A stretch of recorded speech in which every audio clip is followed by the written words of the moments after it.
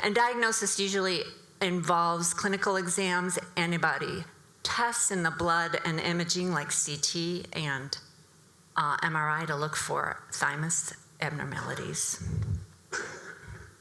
So I got really interested in root cause of autoimmunity. Myasthenia gravis is an autoimmune disease, so I'll be using terms like autoimmune, immune function, as well as saying MG. So when I talk about autoimmunity, I do mean MG, but I'm looking at it from a broader standpoint.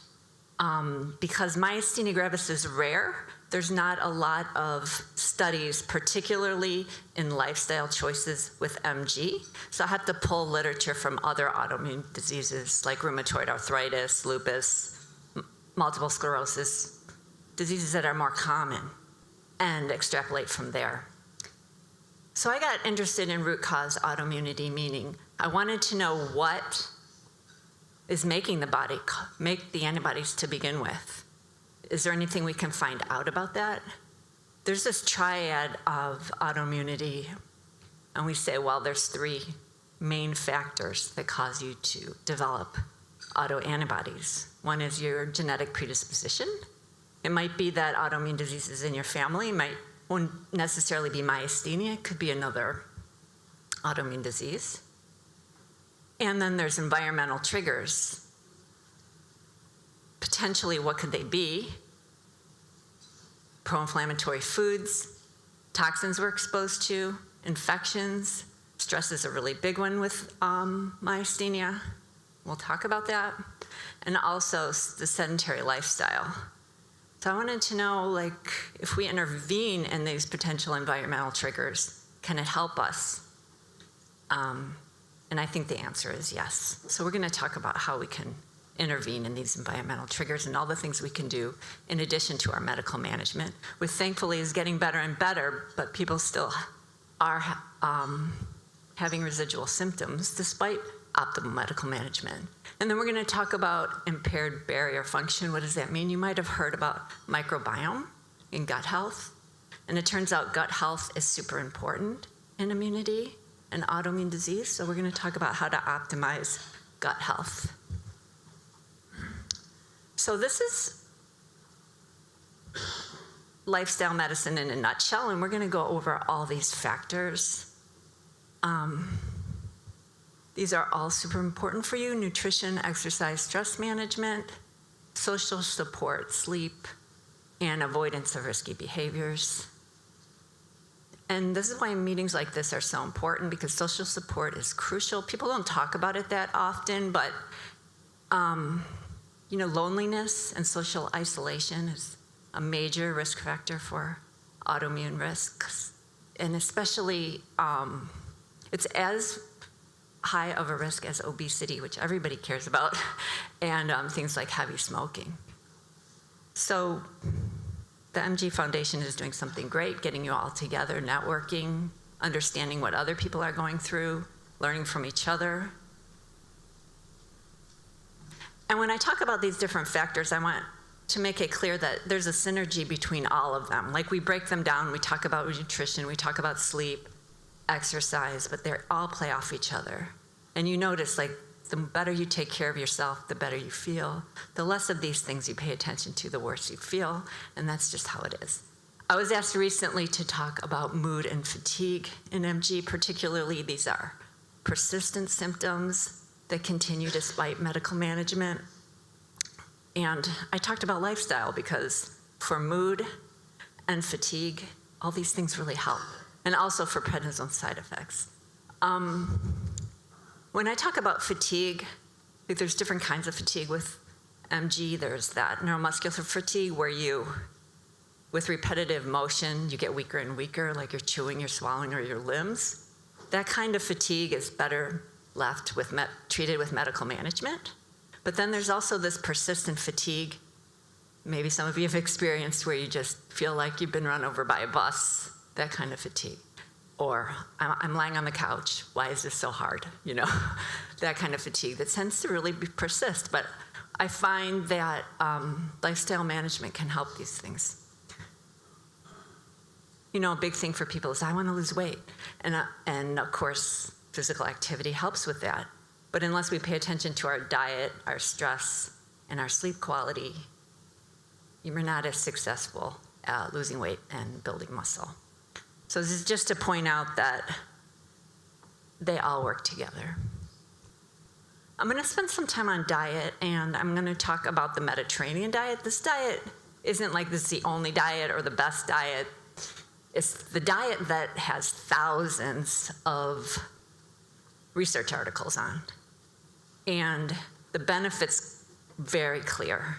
It's very anti-inflammatory, disease preventing, increases longevity, helps you live a healthy life into old age, and is very anti-inflammatory because of the concentration on fruits, vegetables, nuts, seeds, legumes, healthy fats, and fish. The concentration on olive oil and whole grains. So eating this way, concentrating on plants, can really make a difference on your health. It's all about avoiding processed foods. There's a huge power to food for autoimmune disease because it reduces chronic inflammation. So when I'm talking about nutrition, not a talk on nutrition. I've got tons of information on nutrition on my website if you're interested, more than you possibly could want, probably.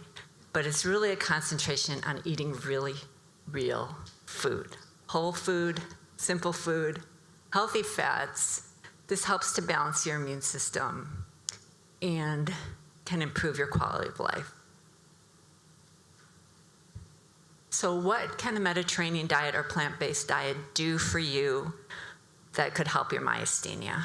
We don't have the definitive research trial that says myasthenia gravis is going to help with chewing and swallowing. I don't have that kind of information, but I do have plentiful information and support and experience to tell you that eating will change a lot of things with your health that are very valuable to someone with myasthenia gravis, including infection prevention.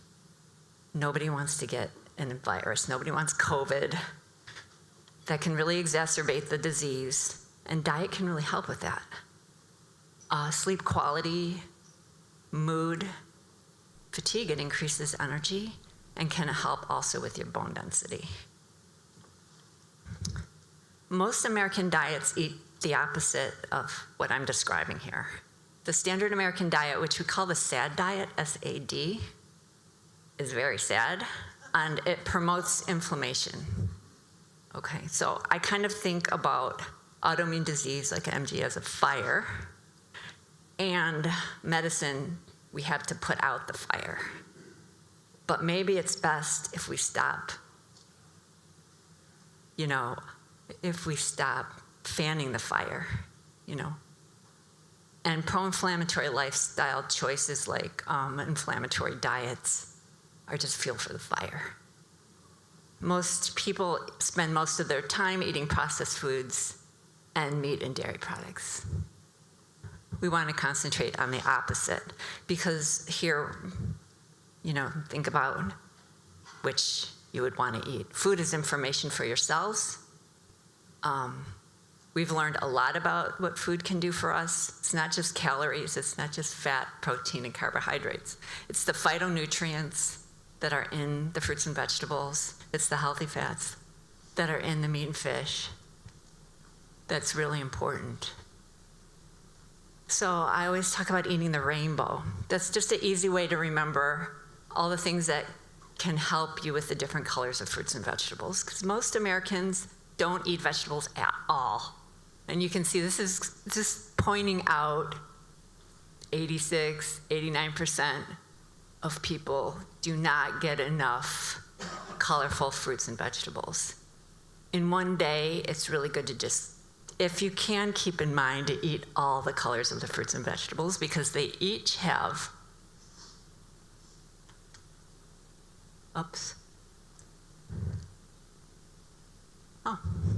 they each have a different phytonutrient associated with them. So we used to just think about vitamins and minerals, but actually there's antioxidants that are unique to each color of fruits and vegetables, and you need all of them for your immune system to function properly. I am missing a slide, I don't know. But let's talk about vitamin deficiency. That's also not really talked about, but you probably, many of you already know you have a vitamin D deficiency if that's been checked. Most people do. It's kind of a mystery to me why so many people have vitamin D deficiency, but I also find B vitamins to be low, C and zinc, and we all need these for proper immune function. A lot of people need to be supplemented in vitamin D. So this is a percentage of Americans with intakes below recommended levels. And I mean, it's almost everybody has intakes of vitamin D below recommended levels. Vitamin D is probably low in the food, not getting enough sunshine. Also, there's other fat-soluble vitamins people are low at. And I think it's because maybe we got into this low-fat craze for a while. Fat was like the worst thing you could eat. It's just not true. We need our healthy fats. We need them for our cells, for our brain, for our immune system. They're very anti-inflammatory. Certainly, we don't want the trans fats or the bad fats like highly saturated fats, but we do want the avocados, the olive oil, the nuts, the seeds. This is how we're going to get our fat-soluble vitamins. I even like whole dairy for that. And you'll notice vitamin C, if you smoke, you even need more vitamin C. Why is that? It's because smoking is a toxin.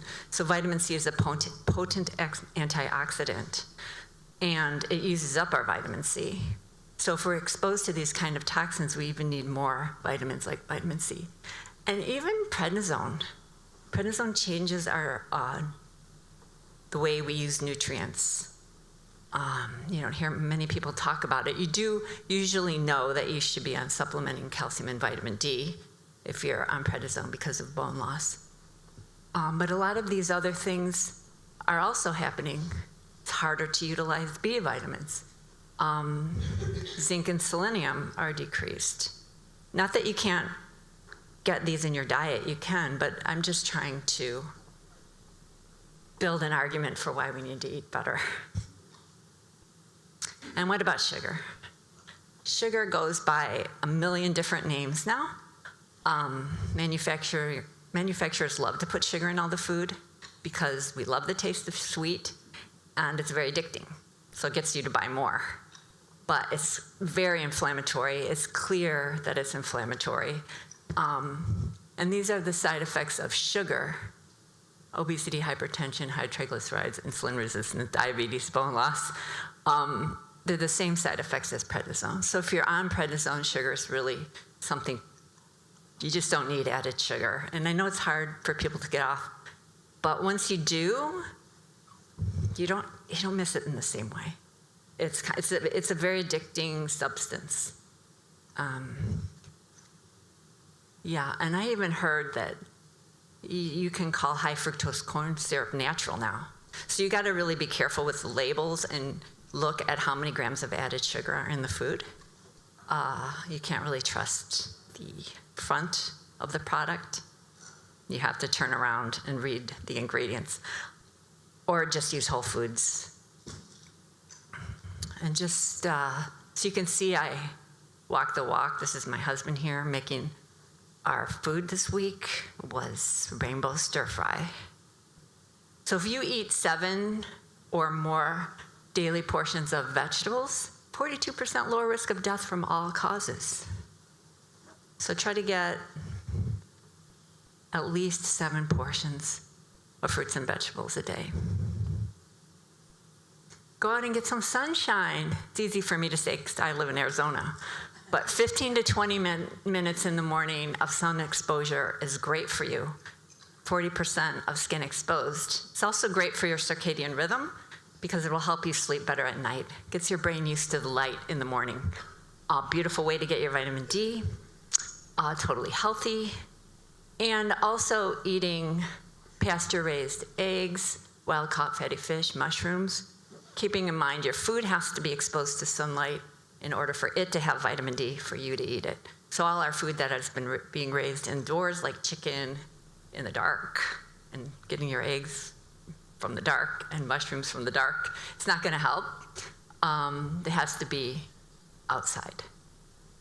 Most people still have to supplement though, however, I find their vitamin D daily to have adequate levels. But if you haven't, you should get your level checked because it is super important for your immune system. And what about omega-3? So we have something called essential fatty acids. And essential fatty acids are, and by the way, I don't know what time it is, so if I'm running long, just let me know. Essential fatty acids, your body can't make, so you have to eat them. And that's the whole thing about eating fish, because they're the best source of essential fatty acids. Fatty fish, like salmon, mackerel, herring, so you should eat 3 times a week, if you can. If you can't, maybe you want to consider supplementing with the fish oil or cod liver oil. This is the way you're going to get your fatty acids and your vitamin D. Some plant sources are flaxseed, chia seeds, and walnuts, olive oil, and avocado oil. Super important for immune health. So many people do not have I used to check levels of omega-3. Low. You'll feel much better, your skin will be better, your hair.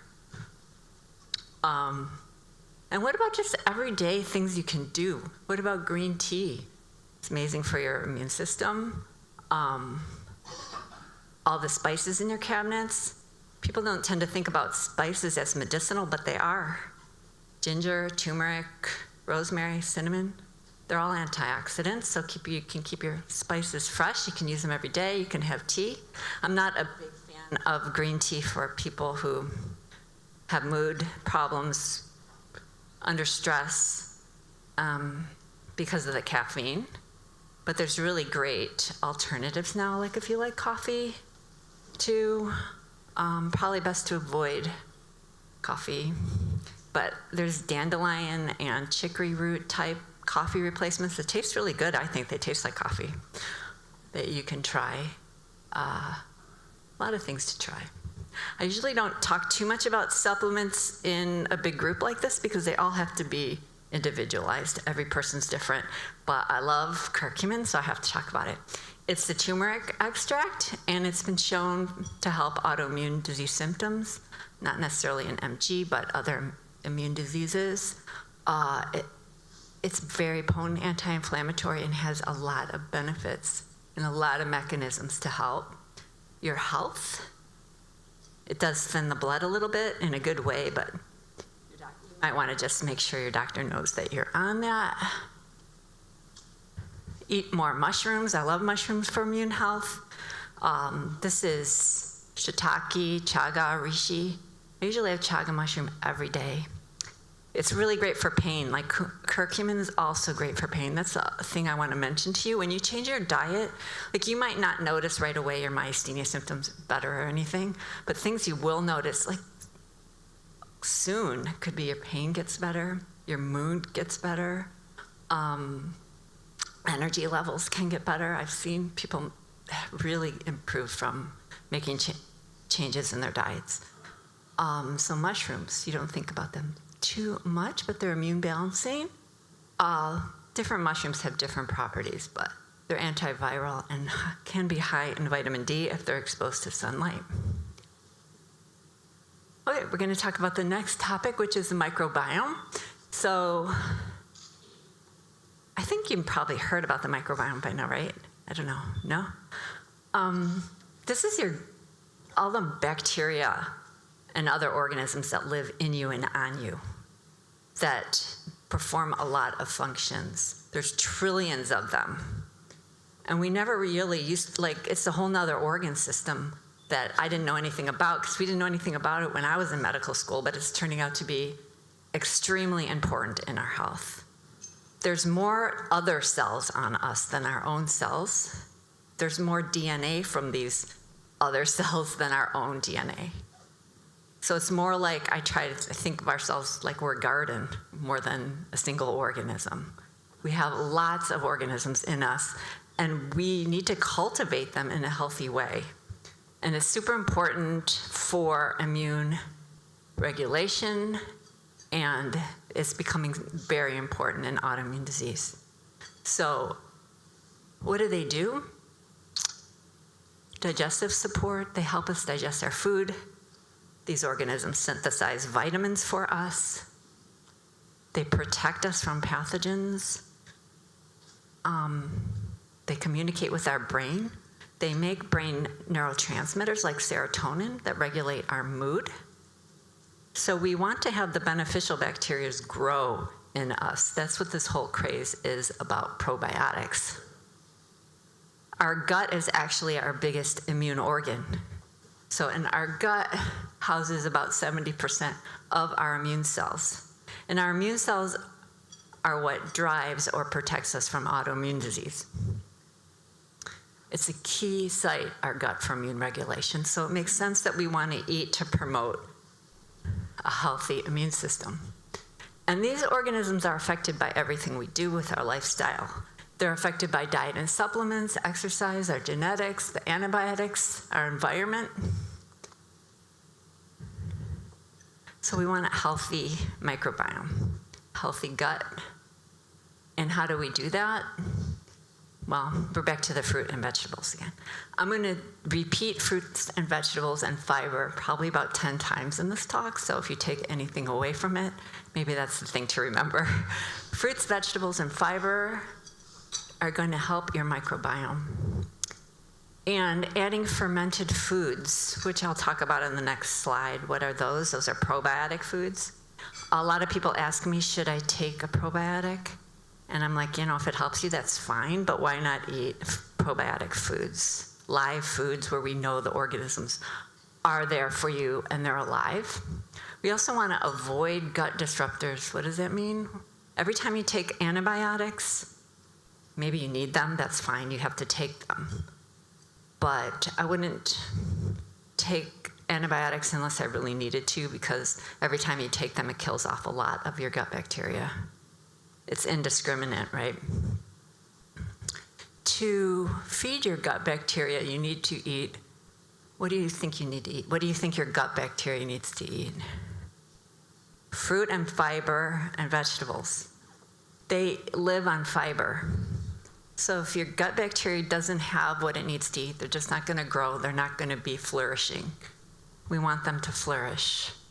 So here's some examples of probiotic foods. Everybody has probably heard of yogurt, but there's a lot of other probiotic foods: kefir, sauerkraut, tempeh, pickles. Pickles and sauerkraut, if they're fermented, not all of them are, but you want them fermented in water. Miso and kimchi. They're the best. Okay. We're going to talk about exercise NMG. Now, exercise NMG is one of those, it's such a hard subject because for me, I think it's hard for everyone to exercise. But when you have myasthenia, it's like 100,000 times harder to exercise. But the alternative of being sedentary just is not a good choice. And we never used to know, well, is it safe to exercise when you have myasthenia? But at least those studies have been done, and it's clearly, now there's something like 450 so patients that have been in studies. And if you are stable, if your disease is stable, controlled, it's safe to exercise. And really crucial.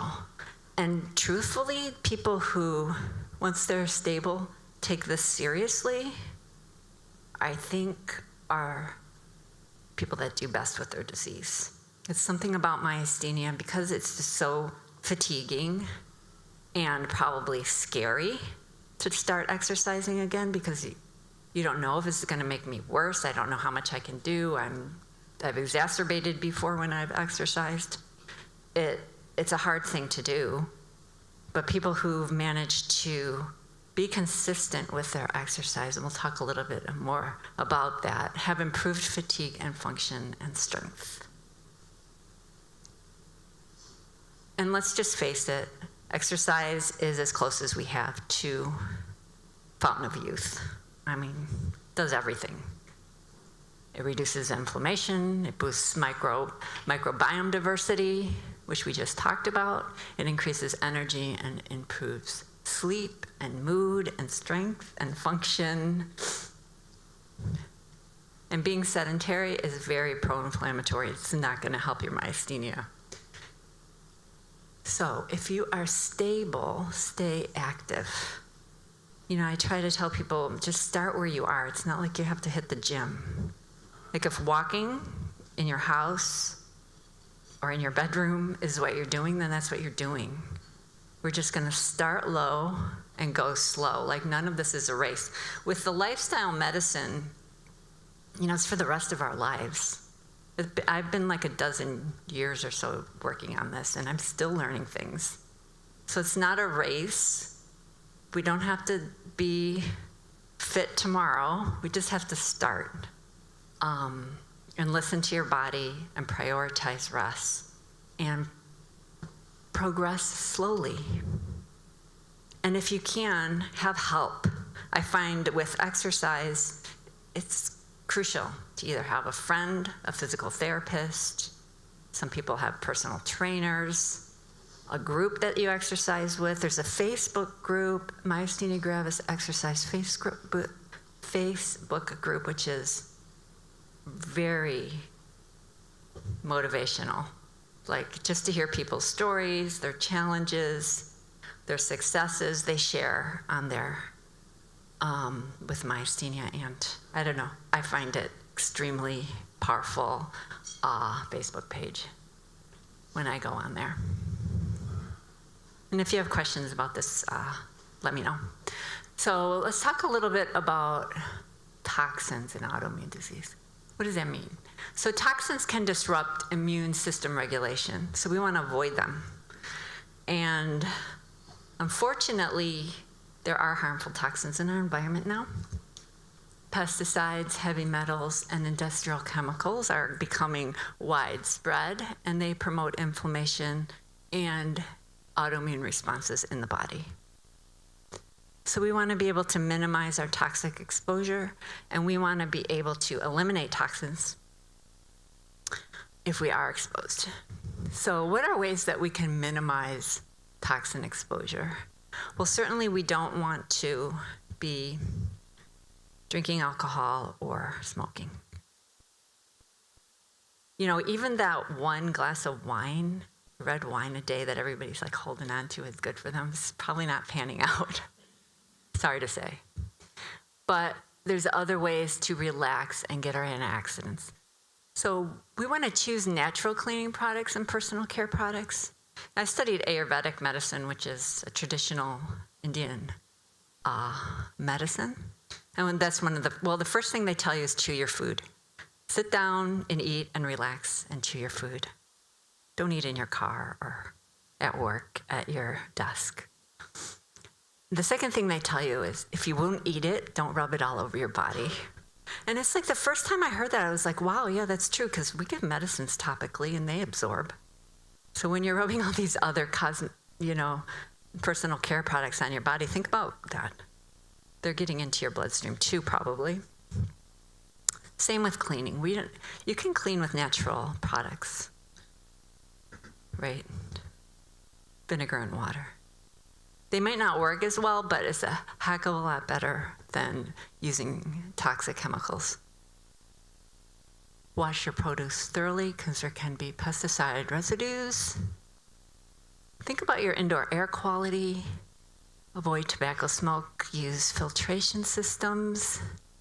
And don't heat or microwave in plastic or use Teflon. Plastics, they're becoming nearly ubiquitous and also in our water supply. And we don't want them in our bloodstream because we are what we eat, drink, breathe, touch, and can't eliminate. So how do we help support eliminating toxins? An obvious thing is water. So you want to be hydrating. Water is amazing. I'm just saying half your body weight in ounces per day, which is about 2 liters for women, maybe 3 liters for men. Obviously, it's going to depend on your environment and what you're doing. Reverse osmosis filters are a great idea if you can do that in your house, because that will help eliminate any heavy metals in the water, any microplastics, that type of thing we don't want in our drinking water. Because drinking water is just going to help you flush the toxins out of your kidneys naturally. And what about the bowels? Well, bowel movements are a way to eliminate toxins. You should be having 1 to 3 bowel movements a day. 1 to 3 bowel movements a day. And how do you do that? That is usually fruits and vegetables and fiber. And also drinking plenty of water. You know, there's certain vegetables like the cruciferous vegetables, broccoli and cauliflower, which help your liver also. And then some toxins are better eliminated through sweat. That's why sweating's really helpful, and one of the reasons why exercise is amazing. If you can tolerate sauna is really also a really good way. Heavy metal like cadmium is excreted better through the sweat than urine or feces. Have you heard about fasting as an option? I don't do long-term fasting. I haven't done that with anyone, but I usually will recommend an overnight fast, meaning all that means is stop eating after dinner and don't eat till breakfast, and give yourself 12 hours. It's really important because that gives your gut time to repair. Oh, yes? I only have 5 minutes. Okay, I'm going to go.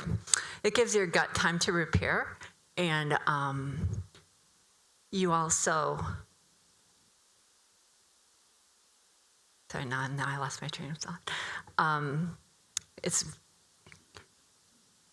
That's also the time when you're removing toxins. You know, because you think about it, if you're eating all the time, you're just having to digest the food. But if you give time for your digestion to relax, you can do cellular repair and detoxification. So I've got 5 minutes. I'm going to talk about a super important topic, which is stress and autoimmune disease. Does anybody think stress exacerbates their myasthenia? It's like the worst.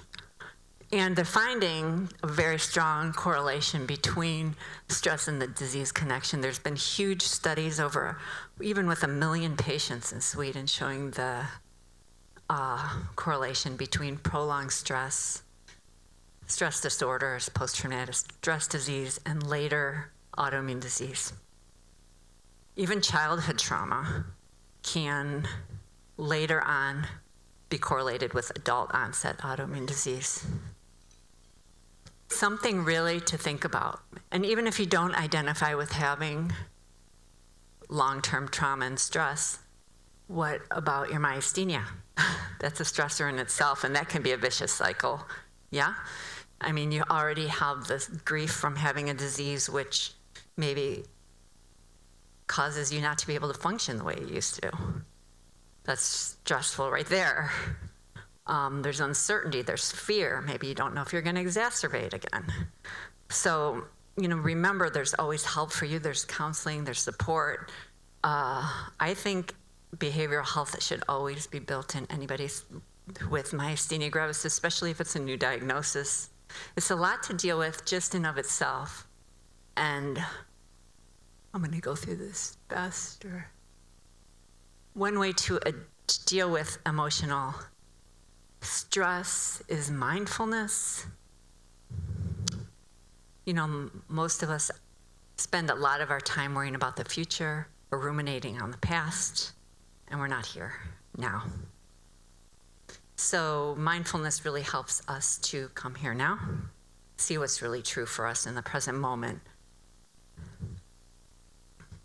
This can help us to accept our emotions. Because one thing as a culture that we're really bad with is dealing with our emotions. We try to distract ourselves at every turn. There's this one author that I really love, Gabor Mate, who says it's not always about feeling better. Sometimes it's about getting better at feeling. So this is just to encourage you to maybe look at your stressors, get help when you need to, find the support that you can, because mindfulness can really help ease autoimmune conditions. Building in a mindfulness practice into your day can help your flare-ups, improve your mood, and decrease fatigue and pain. And there's all kinds of ways to practice mindfulness. Today I just took a walk in the woods. It was amazing. I saw deer. You guys have water here. It's amazing, like grass and everything. I live in Arizona. And there's these things that they all lower cholesterol, and it can be fun things like art therapy. Can be yoga, tai chi, movement-based therapy, dance, singing. Build these into your life. I was talking about walking in the woods today, forest bathing. There's these chemicals in the trees called phytoncides, and they release the chemicals. They make the aroma that you smell in the pine trees really great. It lowers your cortisol, improves your mood, improves immune function. All these things that you can do that are natural. Journaling, gratitude. Just saying 5 things you're thankful for before you go to bed is amazing. These kind of things have been shown to decrease your stress biomarkers in your blood even, and decrease the number of sick days. There's all sorts of innovative therapies for trauma and mood disorders, cognitive behavioral therapy, which helps you with professional help, reframe negative thought patterns. A new one coming up is psychedelic-assisted psychotherapy, which helps people break through their traumas in a deep, deep way. And lastly, consider things like acupuncture and massage. I treated people with acupuncture for a long time. The mechanisms are that it reduces stress hormones, stimulates natural painkillers, and influences immune cells towards balance. And there's been studies of acupuncture and MG, and some of them show improved symptoms in muscle strength and fatigue. So we talked about a lot of things. We talked about anti-inflammatory choices, adopting whole foods, exercise, stress management, reduces inflammation. We talked about the risks of inflammatory habits, processed foods, inactivity, high stress can increase inflammation and raise your risk. We talked about all these things you can do: diet, physical exercise, stress management, gut health, and restful sleep. How do you set about making changes? I say if some of these things seem overwhelming to you. It's like, oh, that sounds nice. I have no idea what to do. You can pick one small thing. One small thing. An example would be, maybe you want to add a rainbow smoothie to your routine. This will get you fruit and vegetables, the whole colors of the rainbow, and fiber. Maybe you say, I'm going to do this 3 times a week because I'm not eating enough vegetables. This is an option. Not too hard, easy to swallow. Maybe a simple breathwork meditation. There's many. I have a lot of things on my website. Maybe before bed, if you have trouble sleeping, take 5 minutes. Mindfully breathe. That's one thing. You can add that in. You can practice these habits for 30 days and see how you feel. Journal about them. Share them with a friend. Get the support you need. I mean, the support is always crucial. From healthcare workers, I say build a team. I say get as many people to help you as you can if you want to make lifestyle choices. Health coaches, nutritionists, physical therapists, behavioral therapists, motivation through shared goals. Is there a friend that you can share this with? And ask for help, because sometimes you don't feel good and you're too weak to cook, or shop. Ask for help. Sometimes church members can help you. I'm going to leave you with that. Nobody can do this alone. Okay, thank you so much. If we have time for questions, I'll be happy to take them.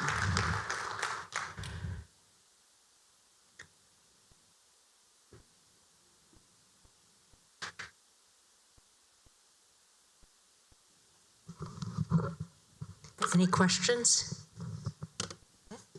great presentation, Dr. Rowin. Thank Really you. Thank well you. done.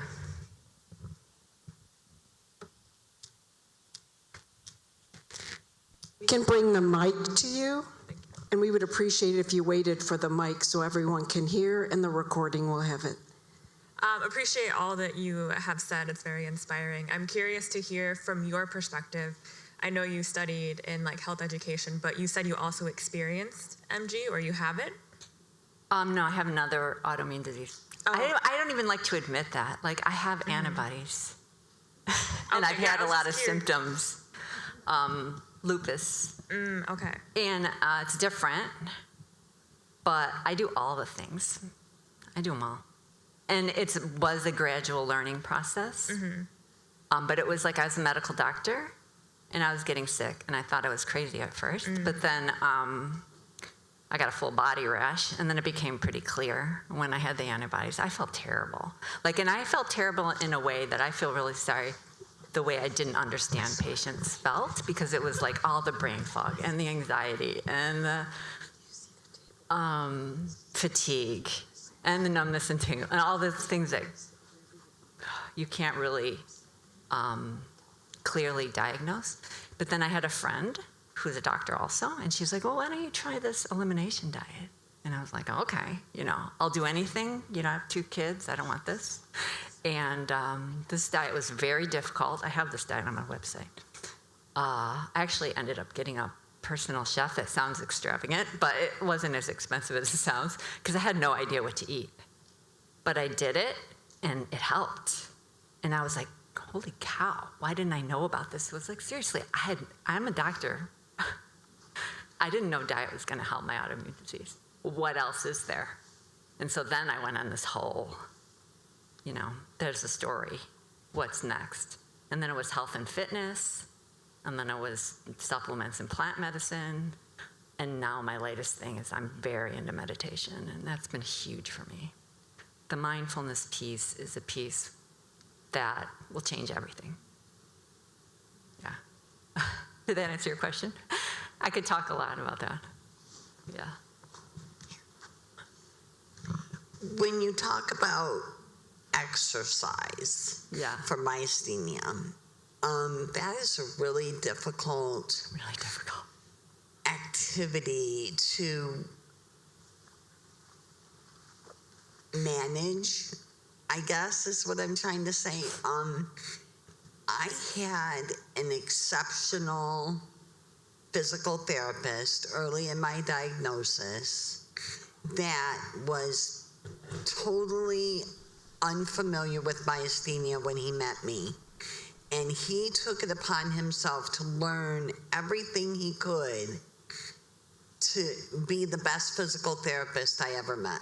And the way that he put the exercise for me, he said, if you feel bad, if you feel weak, if you're having a hard time breathing, do not exercise. If you're feeling halfway decent that day, do a little bit. You have to start out small because your body is deconditioned to exercising. So you're going to wear out fast. Yeah. So only do 10. Like if you have to go up on your tippy toes and down, up on your tippy toes, only do it 10 times. Yeah. Hold on to something like a chair or the wall to make sure that you don't fall. And he was so thorough, and I wish that I could find him again so I could share him with all of my friends. Yeah. Because the way that he broke it down into the little tiny increments, within a month, I was better. I was grocery shopping with ease, and I was able to do some housekeeping again. Yeah. And so I went from totally bedridden to having pretty much a little bit of my life back within 30 days of just going super slow. Super slow, yeah. So we really, as patients, we tend to discredit the exercise when it's so little. but no, it's it's nothing a is too little little. at a time. Yeah. And if you're doing 5 this week, do 7 next week, and Exactly. 10 the next week. And before you know it, you're up to that 15. Yes. And Yeah, you're saying it's perfectly. hard, Thank but you. Yeah, exactly right. Yeah, but That thank sounds you like so that much. therapist Thank is like you. gold. Yeah. Yeah. It's hard to find people to work with that understand, and sometimes you have to do the education. And to add to that too, what's nice about exercise is it can be graded. So if it's really hard to do standing, if you do it sitting, it's a little bit less intense. And breathing is an exercise. If you use like your diaphragm correctly, if we have, and one way is those incentive spirometers that you get when you breathe in. That's a great way to exercise your diaphragm, which helps with your posture and standing, and it's not that intense. Yeah, thank you. We're going to take one last question because we're going to mic up our next person. With acupuncture, is there a specific spot in the body that you go after with the needles? No, not necessarily, because it depends on the person's constitution. You know, it's usually something more for the immune system, like all over balance, or fatigue, working on the kidneys and the adrenals a lot of times, and yeah. Do you do that with muscles testing? With I don't do it with, Okay. I never did that. Okay. All right, we're going to get ready to our next person. Thank you so much, Thank Dr. you so Rowin. much.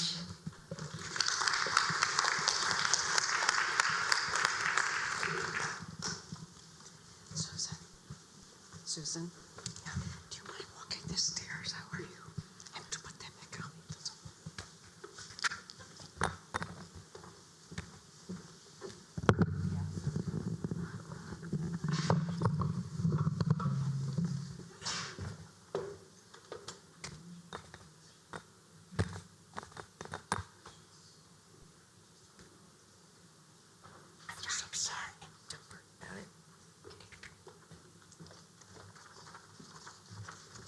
Sorry, I need my cheat sheets. Okay, we are going from one speaker right into the next. They are taking the food up in about 15 minutes. So if you want a little more food, coffee and beverages will be out there all day. And restrooms are to your left, is my right. They're both ways. Pardon? Both sides. On both sides. Okay, our next speaker is Louise O'Donnell. Louise and I have known each other for Don't say it. since 1992. Don't say it. When she was a neuroscience clinical nurse specialist at Butterworth Hospital in Grand Rapids, and I was an MG patient. So she knows about hospitalization. She's been there, done that, met us people. She, in a career move, she became my go-to person at Michigan Medical, which is now called Corewell Health Neurology. I just love Louise. You can't always get to the doctor, so you go to Louise. In that role, she focused on ambulatory long care management of patients with chronic neurological disorders, providing medication monitoring, home and lifestyle management, psychological issues, and as liaison with support groups such as MGMI. So she was very involved with our group. She joined our organization's medical advisory board in 2004, and has spoken at several of our support meetings over the years, presenting on topics ranging from how to fight MG fatigue, to preparing for your physician visit, to living healthy with MG, and of course, the presentation she's giving today. Since retirement, she has assisted the American Red Cross in their disability integration program. She currently volunteers as lead in their West Michigan Disaster Health Services and Mass Casualty Incident Family Resources Center. Ms. O'Donnell also serves as summer camp nurse at Manitou Lynn. Please join me in welcome Louise O'Donnell as she presents Surviving Your Hospitalization.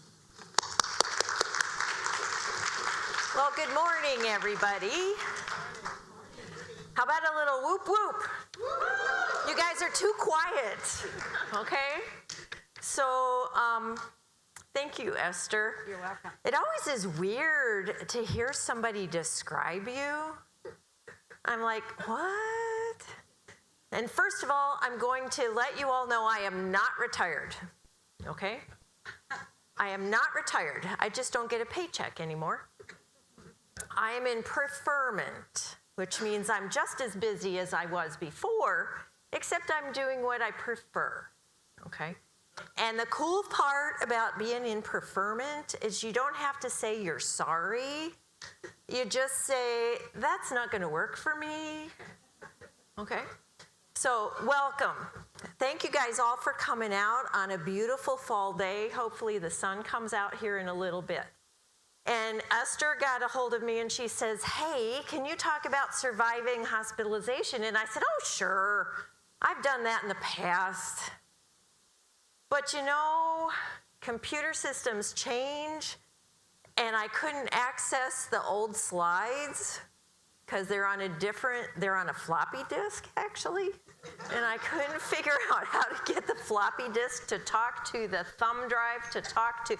Anyway, so I had to start from scratch. But that's okay because it let me rethink about that process. So I'm guessing this is the clicker? We'll see. Yes, it is. Okay. So FYI, don't be bothering yourself taking notes, because there's handouts somewhere that has everything all put together. So we're going to talk about 3 things today. Now, one thing, I am a little older, so I need to put the glasses down to read here, but I can't see you if I have them up, so I'm going to look like I'm being condescending, looking over top of my glasses at you guys. So we're going to talk about 3 things today. We're going to talk about that if you are hospitalized, it can be very frightening. It can be very scary. We're going to talk about it can also be very risky. However, it also is an amazing opportunity, and we're going to spend time on that, most of the time on that. So let's start by talking about it can be extremely scary or frightening. Okay, why is that? Well, first of all, being in the hospital is scary for anybody, right? Whether you have MG or not, it's scary. And whatever lands you in the hospital is pretty darn serious. You know, you don't go for an ingrown toenail typically. It's for something pretty big or pretty challenging. Then we don't know exactly what to expect because we're not in the hospital all that often, hopefully. So we don't know what to expect. And we don't understand the language and the rules and the processes. You know, they speak this weird language called medicalese in the hospital, using words and abbreviations the rest of the universe doesn't understand. And then we may have heard some terrible horror stories, you know. Esther might pull one out of her back pocket about when I was 12, about some horrible something that happened, and it scares us. And that's what makes the news. You know, the good stuff doesn't. It's all the scary stuff, and especially now that we're using Facebook and Snapchat and all that other stuff, you hear all sorts of things. You don't know what's real. You don't know how much of it is real, but it's scary, okay?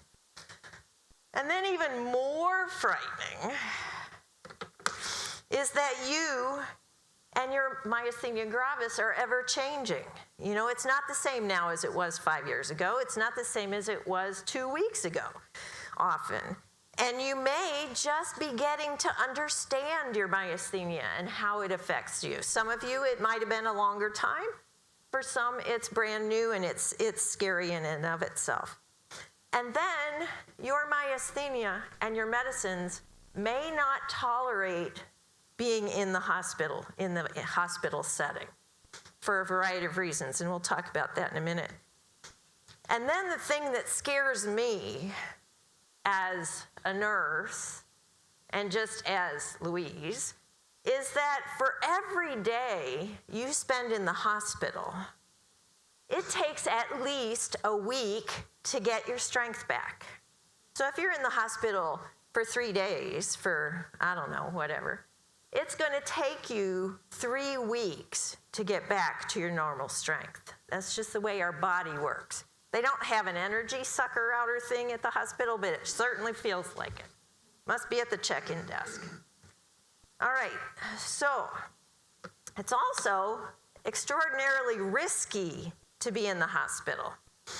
Okay, we know that you and your myasthenia gravis are incredibly complex.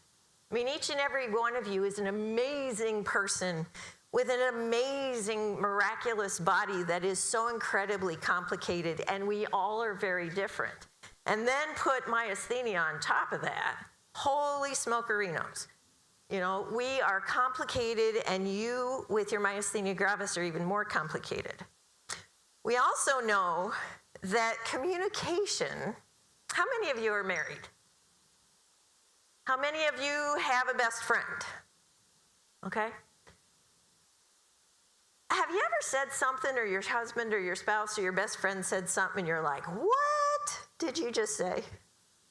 You don't understand, or you go on you're having 2 different conversations. My husband and I will do that all the time. I think I know what he's talking about. He's not. And I'm over here and he's over there, right? And that's just between 2 of us. Now make a huge organization. Heck, you know, Butterworth Hospital became Spectrum and then became Corewell. And it's bigger and bigger and bigger and bigger, which means there's more and more and more possibilities for miscommunication. So we know that communication is always a problem. And we also know that the people that are taking care of us are humans. And to err is human, right? We make mistakes. People make mistakes. But when we're sick and we're scared and we have a complicated body and we have complicated myasthenia, all of those things are extremely frightening. And then to make it even riskier, you and your myasthenia are beautifully unique and complex. However, myasthenia is pretty darn rare in the scope of the universe, and your hospital staff most likely have not ever met, knowingly, somebody with myasthenia, let alone having taken care of somebody with myasthenia, right? And they haven't had a chance to meet you before. They don't know you. They don't know how your body works. They don't know how your myasthenia works. So they're having to learn about you and your myasthenia on the fly, okay? And I don't know about you, but I don't like the idea of building the airplane as it's flying. That sounds scary to me. And then we add in your medicines, okay? Your medication schedules and their interactions with other medicines are incredibly, insanely complicated, okay? You don't understand them all. I don't understand them all. Esther doesn't understand them all, let alone somebody who's never even heard of myasthenia gravis, except it's on the television now that all the new meds are being advertised. So if we look at, this is just a reminder of how rare myasthenia is. Now, I don't know, they're diagnosing more now because our testing tools are more accessible, but this is the latest number I found, which means that in a small town, there's nobody with myasthenia in that small town probably, okay? Get into a bigger town, there's more. But if you look at the timeline, there's not been much activity since the 70s in medication development. That's when steroids started to get used. And then all of a sudden, there's been this outbreak of myasthenia medicines for myasthenia gravis, right? Now I can hardly have the TV on to watch the news without an advertisement for this one, that one, or the other one. So there have been 6 or 7, depending upon how you count them, new medicines since 2017. And a lot of our folks are out here in the lobby, right? I was giving them heck out there, by the way. Most of them I said, wow, I'm so excited, that drug, but couldn't you make it cheaper? But they all do have good programs, I understand. So anyway, why are we concerned about our medicines, not only the schedules? Well, if you're sick enough to be in the hospital for whatever reason, you're probably going to have to be treated with some other medicine while you're in the hospital, right? For whatever it is. And we're worried about how our myasthenia medicines interact with the other medicines. What does that mean? Well, we're worried about how our myasthenia medicine might affect how, I'll just pick one, your antibiotic works. Is it as effective when you're taking it with meds for myasthenia? Does it have different side effects? Does it last longer or shorter because you're also using myasthenia medicine? And then we're concerned about the other. Does that antibiotic, I'm just picking on that now, does that antibiotic affect how your myasthenia medicine works? Is it more potent or less potent when you're using the two together? Is your myasthenia medicine have more side effects when you're using that other medicine? Or does it last longer or shorter? And then we're worried about when you combine those two drugs, how do they affect your myasthenia? Does it make your myasthenia worse? Your symptoms worse? Does it make them better? It's this whole complicated thing. I can't understand this graph, and I made it. Okay? So if somebody doesn't know myasthenia very well, this is very complicated, and this makes our hospital stay risky because they're likely to be starting us on a medicine while we're there. And then there's the communication challenges, okay? Like we talked about before, it's a problem in every relationship. It's a problem in every organization, especially big ones. And it may feel like everybody's speaking a different language. We talked about that before. You may think you're being crystal clear when you say something, you explain something. And you may think you understand what the other person said, right? Not necessarily so. And then, to err is human. Oh my goodness, I'm going to scare you all away from the hospitals. Okay? Most medical errors involve medicines, okay? And they're typically due to communication problems. I wasn't really clear.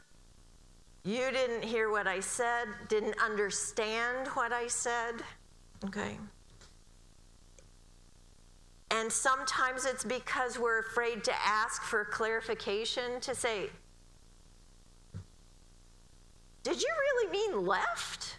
I said right. Sometimes it's from lack of experience or knowledge. You just don't, you thought that word meant this and it actually means that. Who in the heck knows? And it also may involve something that we often call alarm fatigue, where you keep hearing the same thing over and over again, and pretty soon you don't pay attention to it anymore. Okay, with myasthenia, it's because myasthenia is pretty rare, it's pretty uncommon, it's not very well known, its medicines are complicated, and most people don't know what the meds are that we use in myasthenia gravis. They've never used them before. And then a little side note, there's a nurse educator, Julie Seamers, who has done some research on medical errors. And she discovered, she's out of Nevada, she discovered that only 1 out of every 10 new nurses doesn't speak well for nursing education, makes me really sad. But 1 out of every 10 new nurses are truly ready to function. You know, we give them the basics in school, but we haven't really made them work and experience all of the things they might experience, and they're still learning. So where do most new nurses start? Where do they work first? In the hospitals, right? So holy smokes. That's kind of the entry point. So they definitely, if they're brand new, they definitely don't necessarily even know what myasthenia is, let alone how to say it. My husband keeps calling it myasthenia gravidiavits. I'm like, David, stop. So they definitely won't understand all of that stuff. So anyway, now I told you we're going to spend most of our time talking about the amazing opportunity. So hopefully none of you ever have to go to a hospital. Fat chance, right? So, but we'll try. Hopefully you never have to. But if you do, you're going to experience this amazing opportunity. So first, I want you all to go in the hospital as healthy as you can, which kind of doesn't make sense, right? Because if you're going to the hospital, you're not so healthy usually. So anyway, but you're going to try. So, you know, Dr. Rowin was talking about eating healthy and sleeping healthy and trying to be as healthy as you can despite your myasthenia. And then maybe even helping your myasthenia. I want you to be doing that stuff because I want you as healthy as possible when you actually go into the hospital. But you're also going to plan ahead. You're going to be ready. And you're going to be ready to be your own advocate because who knows you best? Sometimes it's your spouse, right? Or your family. But you know you best. You know what works best. And then you're going to identify and prepare some assistant advocates, all right? Your friends, your family, you're going to teach them how your body works. You're going to teach them how your myasthenia works. You're going to teach them how your medicines work, how you're supposed to use your medicines. If you have a chance, you're going to notify your neurologist so that they can be your advocate as well, okay? You're going to be as informed as you can ahead of time about what is it that's going to happen when I'm in the hospital. You know, you're going to have a hip replacement. Okay, fine. What's involved with that? What's the intake going to be like? Where am I going to be staying in the hospital? How long is it going to be? Whether, you know, you're going to find out as much as you can. You are going to have your healthcare proxy ready, okay? Or your durable power of medical affairs, which is the legal paper that says that if I can't speak for myself, Esther can speak for me, okay? Now, Esther has to be willing to do that, so don't piss her off, okay? You might also want to make up cards with Esther's name on it and her phone number and your neurologist's name on it and their phone number and whoever your advocates are going to be and what their names are and what their phone numbers are. You may want to bring your daily plan, your daily schedule, you know. Dr. Rowin talked about exercising and eating right on there. You know, I follow the Mediterranean diet. I no additives, no, you know, whatever. I drank 2 gallons of water a day. She was saying everybody should, I was like, oh my God, I'd be living in the bathroom, drinking all that water. But anyway, it's bad enough already. You might want to put on all of your medicine names and exactly what time you take them, and you know, including the if I do this then I need an extra one of that. Kind of write all that stuff down so you have it. You want to make sure that your anesthesiologist, if you're having surgery, that they know myasthenia gravis, and that's where your neurologist can be healthy going, okay, I don't want an anesthesiologist that can't even pronounce the name of my disease. We don't want David doing it, right? So I need you to find somebody who understands and knows how to work with it. You might want to contact the pharmacist at the hospital, because most hospitals can't stock every single medicine that's ever been created and keep it current on their shelves, especially the expensive ones, right? Because they don't want it to go bad sitting there and then have to throw it out. So they might not have the medicine that you use. So you might want to call them up or have your doctor call them up and say, hey, I'm coming in for a hip replacement surgery next week, Tuesday. Do you have Mestinon on your shelf? Or do you have whatever it is that you use on your shelf? And if not, can you order it? Can you have it there by Tuesday? You might also want to bring some printed information with you. You know, talk to the Myasthenia Foundation and say, hey, do you have any quickie doodle brochures or anything that are appropriate for nurses and doctors and physical therapists so that they can understand? You need to think ahead about what are your non-negotiables. What will make you pack up and leave the hospital out of fear for safety for yourself? Think about what your non-negotiables are. And then practice communication strategies. That's a giggle because I tried to do some of this stuff with David and he looked at me like, what the heck are you talking about? And then just a little side note, if any of you have been in the hospital, sometimes it's boredom galore, right? So bring something to keep yourself busy and get up and move around, okay? So this advocate business that I was talking about, remember that you are your own best advocate. You know yourself better than anybody else. So you need to be able to speak up. And if you're somebody who tends to be very timid, practice, okay? You don't get extra points for being timid. You get extra points for getting out of the hospital healthy, all right? So practice speaking up about your needs. Be assertive and be in charge. Fake it until you make it, okay?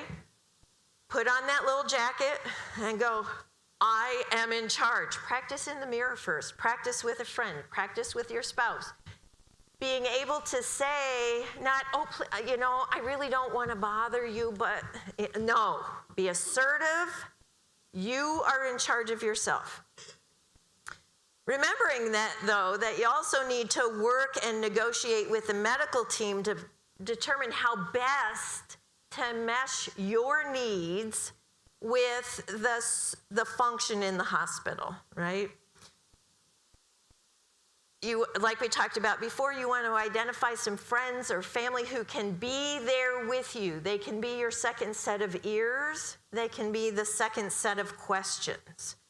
They can help you be your best advocate, and then they can advocate for you as well, okay? They can speak for you in case you can't speak for yourself. And then prepare them with all the stuff that you need and schedule somebody to be with you 24/7, including, if possible, in the recovery room, okay? Sometimes that's a little sticky wicket. You might want to bring a notebook and some pens for your advocates to be taking notes in, so that Susie on Tuesday knows what Mary on Monday talked to the doctor about and who they talked to and whatnot.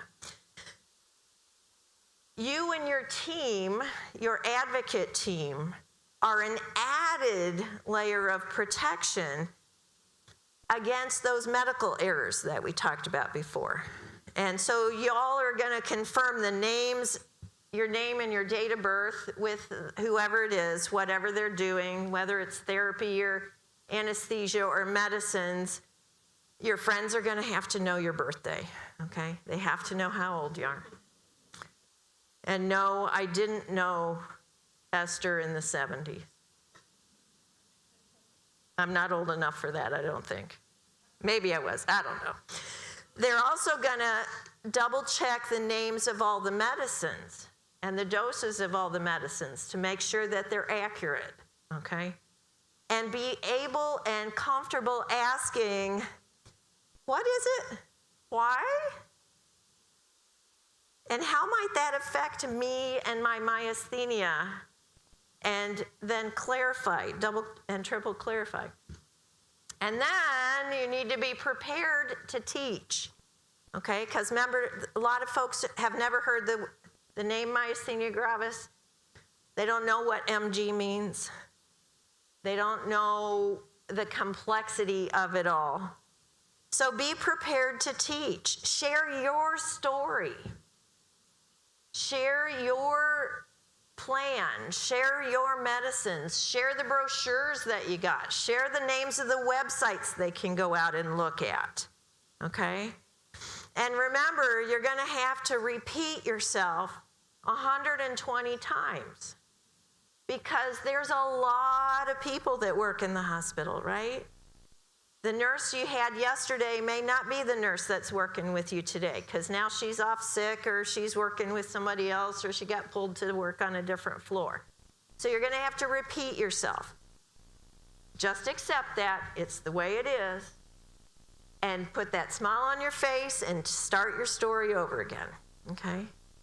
And remember that everybody, well, I won't say everybody because that's a strong statement. I have never met anyone that went into healthcare for any other reason than they wanted to help people, right? So they want to help, but they don't have the information, so you're going to teach them what they need to know to take care of you. And then maybe they'll be prepared to take care of somebody else with myasthenia. Okay. Also, when you're in the hospital, we're going to make every effort we can to keep your schedule, including your medicine schedule, as consistent as possible, right? So we're going to try, and one of the things you'll have shared is the importance of keeping your schedule. You know, tell whoever it is, the nurse or the physical therapist, what happens when you mess with your schedule. You skip medicines. You actually take your medicine too early. Or you forget to exercise. Or you exercise too much. Or you eat at the wrong time. If those things affect you, you need to be able to share that story so people understand. And then bring your medicines from home. Now, I work as a camp nurse. Kids are supposed to bring their medicines in the original bottle. Don't bring your medicine in the bottle that has the label from 1972 on it, okay? Bring it in the bottle that has the most recent date on it so they know that it's actually accurate. Now, little side note also as a camp nurse, don't bring all 3 months worth supply of your medicine with you, okay? Leave most of it at home in a dish or in an old pill bottle, but bring what you might need when you're in the hospital with you, just in case, in the current bottle. You may also want to negotiate about using and dosing your own medicines if you're capable or your advocate is capable, because the hospital might not have it. So you might as well use your own, right, instead of skipping it. Or your schedule may be so crazy. I remember one person I took care of had to take their medicine every 2.5. They were on Mestinon. They had to take it every 2.5 hours. They drove me nuts because they were pushing the button all the time. In a half an hour, Louise, I'm going to need my pill. Okay, all right. In 15 minutes, Louise, I'm going to need my pill. Like, okay. All right, in 5 minutes, I'm gonna need my pill. Well, that's a lot easier if she'd have been dosing her own medicine, right? Because now my system and her system are kind of at cross hatches with each other. So it might be easier. However, most hospitals go, no. So this is where you might want to get your neurologist involved ahead of time, remember, you let them know ahead of time. And maybe they can have an order in your chart. What's your name? Mary. Mary? Did I get? Barbara. Oh boy, I got that wrong. Okay, so Barbara, her doctor might put in, Barbara can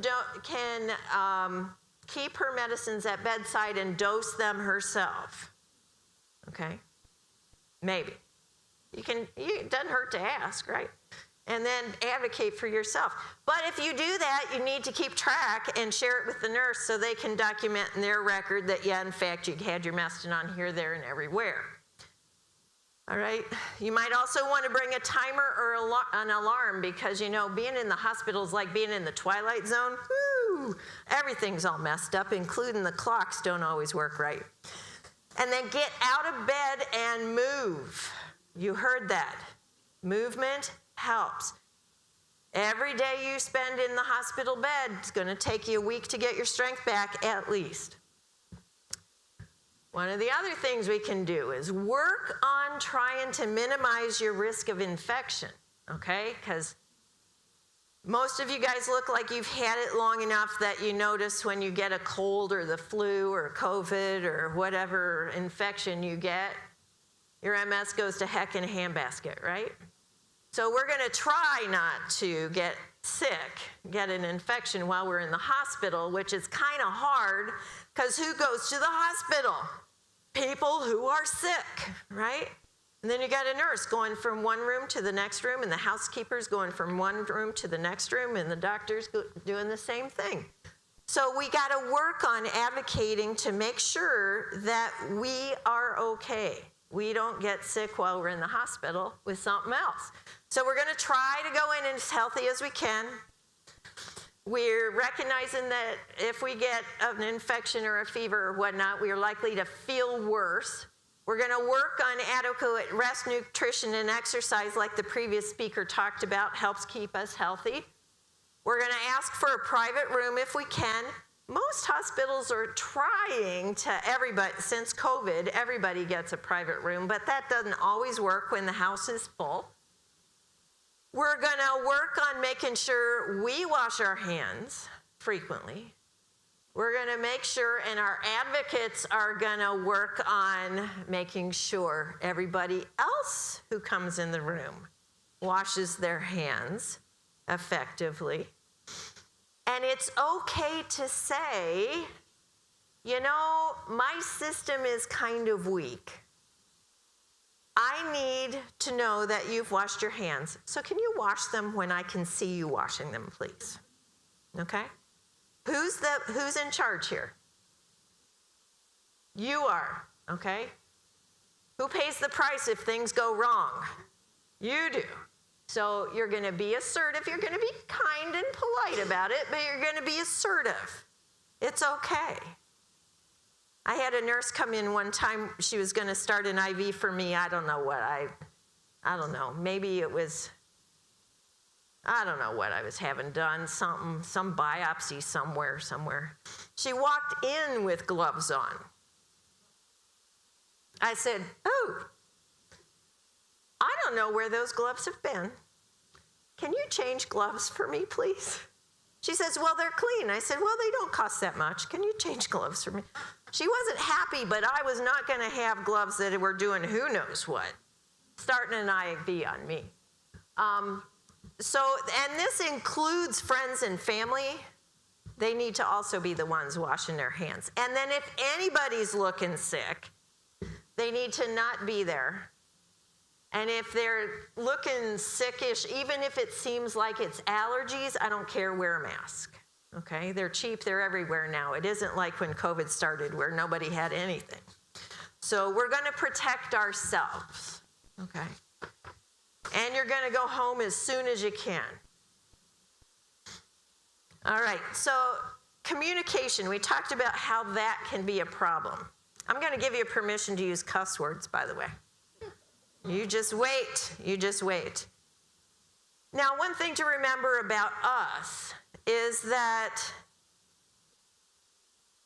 we are likely to be struggling with strong emotions. We're likely to be afraid. We might feel even guilty about being sick. We might be angry about being sick, you know, whatever, it's interfering with something, strong emotions. strong emotions interfere with our ability to communicate effectively, right? When do you get into the biggest trouble with your spouse or your best friend? It's when emotions are high, right? So we got to remember that. And we have to remember never to assume anything. Everybody knows what assume means, right? Makes up of you and me, right? Okay. We need to not be afraid to ask any and all questions, and ask them again and again and again, and ask for clarification until you truly understand, okay? And don't be afraid to ask up the chain. If you get an answer where you're like, what? And you keep getting that answer and you're like, you don't get it, bud. Can I speak to your supervisor, please? Don't be afraid to ask up the chain, and that could include the hospital administrator on call, okay, if you need to, because we need to advocate for ourselves, right? Right. Okay. And then don't be afraid to clarify and say, are you sure? You might want to repeat back and said, I heard this, is that right? You know, a silly story. Way back in the day when I was working in the hospital as a floor nurse, back in the day where nurses actually wore white, right? Including white stockings and white shoes, remember that? And a hat. I still have my cap, by the way. So, wanted to polish, I was getting ready to polish my shoes. And my husband said, okay, what do you need? And I said, okay, I need a wet rag. He's in the kitchen digging under the sink. I'm like, what? What are you digging for? Well, I'm looking for a white rag. I mean, sometimes it's stupid things like that are the misunderstandings, okay?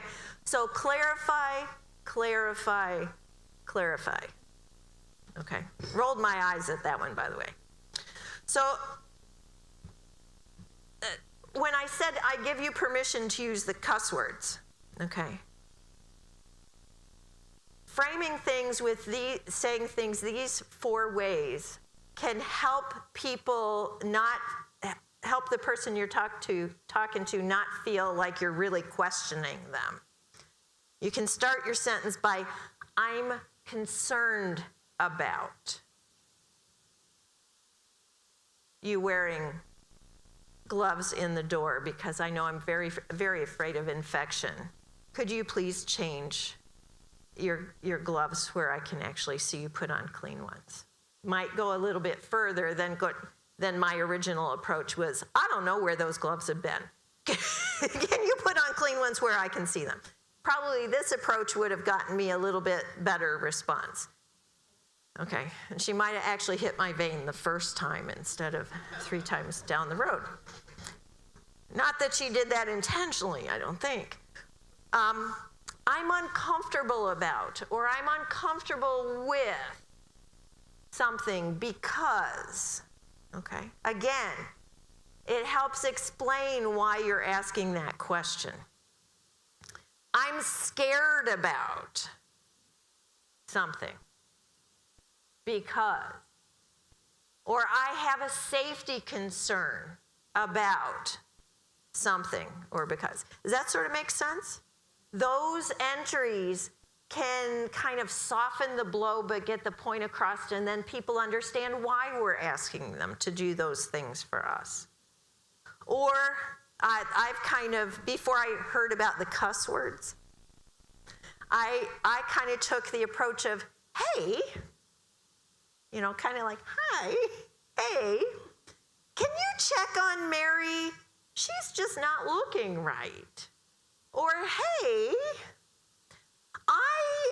I know that Mom's potassium was low this morning and you gave him some more. Gave her some more.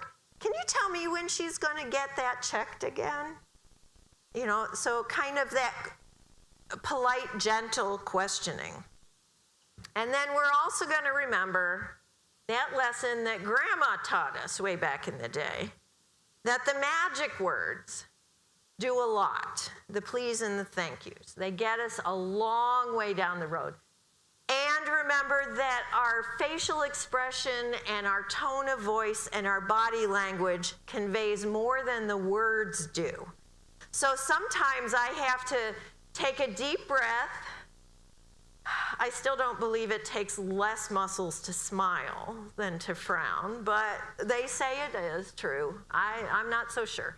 But, you know, take a deep breath and put a happy thought in my head and put a smile on my face as I start the conversation, okay? And really try and pay attention to my tone. I've been told that I can have a very harsh tone. Of course, if you push me far enough, you know. Anyway, and then we want to try to avoid being confrontational and argumentative, because all that does is shut the door. Then nobody's going to talk to us. They're not going to listen to us. They're not going to hear what we're really concerned about. And we're going to acknowledge the work that our team is trying to do. I mean, I don't know about you, but before you were diagnosed, you probably didn't even know what the words were, how to say them, what it meant. You know, it took a lot of work to learn how your body and your myasthenia worked. So these folks, the folks that are taking care of us, are trying to learn it on the fly, right? They're building the airplane as we're flying. And then we need to also remember that we are stronger as a team than we are by ourselves. So if we work as a team, if you work with your advocates, your friends and your family, and work with the team at the hospital, teaching and explaining 100 times and doing it with a smile on your face and asking questions, you should get to the end of the hospital stay and get home as healthy and as quickly as possible. So in summary, 3 things to remember. Number 1, you are the customer and you are in charge, right? You gotta look like it, you gotta sound like it. I'd say you gotta smell like it, but I don't know what that means. And you need to be a partner in your own care. And you have 2 teams working for you. You have your advocates, your friends and your family, and you have the healthcare team. And those 2 teams need to communicate frequently, clearly, consistently, so that you can get out of the hospital quickly. Does that make sense? Okay, so you're going to go home and practice your cuss words because Wheezy said so. And you're going to get all sorts of people ready to go, and hopefully you never have to go into the hospital yourself. So I am now ready for questions. Anybody have any, okay, do we need to do the microphones again? Yep, okay.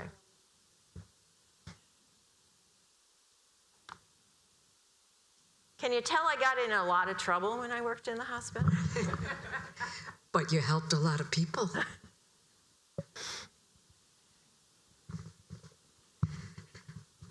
Thank you. Thank you for waiting.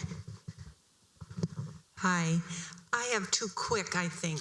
Does the sanitizer count as well as washing? Good question. And the answer is sometimes. Okay, so if you take the 3-year-old approach to washing your hands, or turning on the water so mom thinks you're washing your hands, no, okay? It should take a full 30 seconds of water and soap and moving and things to wash your hands. Sanitizer works great for some things. However, some bacteria and some viruses laugh at hand sanitizer. So, and then the hand sanitizer, you know, you do this and maybe you get a little puddle, maybe a drop or 2. So the answer is, if I had a choice, did you take a picture when I made a face? Oh my goodness, and he's gonna publish that and then it'll be out there forever. I had a choice, it would be soap and water Okay. for 30 seconds. And then could you tell us what an example of a non-negotiable?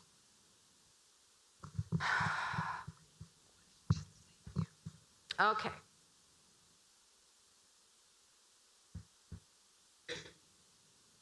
All right, my mom was in the hospital recently. She's 90, and she had a huge dental abscess, okay? It was that big. And they said, one of the nurses says, oh, her white blood cell count is just fine. So the infection must be all cleared up. I'm like, no. My non-negotiable was I need a gerontologist involved in this case because she's 90. Her immune system doesn't work like it did when she's 20. So if you don't get a gerontologist involved, I'm going to take her to another hospital. That was my non-negotiable there.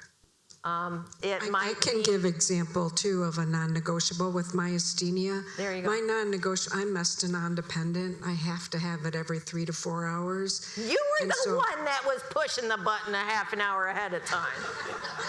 Well, when I came in, I said, I need this every 3 to 4 hours. And they made me hand it over, and I didn't want to, so they would administer. So after 3 to 4, they said, no, we'll distribute it when we do our rounds. And I was insistent. That was my, Nurse Louise, that was my non-negotiable. They don't know my body, I know my body. They sent a psychologist up to say why I had to have control.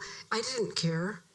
I knew my body. I knew I could crash. Right. So that's my non-negotiable. Right. So your non-negotiable from this point forward is no. I need to speak to the hospital administrator. Oh, good. Great idea. Right. So, right. If you know, if your schedule is tight and you absolutely, does that sort of make sense? Okay. And you may not have a non-negotiable. Other than you're not going to put me up on the roof and leave me there. That might be your non-negotiable. Or put me in a room with someone who's sick. Exactly. I've asked that. Exactly. Exactly. Yes, ma'am. Well, hold on, please. Hold on. Alice? I'm sorry, I'm usually so loud I forget I need the mic. Yeah, because they're doing, I'm a little bit of a yeller. But I've been in the hospital several times with my myasthenia and for extended periods of time. Ooh. And my non-negotiable is you do not give me anything without asking me first. Right. You don't inject me. You don't put a pill in my mouth. You don't hook anything up to my IV unless I approve it. Right. Because that is my non-negotiable. Right. I am the only one. I'm the bottom line. Right. And at the same time, if it's something you haven't heard of before, Then I need to look then into it. hold on, we need to look and see, remember that complicated graph? How's that going to affect my myasthenia? How's it going to affect my medicine? How's my stuff going to affect that? And exactly. Good. Okay. Any other questions or comments? No? Okay. Oh.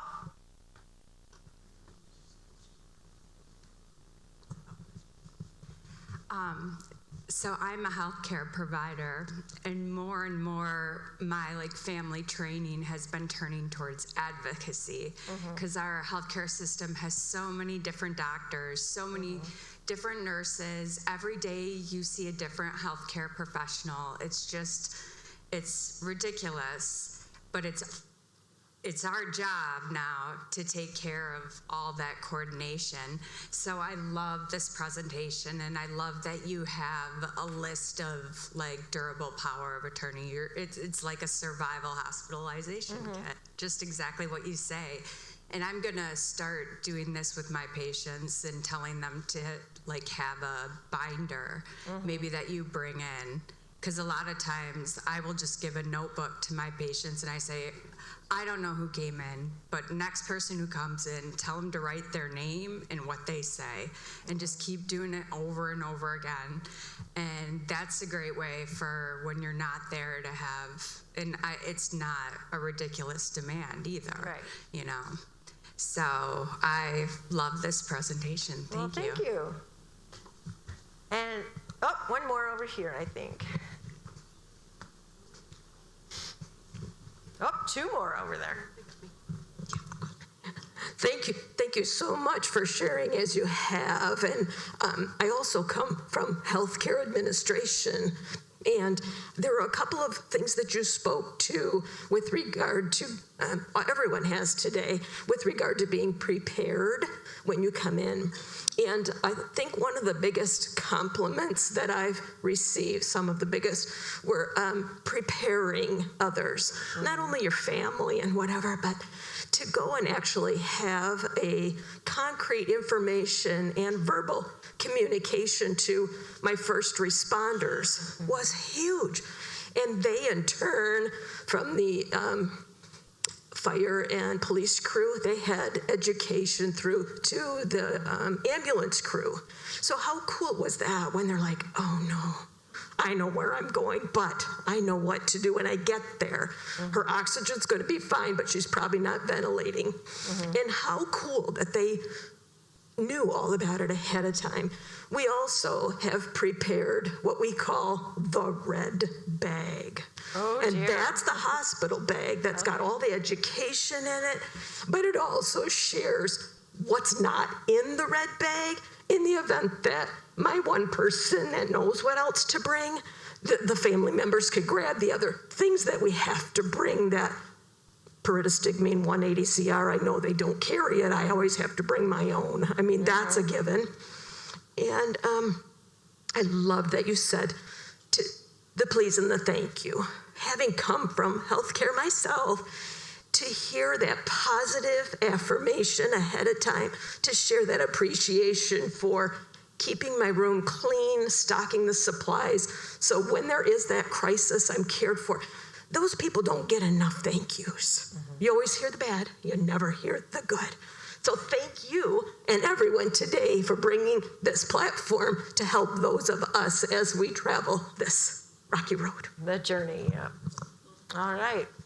I want to thank you for your comments, especially about educating EMS and the paramedics in your community. Right, there was a mother whose child, the EMS who responded, they didn't know, the EMS didn't know what to do with her with myasthenia, so she made it her give back to go to every fire station and hand out information, asked if they'd like a little mini seminar, so that's beautiful. Great. And we didn't have a red bag, but for my grandmother, we laminated her history. We put that in a bag for her, and we each kept one in our glove box. Because you never know, right? So thank you so much for those important messages. All right, thank you so much. I'll be around through lunch. You did marvelous. I love your interaction here. Stay for just a minute.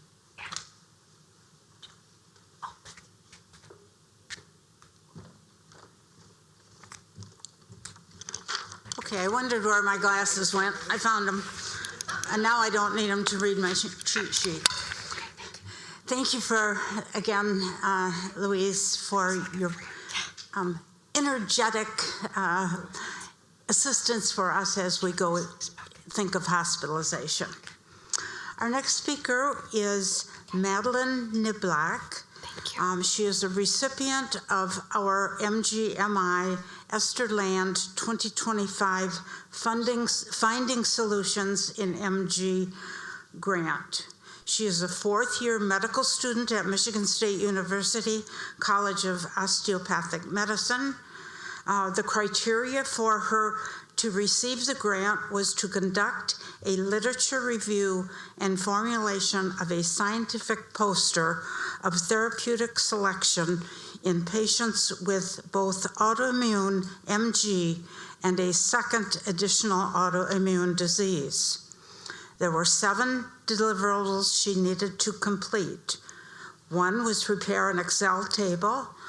Then, in conformance with the requirements from the American Association of Neuromuscular and Electrodiagnostic Medicine, that's really AANEM, she needed to submit an abstract, receive acceptance of an abstract, complete a poster, and create a 15-minute PowerPoint presentation, which she is to deliver today, and she will be delivering in San Francisco on October 29 at AANEM. She was collaborated on this project with Dr. Amit Sachdev from MSU. Please welcome Madeline, as she presents her findings in scientific research. Thank you. Thank you. Maddie. Nice to finally meet you. Good to meet you. We've been communicating for the past 9 months. Yeah. Finally, she's here. Yes. It's been great to finally meet you. Good luck. Thank you. Make sure that you know what this one. Okay. So it's this button. Okay. Perfect. Awesome. Thank you. Hi, everybody. Thanks for coming today. I appreciate it. This has been fun for me. Selfishly, I'm a 4th-year medical student, so this is kind of one of the first platforms I've been in where I'm educating patients. So I'm kind of used to, if you've ever been in a teaching hospital, kind of the med student like hiding in the corner hoping I don't get noticed. So this has been really fun for me. So let's get going. So you can see I chose rheumatoid arthritis. Esther kind of explained the project a little bit. I'll explain more as I get into it. Okay, so a little bit what we're going to talk about today. First, we're going to go into this introduction of the study that I did. Can you all hear me okay as well? Okay, wonderful. We'll go into a little bit of the myasthenia and rheumatoid arthritis basics. I know we're kind of all at different stages of our knowledge of the disease process. We'll talk about some therapeutic options. We'll conclude. I'll talk about my references, and then I'll show you the draft of my poster I'll be taking to San Francisco in a few weeks. All right. So, first of all, I just wanted to thank MGMI as well as Esther Land for awarding me this research grant. It's been really fun spending my time for the past year or so. I think I got it was around January when I found out about this. So I really enjoyed it, and I wanted to thank everybody here for their support and for allowing me to carry out this project. Hopefully I can make just a little bit of a difference. We'll see. All right. So like I said, I was tasked with doing a literature review of a few different medications, some commonly used in myasthenia gravis treatment right now, some used for another treatment, which I chose rheumatoid arthritis. I was to investigate a few things. I was to look at if they're FDA approved, if they have society support by national guidelines for MG or RA, and if there's any society statements that support it. And then also if I think that these treatments have theoretical utility in both MG and RA. And I'll be referring to myasthenia gravis as MG and rheumatoid arthritis as RA, just to save some breath. Also looking at some contraindications. Now I will say with all of our sponsors out there, I do kind of feel like I'm in the hot seat. So reps sitting in the back, if I misspeak, I apologize. Feel free to just scream out and interrupt me here, because you all are the experts in all these things. So let's talk about basics of myasthenia gravis and rheumatoid arthritis, and hopefully you'll see why I chose rheumatoid arthritis. Okay, hold on. Technical difficulties, you'll have to excuse me. Okay. So this is very technical, but this is what we call the pathophysiology of myasthenia gravis. So this is an antibody-mediated autoimmune disease. In most patients, the autoantibodies are against the acetylcholine receptors. So in this picture, you can see the top, that's the nerve. This is where our nerve is meeting the muscle. So between the nerve and the muscle, the nerve comes from our brain to tell our muscle to fire to do what it needs to do. there's this little signal, think of it as like an envelope being delivered between the muscle to the nerve, or the nerve to the muscle, pardon me, called acetylcholine. That's what those little dots are. And that blue thing is what's called the acetylcholine receptor. So that's where that envelope, it's like the mailbox, that's where it docks, okay? In myasthenia gravis, there's this autoantibody that binds to that acetylcholine receptor that blocks that signal from getting into the muscle. So essentially what that means is the message is getting to the muscle, it's right there, but the muscle's not getting the message. So there is a minority of patients that have autoantibodies against muscle-specific tyrosine kinase, low-density lipoprotein receptor 4, agrin. But the majority of patients have this pathophysiology I just explained. So epidemiology, just chatting a little bit. It's really cool that you all are in this room, because looking at these numbers, it's crazy you're all here right now. Prevalence, which is the proportion of a population that has the disease at a specific point in time, only 37 of 100,000. That is not a lot. Incidence, which is the number of new cases diagnosed in a given population, even less, 3.1 per 100,000. But I think for us healthcare providers, 100% of you need our help, and we need more research in this. It's been talked about before, but I kind of saw this when I was researching the topic. There's not a lot out there. I often was seeing the same names of the same doctors doing the studies, and I rarely saw new people coming out with stuff because it's such a niche disease. So I'm preaching to the choir here. How does it present?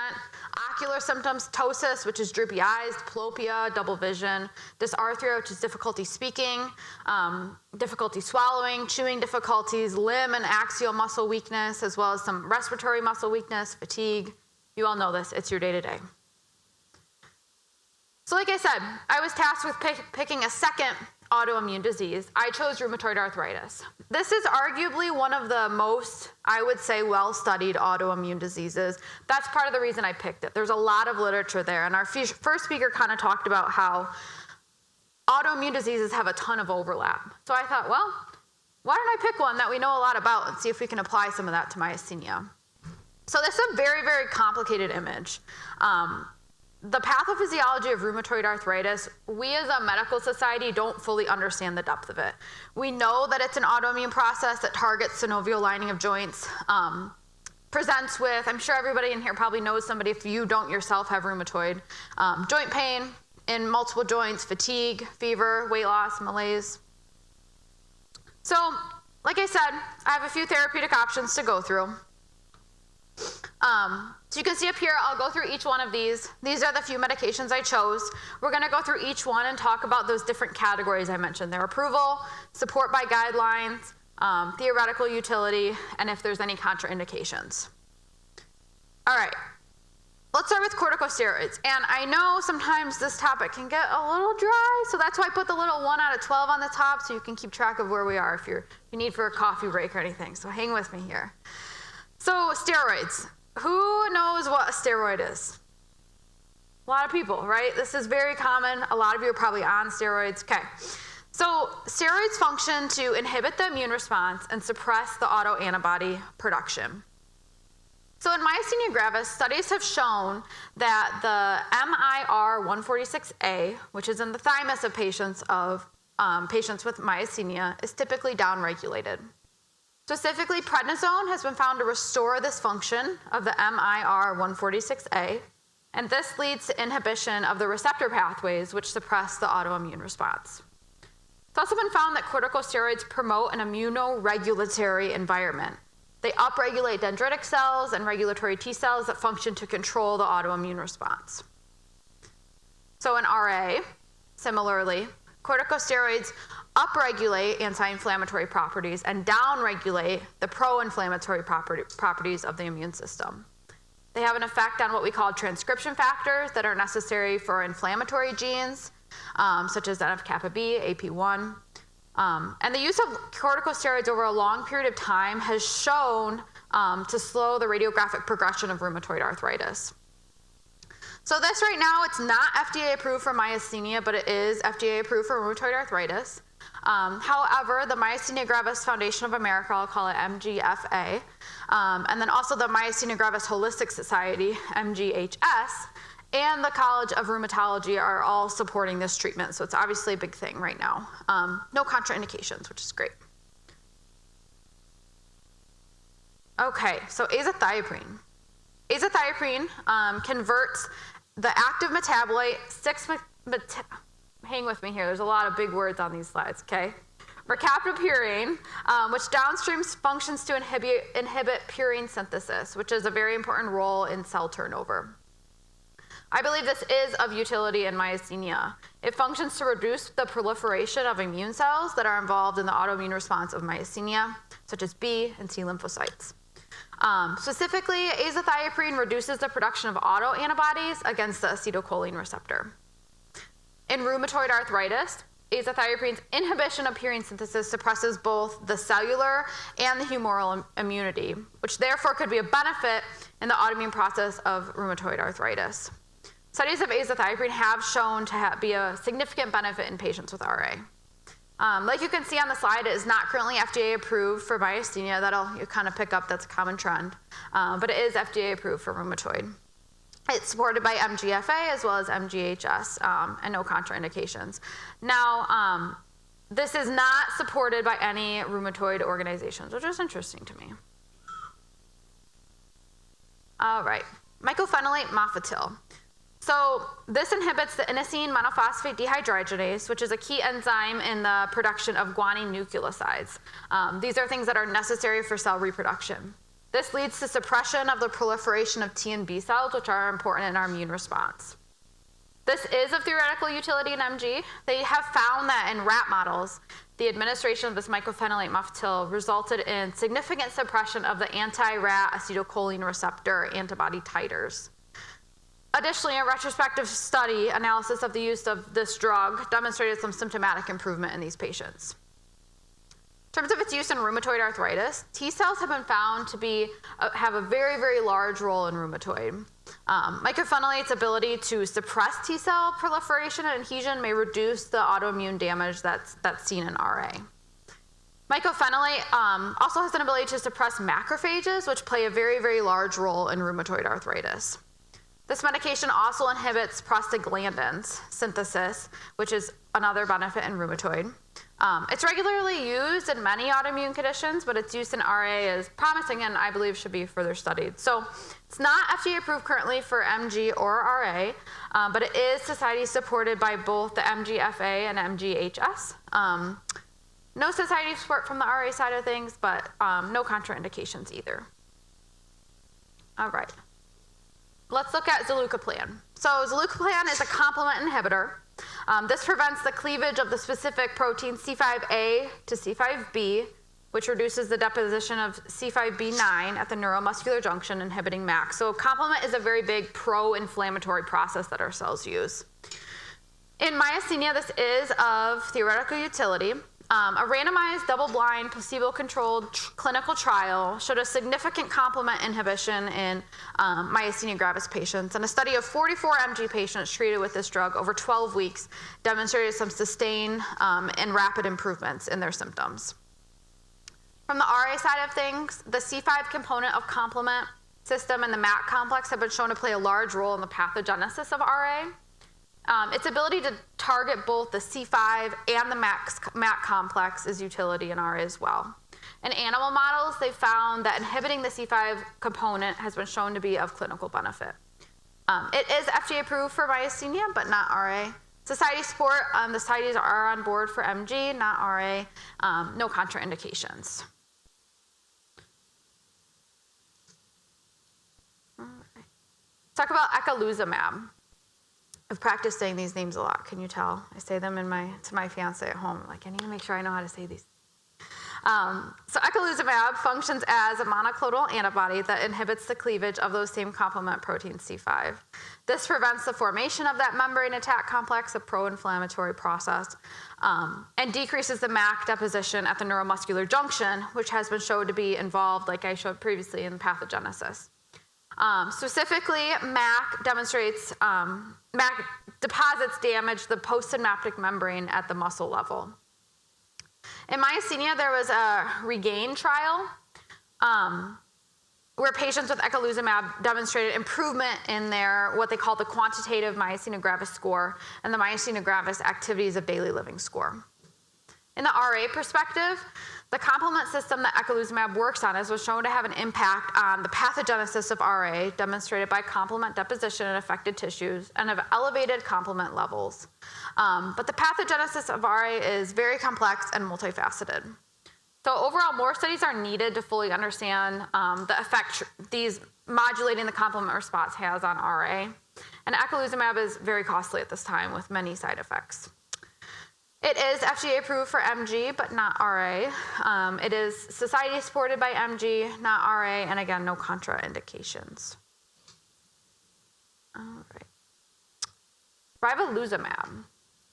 So this functions very similarly to eculizumab. It inhibits the cleavage of the complement C5 MAC complex. It was engineered from eculizumab to have a longer half-life and therefore a longer duration of action. It is of theoretical utility in MG. A phase 3 champion myasthenia trial demonstrated ravulizumab's ability to improve the MG activities of daily living and the quantitative myasthenia gravis score.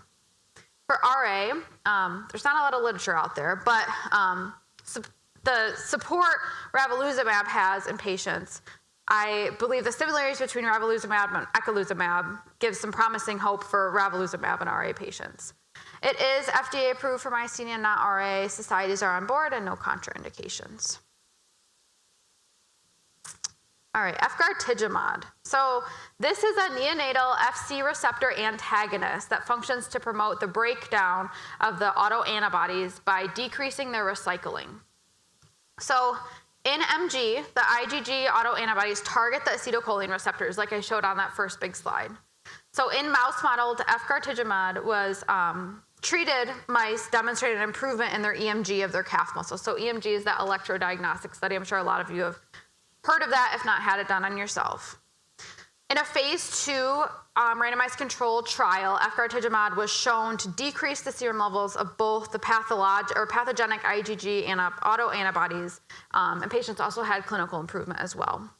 Another large trial showed that it was found to be effective and well tolerated. In RA, efgartigimod, like I said, is the FC receptor antagonist. It functions to promote the degradation of the IgG, like I mentioned. In RA specifically, the autoantibody rheumatoid factor and the anti-citrullinated protein form immune complexes and activate the complement pathway to contribute to inflammation and joint damage. Therefore, the IgG target of efgartigimod could theoretically be of benefit. It is not FDA, it is FDA approved for MG, not RA. There is some society support there for MG, no big contraindications. All right, rituximab, we're in the home stretch here. So rituximab is very similar to efgartigimod, but rituximab is a humanized IgG4 monoclonal antibody that targets the neonatal FC receptor. So it functions to promote the breakdown of IgG by decreasing their recycling. Okay, it is of theoretical utility in MG. The Myasthenia phase 3 randomized double-blind control trial demonstrated a reduction in serum IgG levels and significant improvements in the myasthenia gravis ADL score and the same quantitative MG score. It's important to note that this drug can be used for both the anti-acetylcholine receptor positive as well as the anti-muscle specific tyrosine kinase positive patients as well. It is of theoretical utility in RA. The autoantibodies such as rheumatoid factor and the anti-citrullinated protein have been found to be key players in the pathogenesis of RA. Given that this medication targets IgG levels, this drug may be a benefit in RA patients. But RA is multifaceted, so we need more work on this, more studies.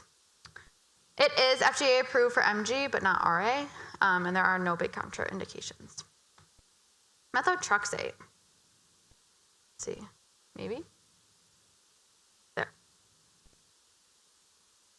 Okay. Did I skip one? I think I skipped one. Let's go back. Rituximab. Okay, perfect.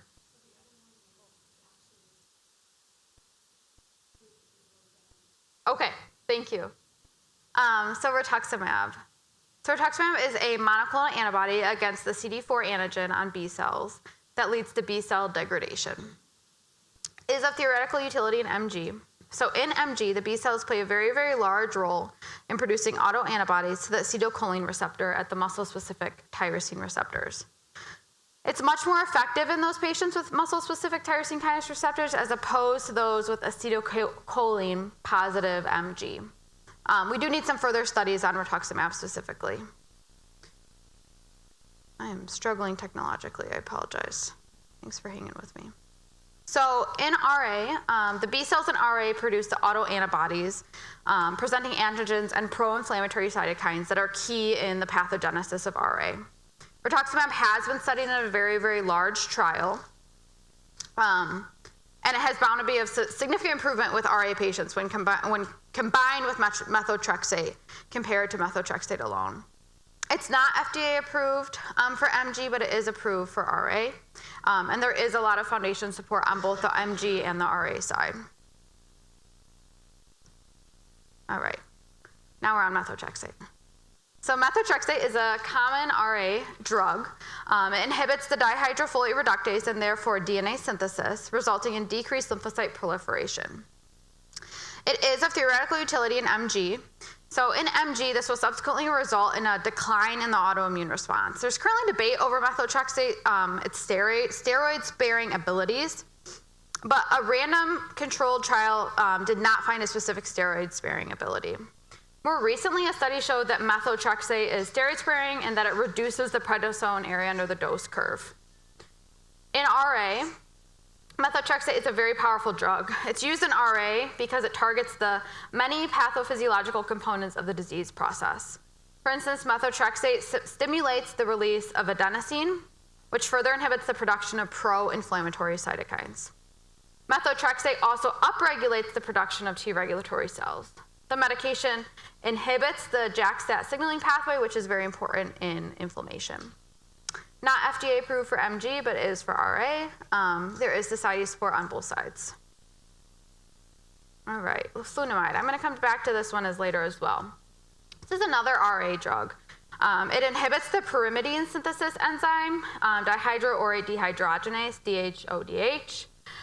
It therefore leads to decreased production of T and B lymphocytes. So in MG, studies have demonstrated leflunomide's ability to reduce serum anti-acetylcholine receptor IgG levels. In combination with prednisone, leflunomide has also demonstrated an ability to improve the clinical symptoms in MG patients. In RA, the decreased productions of lymphocytes that results from leflunomide is critical in blocking the pathogenesis of RA. The active metabolite of leflunomide has specifically been shown to suppress the production of pro-inflammatory cytokines in the synovial tissue specifically. It also inhibits NF-kappa B and the JAK-STAT pathway, which are critical in the disease process of RA. And studies have shown that leflunomide is effective at improving the RA disease burden when compared to methotrexate and other medications. It's not FDA approved for MG, it is for RA as it's a standby for RA, and there is society support for RA. Okay, so tafenoquinib, that's terrible, I'm sorry, I've struggled with that one. So this is a JAK inhibitor that subsequently functions to reduce T helper cells and B cells. In MG, studies have shown that this medication decreases several different cell lines and autoantibodies while increasing the regulatory T cell function. In RA, it inhibits the JAK-STAT signaling pathway. This is critical in the inflammatory pathway, promoting many pro-inflammatory cytokines. And it's shown to have a positive effect on disease burden in patients with RA. Specifically, there's a large benefit in patients with RA who have failed methotrexate. It decreases the synovial inflammation, inhibits pro-inflammatory cytokines in RA as well. So it's not FDA approved for MG, it is for RA. RA organizations are on board. I couldn't find much from MG. So let's go into a brief summary. I made it through all 12. Thanks for hanging with me through that. I know that this topic sometimes is a little dry, so I appreciate you sticking with it. So I put this whole chart together. This kind of summarizes what I explained. So across the top, we have all of those drugs that I just went through in great detail.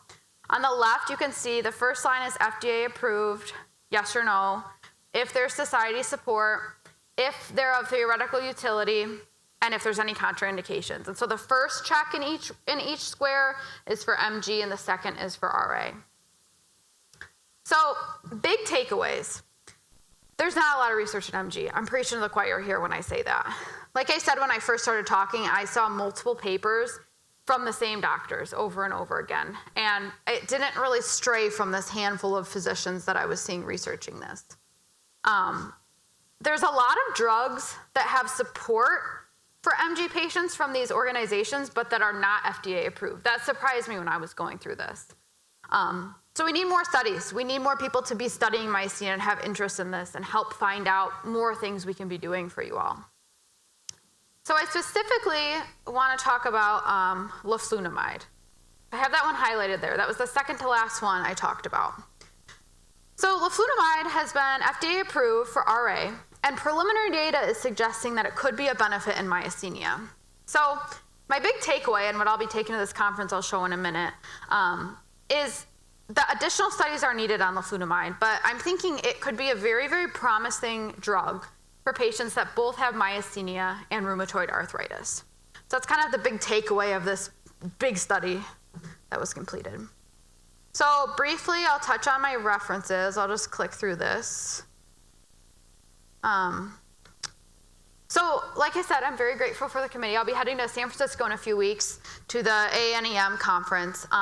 This is the poster. It's still a draft, which is why I didn't print it out. I'm still making some changes because I have a few weeks, but this is what I plan to take to present at that conference. So I won't go into too much detail, but I have my official abstract that we wrote up, the methods that I did, just some brief pathophysiology of MGRA, and then that giant chart in the middle, which is basically all the details that I went through with you all when I was explaining that.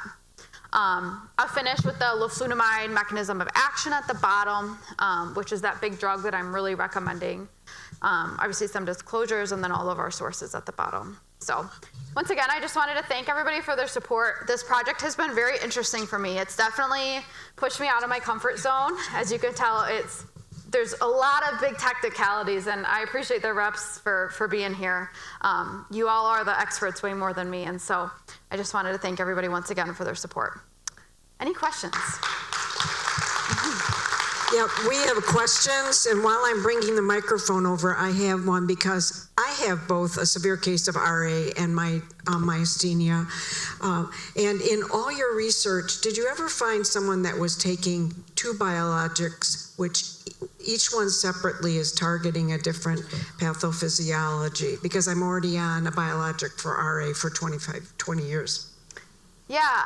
So I didn't find any specific research when I was looking. Granted, I wasn't looking specifically for that, so I wouldn't be surprised if that does exist. But thank you for at least highlighting two. Yeah. To be used for both.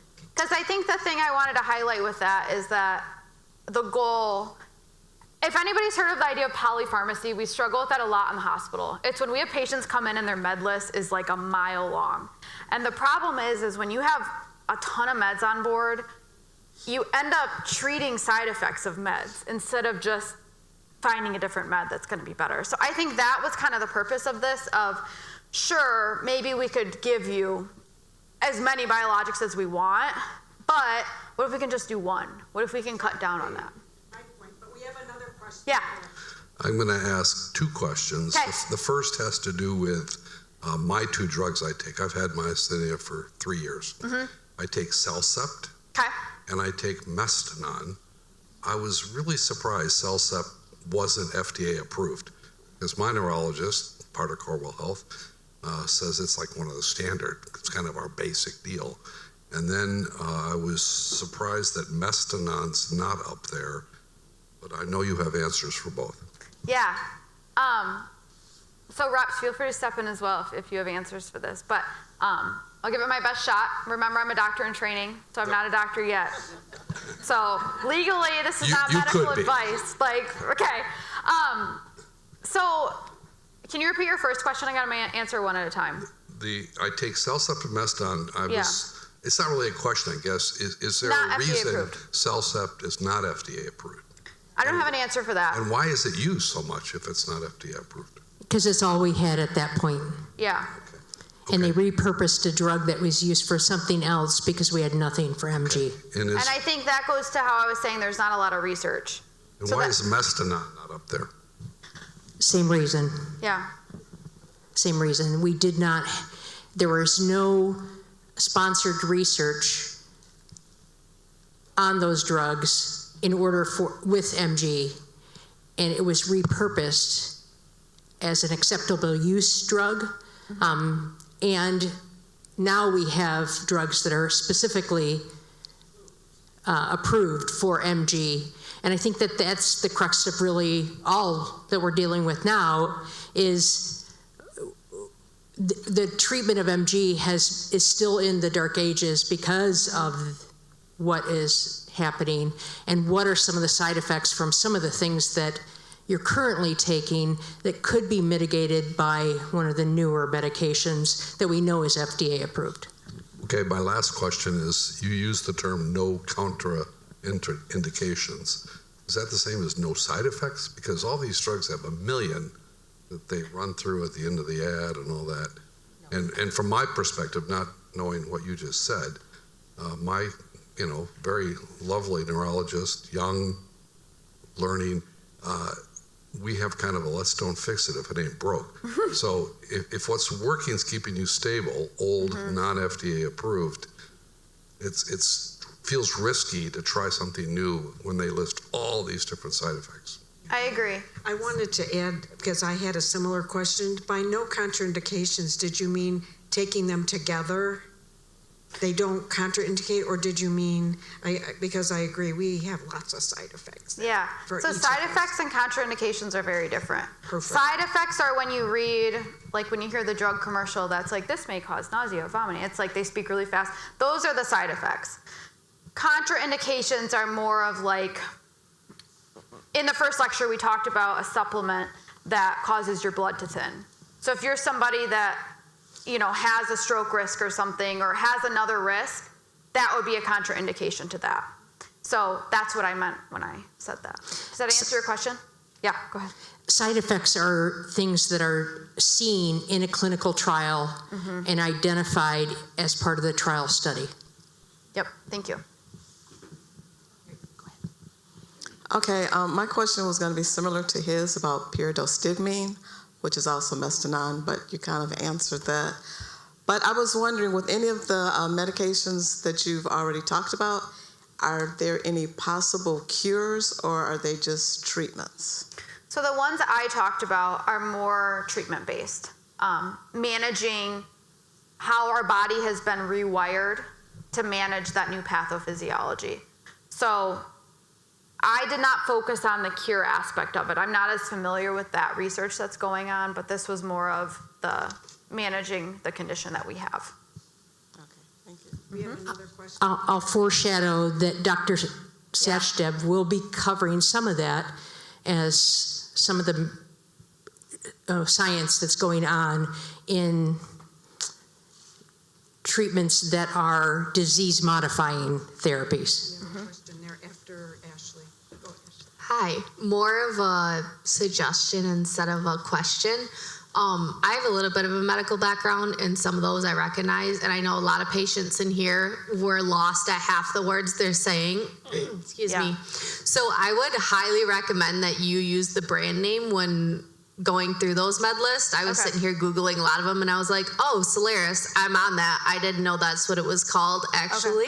But just a suggestion for a lot of people that aren't in the medical field, it's a lot of big words, and we hear those keywords, and then I'm like, oh, okay, that's what I'm on. I'm going to pay attention to that more. But thank you. I appreciate that feedback. Yeah, it's fun. Very knowledgeable. In medical school, I don't know if you guys know this, we learn all the generic names. And so when I first entered the hospital as a third year, it's like a different language because they use brand names. So you'll often find me Googling the opposite. So that's good feedback to include both brand names. And our doctors use the brand name because that's what we see in the magazine and we hear on TV. Yeah. Understood. Thank you. Yeah. Yeah, what's the best way to taper off drugs, like off the medicine? Is it like every month, every 2 months, or it depends on the drug? It's going to be very drug specific. I don't want to make a blanket statement because it's going to be different from every medication. And also In person as well. So I would encourage you, that's going to be a very individualized answer. I encourage you to work with your neurologist. I know the one drug that you had on there, prednisone? Cortisone? No, the prednisone, or I think it's the third one or the second one. That was the second one. Let's see. I had taken 3 pills of that, and I was wanting to go down, and my doctor told me not to. Pyristigmine? Yeah. Yeah. I would defer that question to your personal physician. Yeah, it's going to be very different based on your situation, what other medications you're on. So I would encourage you to talk to your physician about that. Yeah, I would go by that then, especially because I'm a med student. Any other questions? Excellent presentation, Maddie. Yeah. Thank you so much. Thanks for that project. Yeah. Thanks for hanging with me, everybody. I know it's a little bit of a dry topic, so I appreciate it. Thank you. Thank you. Okay. Maddie will be giving this presentation in San Francisco, and this is why she uses the name, not the common names, because she's practicing for San Diego. Okay, thank you so much. I think we had a wonderful morning.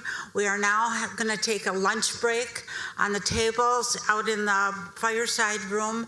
On the back of your name tag tells what lunch you had ordered, so feel free to pick that up. The beverages are out there. We will reconvene probably about 20 to 1. So now is a good time to intermingle with all your fellow MG patients or caregivers, and we'll be around here for you, okay? Thank you.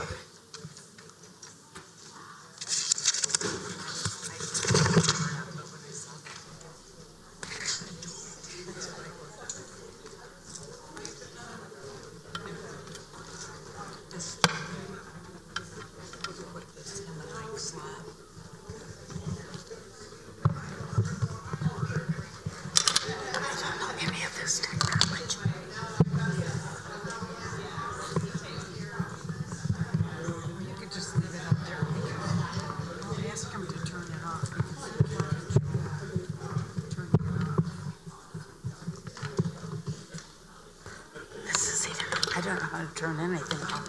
I think this is Susie.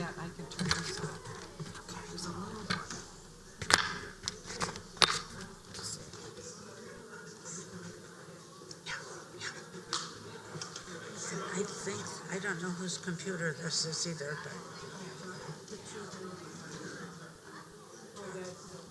Yeah, we need that.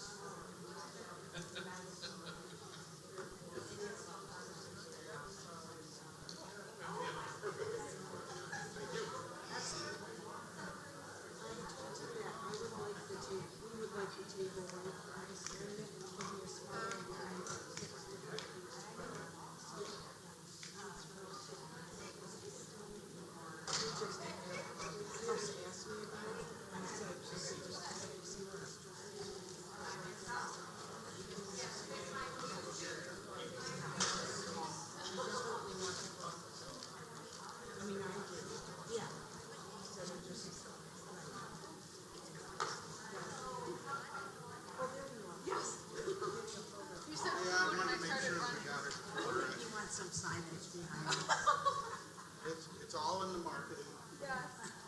Right. Oh, good. Thank you for bringing it.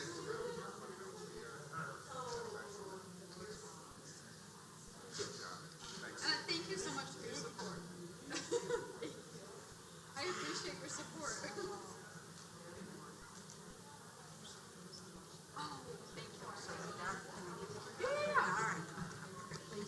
I really appreciate all your support.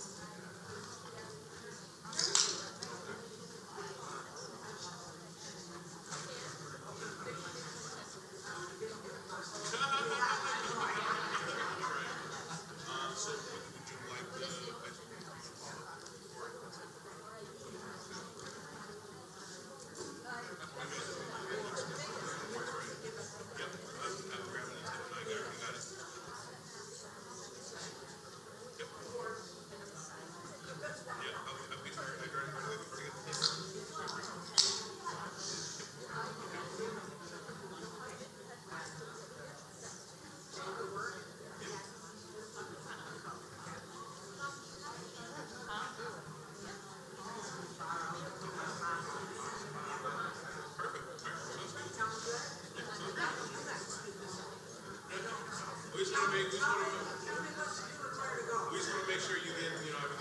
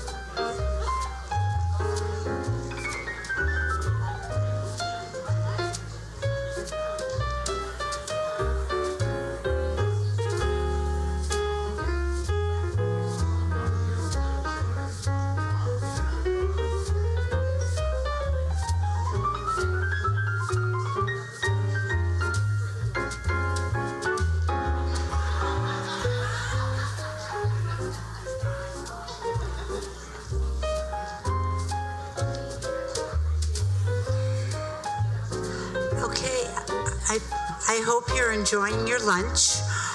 At 12:30, in just a minute or two, there will be an ice cream bar out where your sandwiches and salads were. So help yourself to an ice cream bar.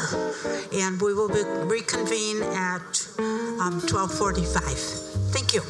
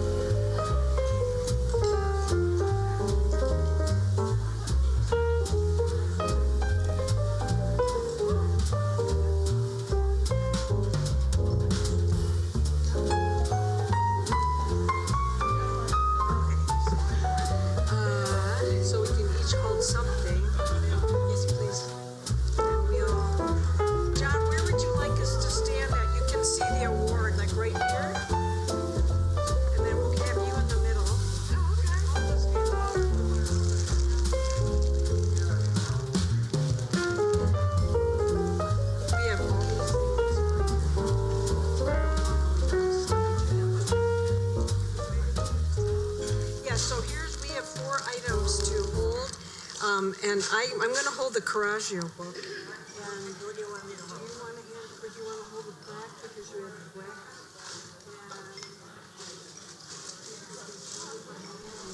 Hey, that looks like your pictures today.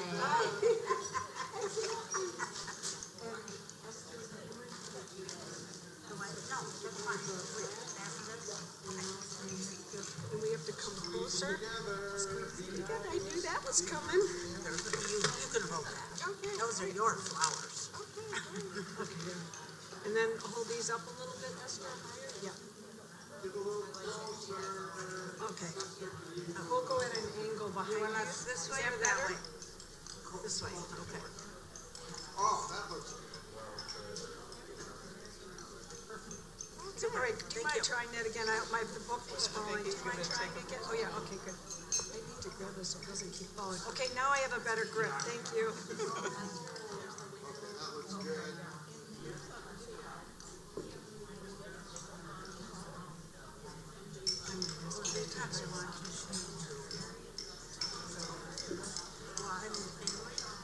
I'm going to step out and let the family do it, and maybe I'll join you for one. But it's Team Colette. Team Colette. Calling Team Colette to the stage.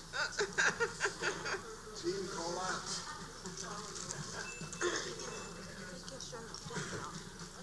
Your name. Somebody else hold this.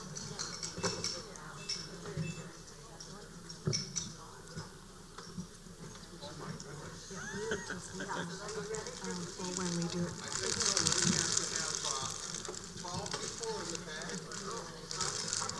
If you have the flowers with, and yeah, if someone holds the plaque, do you want to have someone else hold that? A family member, or you want to hold it? Me to hold the flowers, you hold the flowers. That looks good.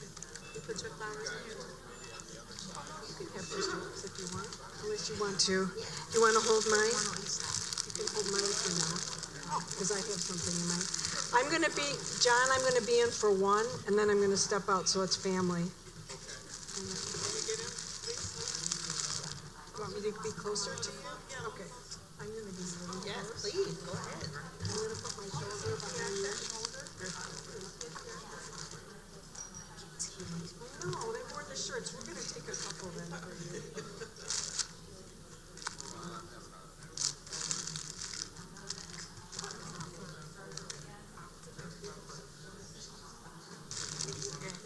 All right. Let's bring everybody in. 3, 2, 1. All right, John, so we're going to get 2 photos now. I'm stepping out. It'll be Team Colette. And the second photo, they're going to spread out a little bit so they can all see the matching shapes. Perfect. Yeah, so the first one will be together, closer.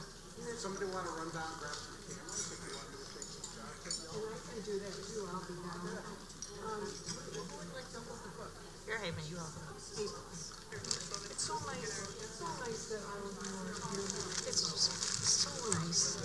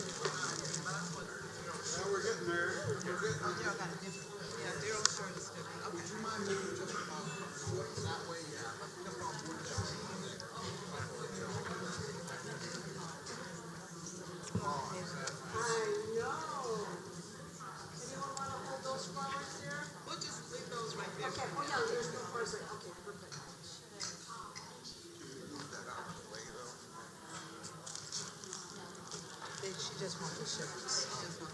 Stepping in for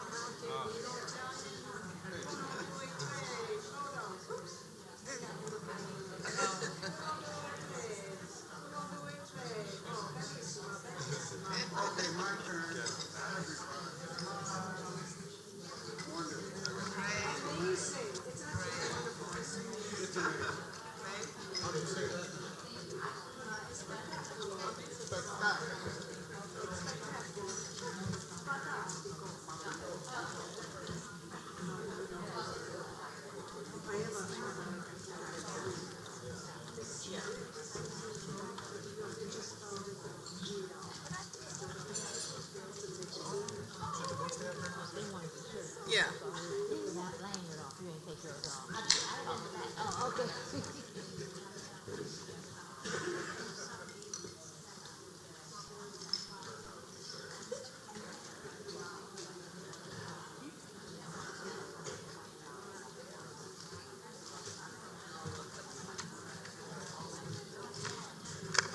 Okay, I hope you had a good lunch, and you got some ice cream from the ice cream bar. Ooh.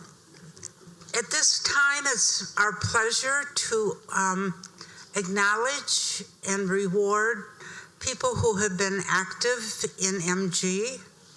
And at this point, I'm going to call Lisa Gigliotti and Colette Arnold to come up, please.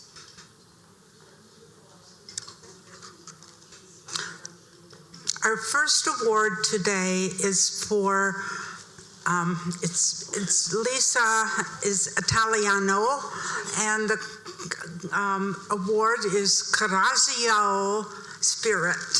Coraggio is really courage, and Lisa will tell you more.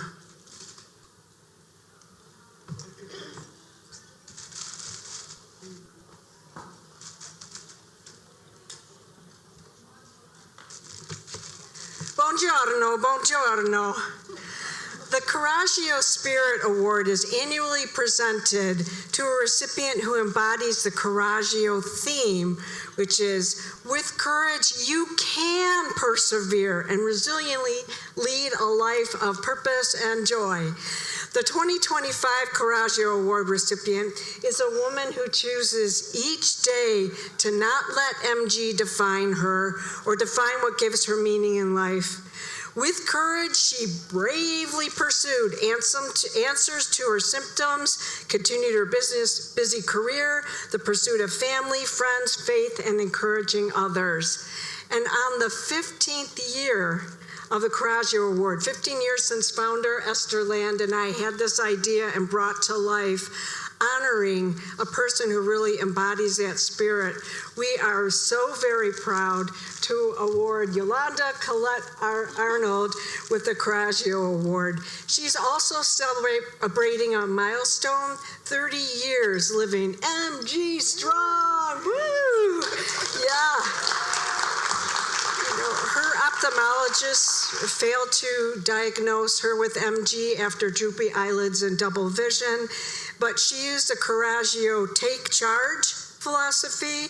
She fueled her continued searches for workarounds that would help her work in a very busy clerk job at the Wayne County Probate Court, to raise her son, to be active in her church and her large family, and to inspire others. And she constantly thanks God for the good health aspects that she does have. So for fulfilling her courageous and positive mindset to encourage others, she recently appeared as a panelist in 2 in-person large panel presentations. She was able to share her personal story and some tips for knowing your body and how to manage workarounds, and get questions from answered from your doctor. She's frequently found in MGMI virtual events. She's offering always words of encouragement and advice to others. And like a warrior, she encourages them not to let MG beat them. So for Colette's determination not to allow MG defeat her drive to live a meaningful life, and instead for her grateful purpose of encouraging others to not give up with ideas to try instead of giving up, she's warmly and wholeheartedly awarded MGMI's 2025 Coraggio Spirit Award. Coraggio!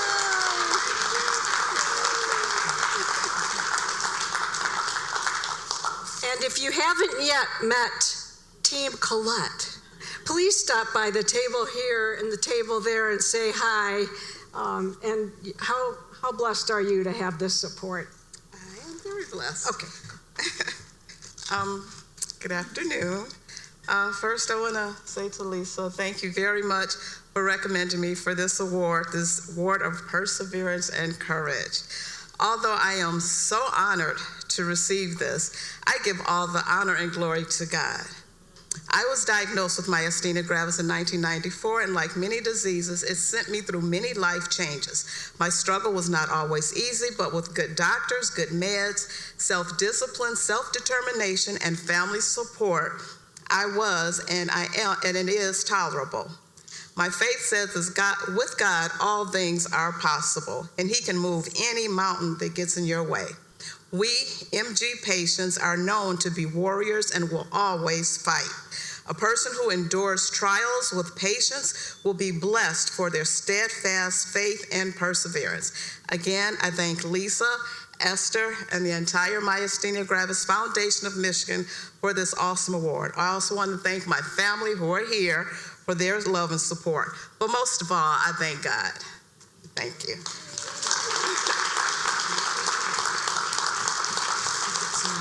Carry them all? I sure will. Go ahead, Esther, you can start. I'd like to call Christy Fay Pies up, please. We have 2 Volunteer of the Year awards today. The first one is for Christy Fay Paz. What is a volunteer? It is someone who willingly offers to perform a service or other undertaking for a cause or community. Christy Fay Paz more than fills that role. In 2004, a few months ago, Christy's mom was at a MG mall in Grand Rapids, at a mall in Grand Rapids where we had an MG display. She saw about us. She knew her daughter had been diagnosed with myasthenia. So Christy followed up on that. She looked at our website where she saw we were promoting an upcoming walkathon. Taking action, she formed the Thymectomy Scar Courage team. I love that. She had just recently had a thymectomy, so she was trouting her little special scar. She raised over $600. She and Greg, her husband, became involved by bringing, Craig brought in a foursome team for our golf outing, which we had held for over 18 plus years. Christy also performed a variety of projects in our office, but is primarily responsible for the mailing of our process of our quarterly newsletter. She is fast and efficient, and she makes sure that the copy that you get is attractive and in timely manner. On behalf of our Myasthenia Gravis Foundation, Christy generally gives her time and her energy on behalf of our organization. We are honored to pleased to present Christine Fay Paz with the 2025 Volunteer of the Year Award. Congratulations, Christine. Thank you, Esther. I really appreciate it. Thank you. Our next awardee is Alice White-Kaminsky. Alice, would you please come up?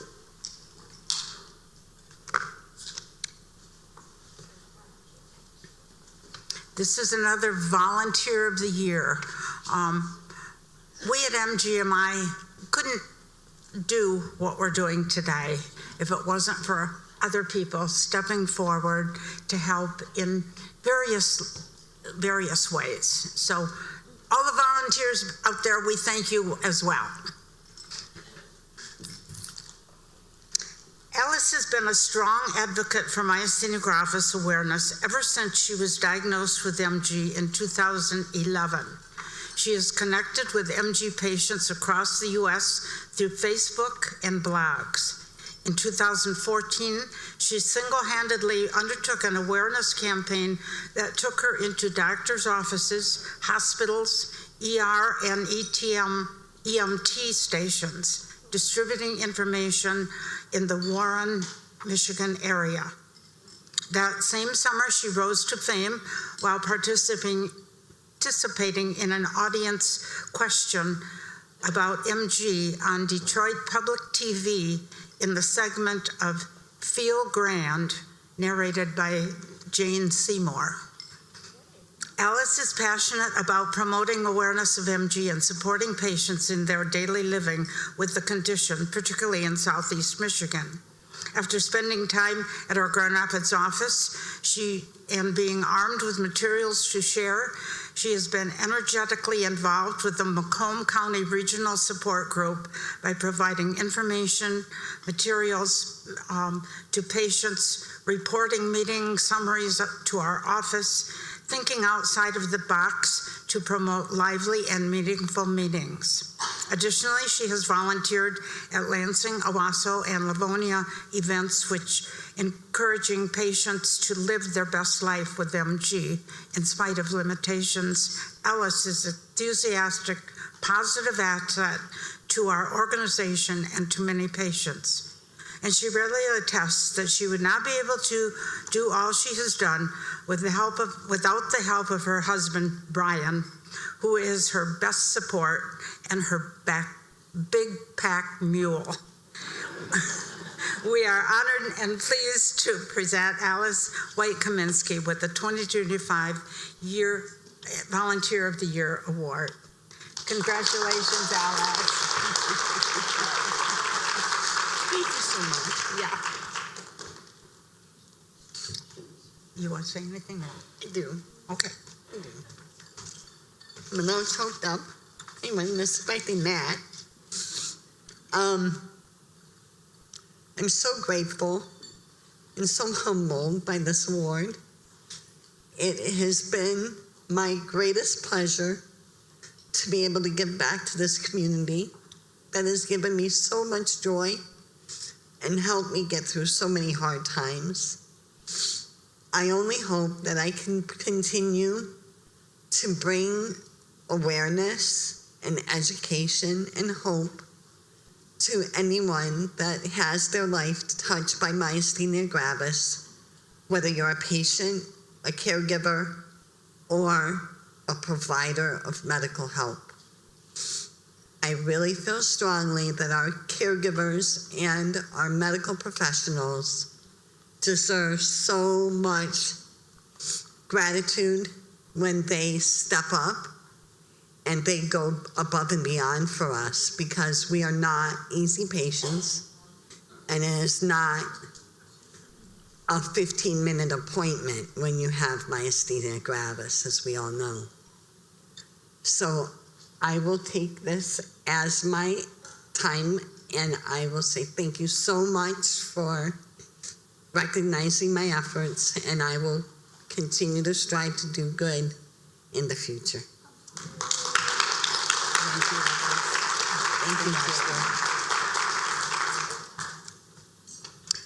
And our next award goes to Dr. Sachdev. Would you please step up? There's a lot of things today that you're hearing about Esther M. Land. That's me. 49 years ago, I helped organize this organization, and people are starting to recognize who I am. I'm just Esther, so don't worry about all that other stuff. Each year, the Esther M. Land Founders Award is presented to a person who is dedicated to the success of MG, as shown through donation of expertise, time, while demonstrating characteristics of initiative, courage, passion, and fortitude. These qualities illustrate the purpose for which our organization was founded: to serve myasthenia gravis patients with compassion through service, information, and education in learning how to live our best life with MG. Dr. Sachdev more than meets that criteria. In August of 2015, he became director of the First Division of Neuromuscular Medicine within the Department of Neurology and Ophthalmology at Michigan State University. Since taking on that role, he has strengthened and aligned neuromuscular research, teaching, outreach, and clinical care. The same month that he was appointed to the MSU position, he contacted our MG office and invited us to participate in a myasthenia gravis clinic within the muscular dystrophy clinic umbrella. Once a month, I have the privilege of working with Dr. Sachdev and other neurologists, clinicians, and healthcare professionals specializing in neuromuscular conditions. And of course, meeting you, my MG patients and family. That's the part I love. At clinic, I have seen firsthand Dr. Sachdev's interest in neuromuscular disease, his training technique in explaining to residents, and our team of neuromuscular disease residents, I lost my train, and our team of etiology and treatment options for each condition, along with his expertise and emphatic interaction with patients. Collaborating in clinical trials, particularly for MG, has seen where the newer treatment therapies have improved the quality of life for many patients prior to their official FDA approval for the general public. He has served on our board of directors since 2016 and is on our medical advisory board since 2018.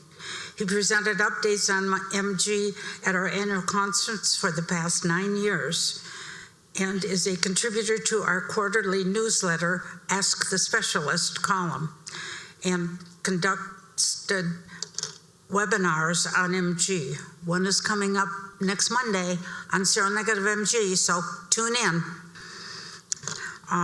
When the board of directors discussed the potential of financing grassroots research, he articulated the grant that paved the way for Madeline Niblock to present. Her findings were presented this morning, and you saw how great she did. His enthusiasm in sharing his knowledge, along with his competent and caring interaction, make him invaluable to patients and medical colleagues alike. A brilliant and rare doctor who exudes encouragement and hope. And of course, he's an avid MSU football fan. What more can I say?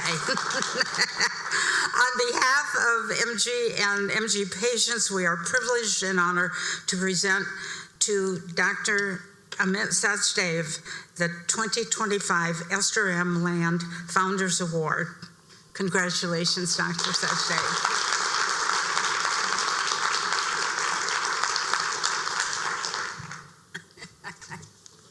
Thank you. You want to say something? Yes. Oh, okay. It is truly an honor and a blessing to be a part of this organization. The patients are what inspire us, and to be able to interact with so many patients and to see the field move forward over the course of these last 10 years has been the mission and work of my life. And so I really am touched to receive today's award. I will also say I did have tickets to the UCLA homecoming game, and I did have to give them away yesterday, and that hurt a little bit. But this was more important. Thank you all for having me.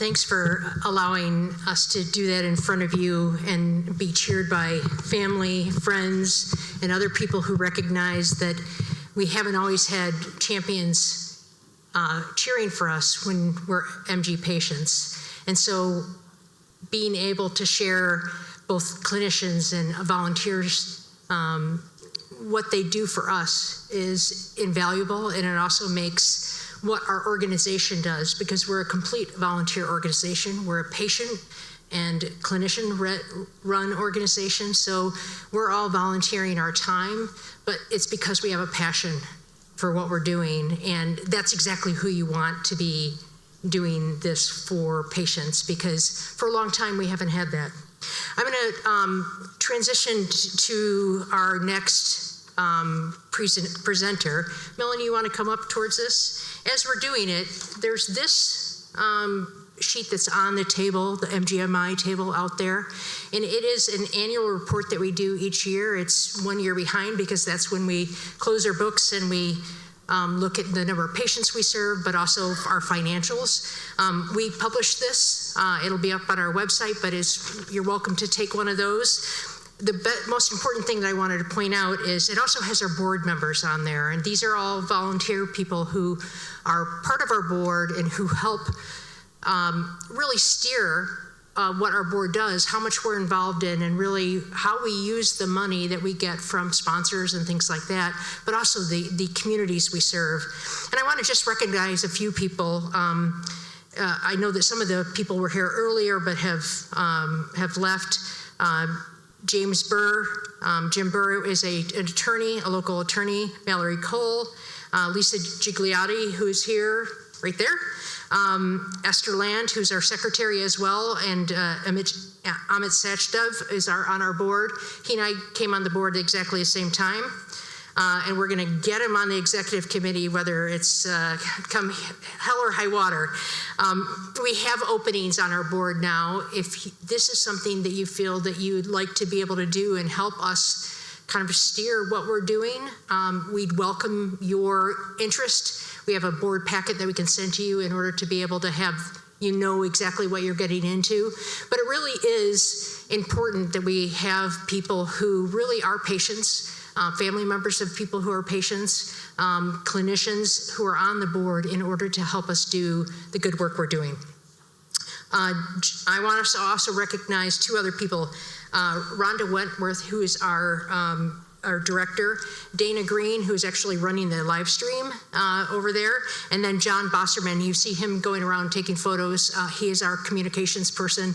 And those are all roles that we were able to add this year, which have made it a lot easier to be somebody who used to do those roles and to be able to focus on the things that I need to do in order to kind of move the organization forward.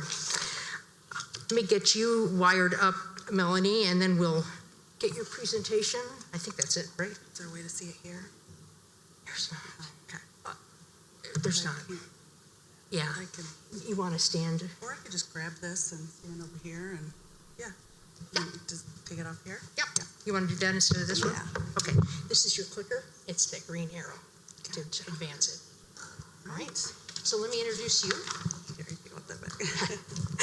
So our next speaker is Dr. Melanie Taylor. She is the medical director at Trinity Health Hauenstein Neurosciences in Grand Rapids and the neuromuscular program and clinic director for both the ALS and MDA clinics. Dr. Taylor is also a clinical assistant professor at neurology at Michigan State University, Department of Neurology. She is a graduate of Michigan State University, College of Human Medicine, and completed her residency in adult neurology and a fellowship in neuromuscular medicine at the Cleveland Clinic. She has a passion for treating patients with myasthenia gravis and has participated in myasthenia gravis research trials, and she's going to talk about one today. We have information at the Trinity Health booth, and I think that she has some additional information. Her topic is MG review and current treatment options. Welcome, Melanie Taylor. Well, thank you so much for having me. So I might just step over here and read off here. I did want to do a more general review because I know that people are probably at different points in their journey with MG. So I apologize if some of this is review, but I think it's good to know, and caregivers, family as well. And then we'll also discuss treatment options. All right. I'm going to come even down. So myasthenia gravis, it's an autoimmune disorder characterized by weakness and fatigability of skeletal muscle. It's due to an abnormality at the neuromuscular junction, so where the nerve and muscle communicate with each other. Acetylcholine is a neurotransmitter that crosses the neuromuscular junction and basically goes from the nerve to the muscle. It binds to something called the acetylcholine receptor on the muscle, and this is what triggers your muscles to contract and to move. So the majority of people with MG do have antibodies that attack the acetylcholine receptor on the what we call postsynaptic membrane, or the membrane on the muscle.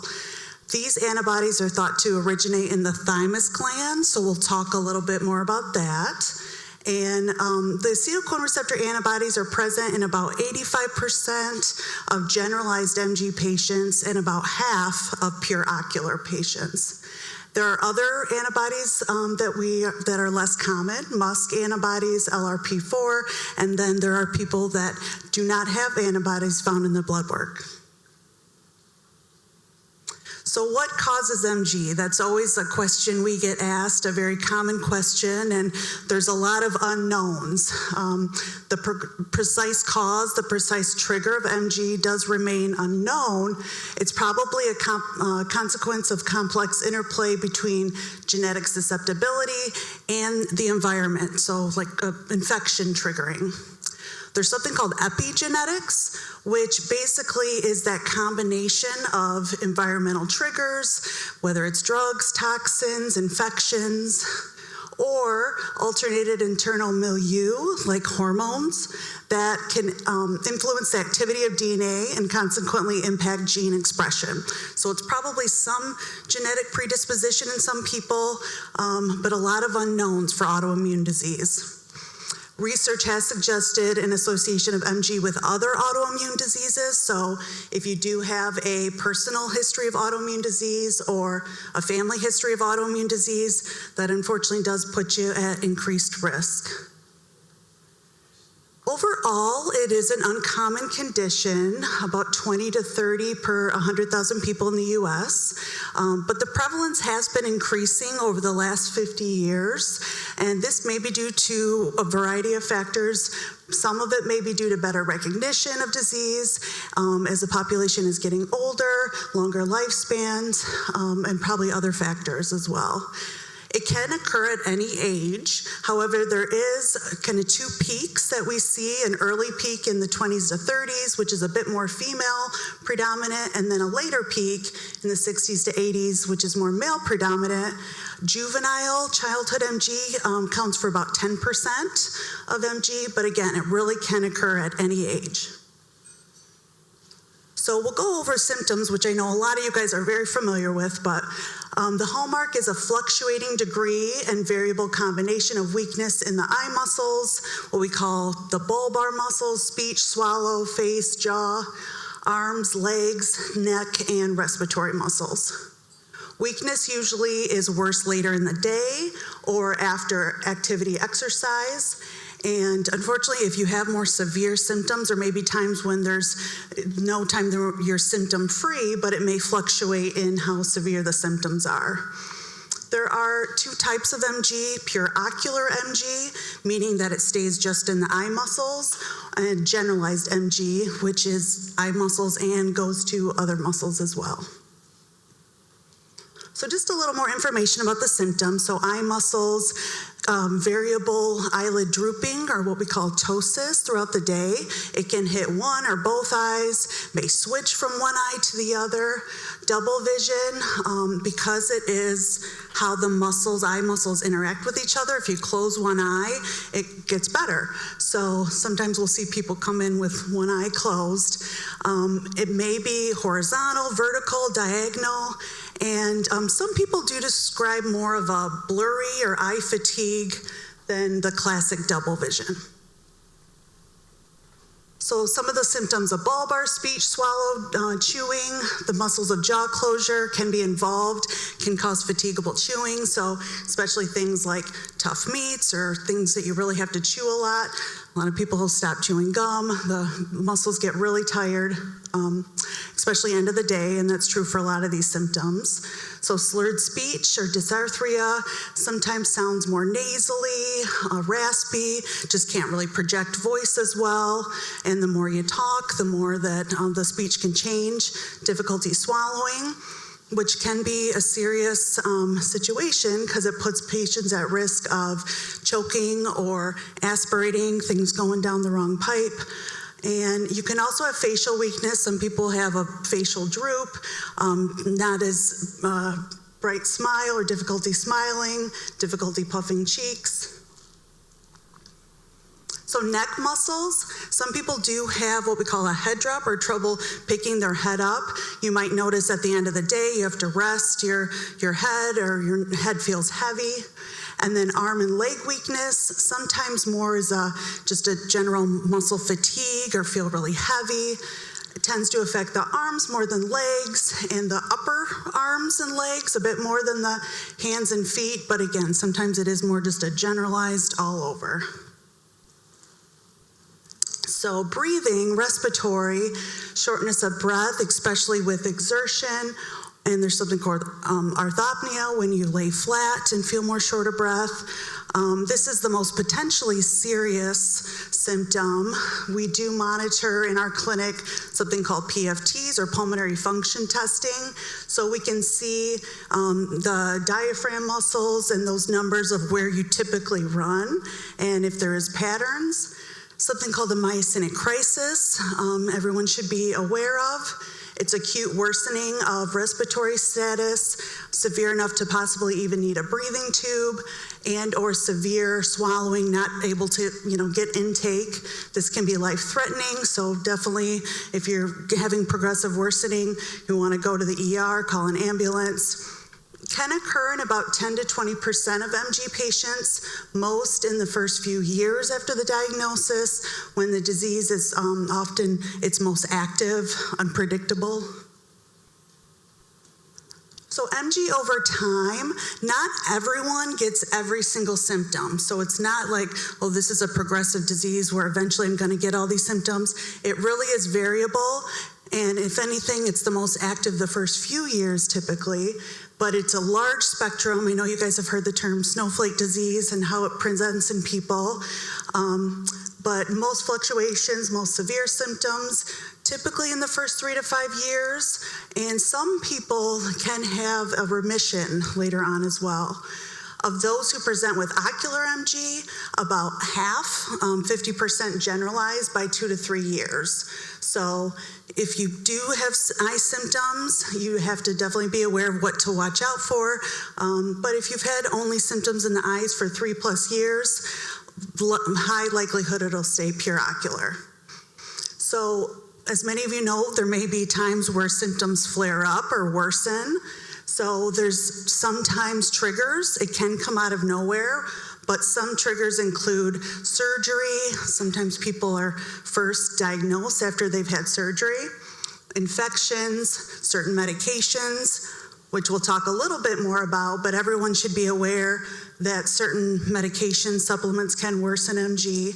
Pregnancy, post-pregnancy, heat, sometimes those really hot, humid days, some people do notice worsening. And even emotional, mental stressors can worsen. You don't always have a definite defined trigger though. All right, so that was kind of a review of MG. We're going to talk a bit more about treatment. I've divided it into a few different types of treatments. So symptomatic, meaning you're just treating the symptoms. Immunosuppression or immunomodulation, where you're treating the underlying autoimmune process. We divided it into chronic and more rapid, and then we'll talk a bit about thymectomy as well.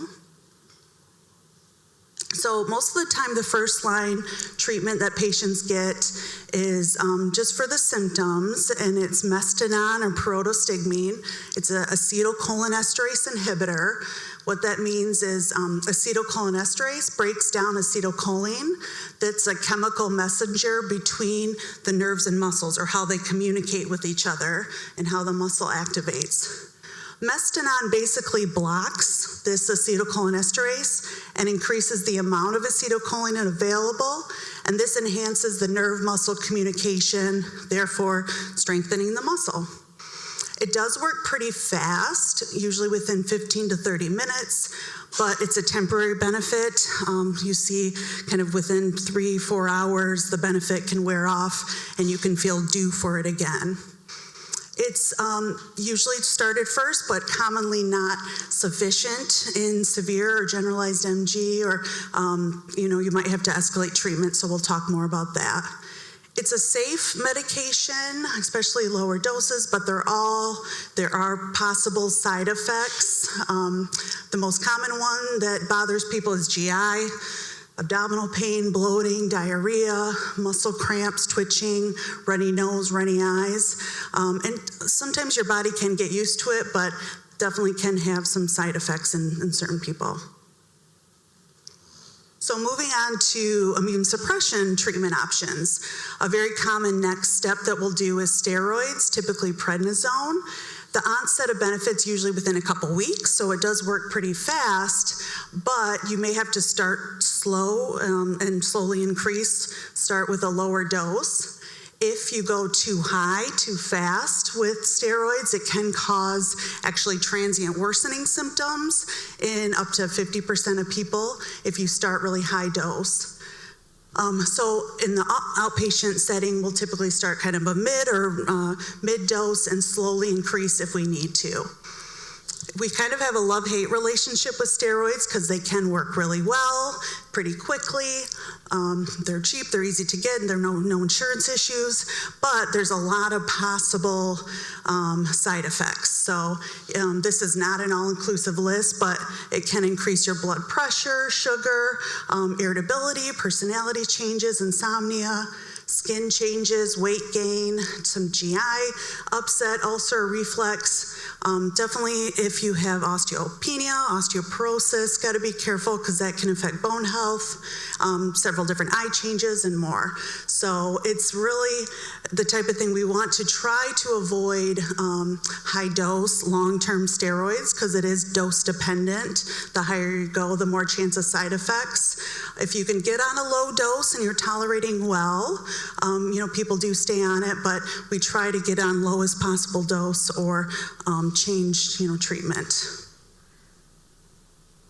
So there's a lot of options for immune suppression that is not a steroid, sometimes called steroid-sparing immunosuppressants, meaning immunosuppressions that aren't steroids. So it's hard sometimes to choose because they haven't really been compared head-to-head. They have variable side effect profiles, cost, availability, and then the time it takes for them to work, maximal effect. So how do you pick? It is an individualized, discussion with your doctor. Does depend on several different factors, so severity of symptoms, other medical problems that you have, patient preference, if you would rather do oral versus IV or injection, possible side effects, risks, antibody status, acetylcholine versus MuSK or seronegative, and then unfortunately, insurance sometimes dictates, what we can do. Despite fighting insurance, my office does that a lot, but so not every patient will respond the same. That's another issue, is just because one patient with MG responded great to one treatment doesn't mean everyone will. So unfortunately, sometimes you just don't know how you respond until you're on it. So we'll talk a bit more about all these in more detail, as the Imuran, Cellcept, some FcRn inhibitors, complement inhibitors, rituximab, and then some other oral immune suppressants as well. Because they suppress the immune system, they do all increase risk of infection, some more than the others, and it depends on the type of infection, but in general, increased risk of infection. So azathioprine or Imuran has been around for quite a long time.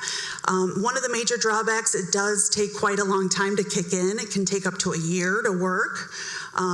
So a lot of times you might, need to be on something else like prednisone, or we'll talk more about IVIG, but, and it can have side effects. Again, I'm not going to list every possible side effect for all these medications, but these are possible. Flu-like illness, you do need to monitor blood counts because you can have low blood counts, liver dysfunction. You want to try to avoid in patients with liver disease, and there can be, especially long-term, increased risk of certain malignancies like skin cancer, lymphoma. It is a daily oral pill. Cellcept has a bit faster onset of action than Imuran, usually by about 6 months. Most common side effects can be GI. You do need to also monitor blood counts, look for low white blood counts, kidney, liver issues, and it also can have that slightly increased risk of certain malignancies, lymphoma, avoid in women of childbearing age, and this is also a daily oral pill. So moving on, we've had a lot of new medications in the last few years, which has been very, very exciting. So one of the new categories, FcRn inhibitors. What these do, they target and block the neonatal FcR receptor, which is responsible for recycling what we call immunoglobulin, or IgG, basically antibodies in the body. So by blocking FcRn, these inhibitors reduce the levels of antibodies, including the bad MG, antibodies that are attacking the neuromuscular junction. So our body's always recycling these IgG antibodies, and these decrease those, including the bad MG antibodies. We'll talk a bit more about the specifics. So Vyvgart, available IV or sub-Q. Vyvgart IV was FDA approved in 2021 for generalized acetylcholine receptor antibody positive MG. It is a bit of individualized dosing, so not everyone will be on the same regimen necessarily. It's given as a weekly either IV infusion or subcutaneous injection once a week for 4 weeks. And then you can dose next cycles based on response. So less than 4 weeks to even up to 12 plus weeks as off cycles in between. And then Vyvgart Hytrulo is an injection. It can actually be given by a nurse, or there is an auto-injector pre-filled syringe that can be administered, self-administered at home by either patient or caregiver. There's no blood work monitoring, which is nice, but again, these do increase risk of infection. With all these subcutaneous injections, there's possibility of injection site reactions, redness, itching, that kind of thing. And again, not a whole entire list of possible side effects. Restigo, this was FDA approved in 2023 for generalized acetylcholine receptor antibody positive and MuSK antibody positive, which was really exciting. It was the first MuSK antibody positive FDA approved. This is also a subcutaneous injection. It's given once a week for 6 weeks by a nurse. And then this also has some individualized dosing off cycles in between, no sooner than 3 weeks from the last treatment cycle. Again, increased risk of infection, possible GI, headache, injection site reaction, and more. One that came out this year, and FDA approved in 2025 for generalized acetylcholine receptor antibody positive and MuSK antibody. We like to have those options for our MuSK antibody.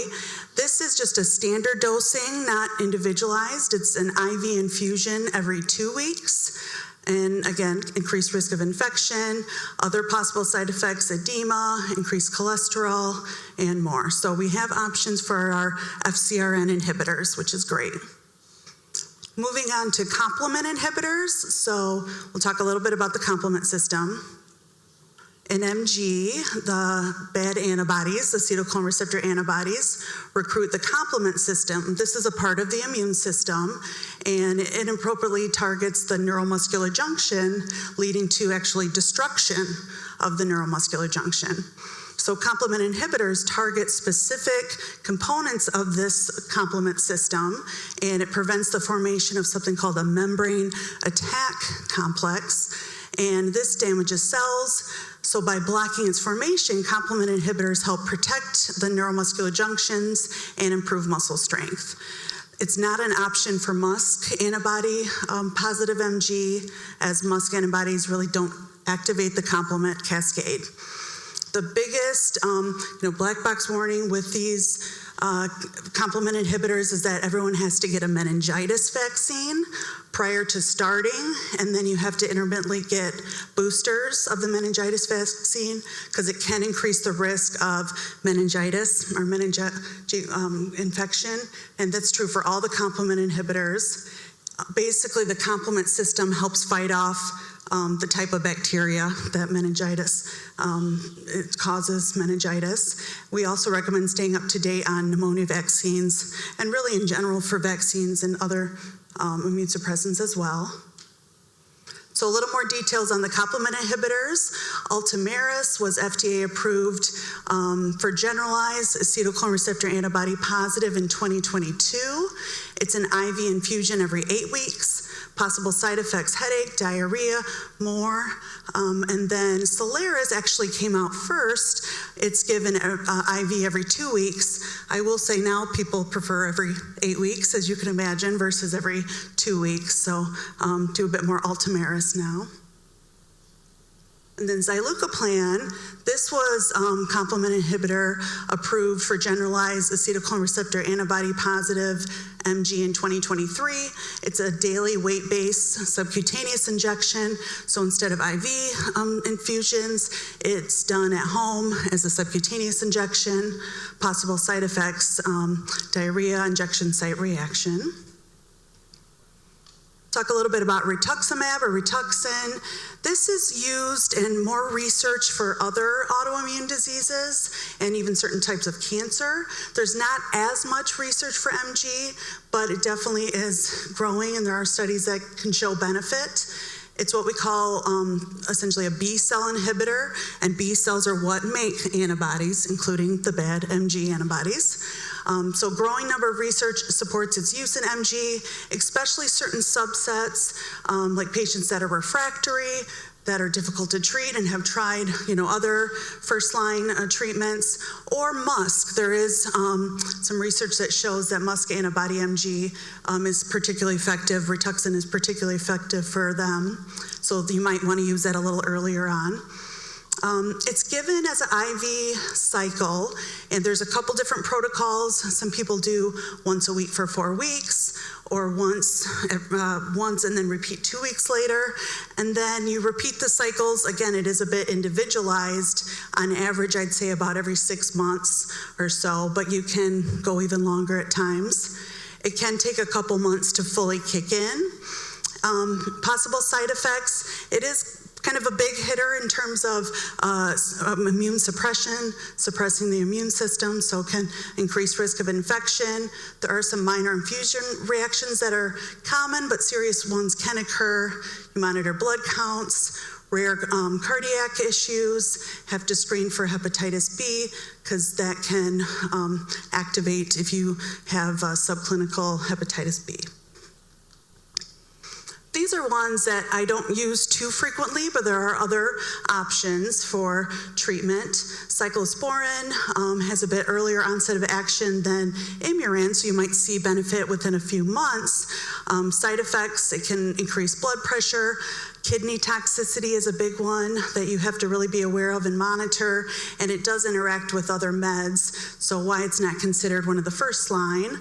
And then it can increase risk of malignancy, primarily skin cancer and lymphoma, especially with long-term use. Tacrolimus is similar to cyclosporin, but less kidney toxicity, but other possible side effects, including electrolyte abnormalities, low blood sugar.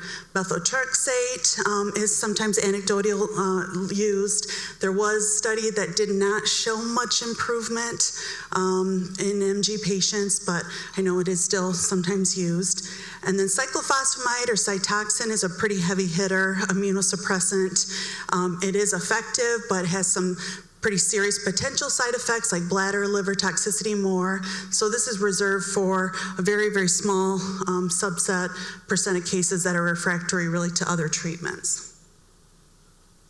So So those are more the chronic maintenance treatments. There are a few options for more rapid treatment or rapid immunomodulation, plasmapheresis or IVIG.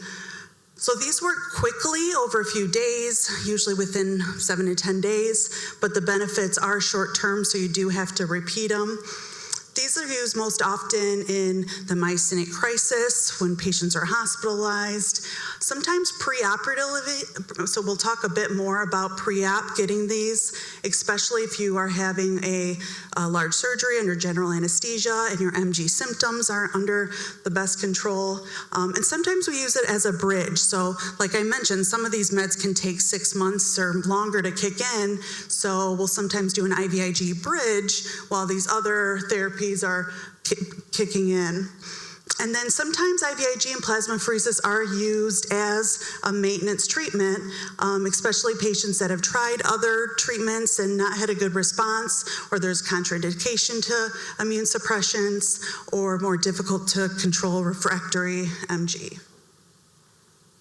Just a bit more about each one. So plasmapheresis, the thought is it's kind of a cleaning out of your blood, almost like a dialysis, but it directly removes the acetylcholine receptor or the bad antibodies from the circulation. Usually pretty well tolerated. The biggest downside, I'd say, is that there does need to be an indwelling catheter, which can cause issues like a blood clot or a line infection and having to have a line in you. And then rarely during the procedure can have bleeding issues, low blood pressure, cardiac muscle cramps, and a rare toxic reaction. And then not all hospitals do plasmapheresis, so if you get it on a maintenance basis, you may have to travel to get this done. And then IVIG, basically it's a pooled antibody or immunoglobulin from thousands of donors. We don't really know precisely, but the thought is it probably decreases or competes with the MG bad antibodies. Side effects are typically pretty mild, but the most common can be headache, kind of muscle aches, chills, fluid retention. You can help that by staying really, really hydrated, slowing down the infusion rate as well. And then there are some potential serious complications, something called aseptic meningitis. Can have a severe stiff neck, headache, acute kidney issues, blood clots, and more. But again, they're rare, but you want to always warn patients to watch out for those. And then sometimes if patients are going to be on chronic IVIG, there is a subcutaneous injection option. All right, so we'll talk a little bit about the thymus gland. So this produces what we call T cells, which is part of the immune system designed to fight infection. It's less active after puberty, so it kind of shrinks and is replaced by fat. T cells play a role in MG by likely binding to the acetylcholine receptor and stimulating those bad antibodies we've been talking so much about. So the majority of patients with acetylcholine receptor antibody positive MG do have some degree of thymic abnormality. So it might only be seen microscopically, what we call hyperplasia or inflammation. And once you get the thymus gland out and they look under the microscope, they can see that there's inflammation on biopsy.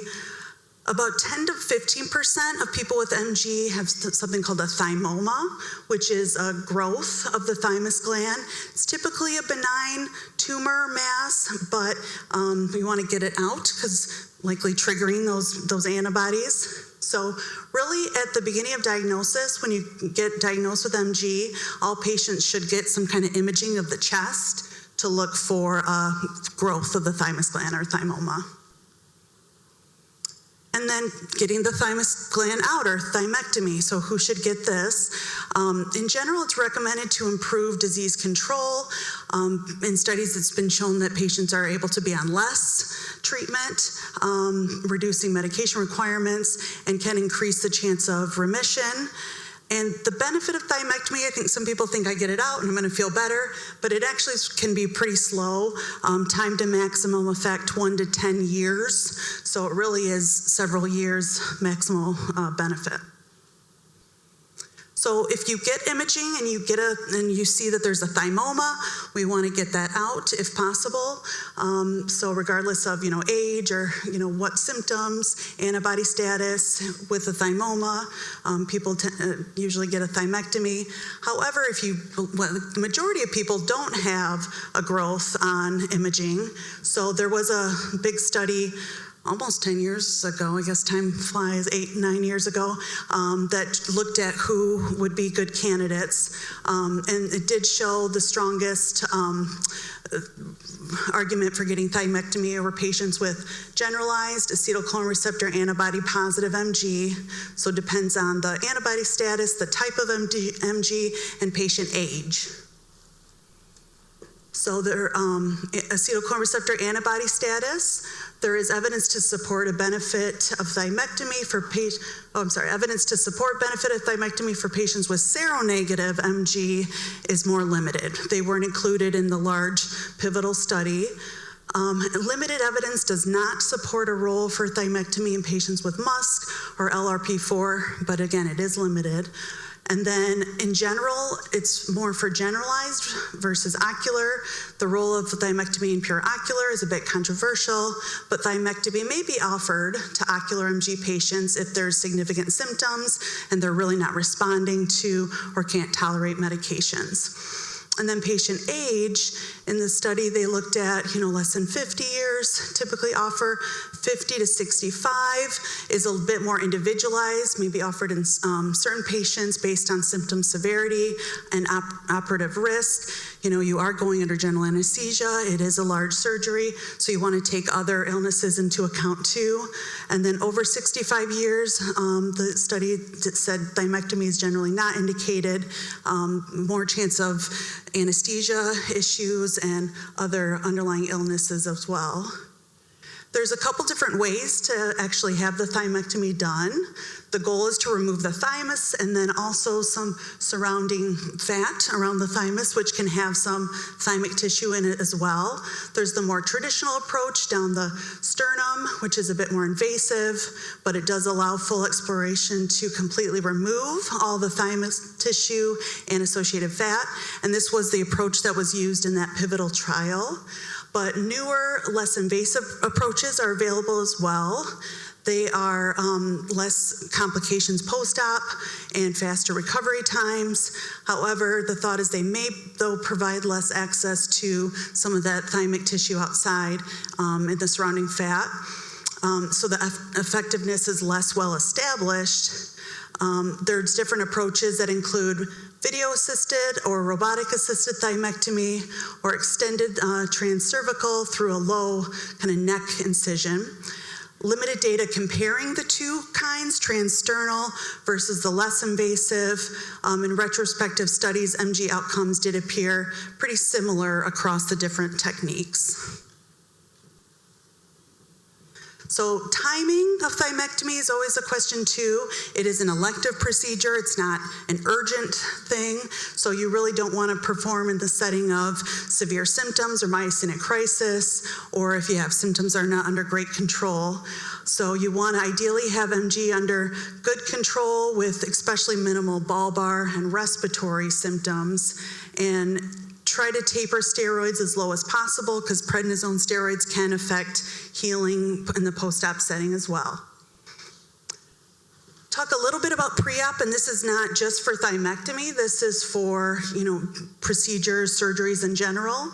MG patients are at increased risk for surgical complications due to not only MG itself, but anesthesia.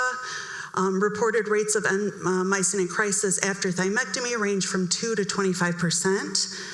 The highest risk factor for post-op myasthenic crisis or need for prolonged ventilation or trouble getting off a breathing tube are if you have pre-op respiratory and dysphagia bulbar dysfunction as well, trouble swallowing.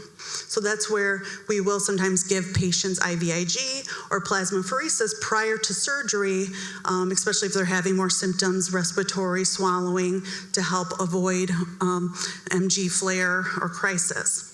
And there are different anesthesia precautions, obviously making sure that the anesthesiologist knows that you have MG, and there's a lot of different protocols that they need to follow, avoidance of certain drugs, especially something we call neuromuscular blocking agents, using short-acting sedatives, anesthesias to minimize respiratory depression, and then really keeping close eye, extra vigilance in the post-op period as well.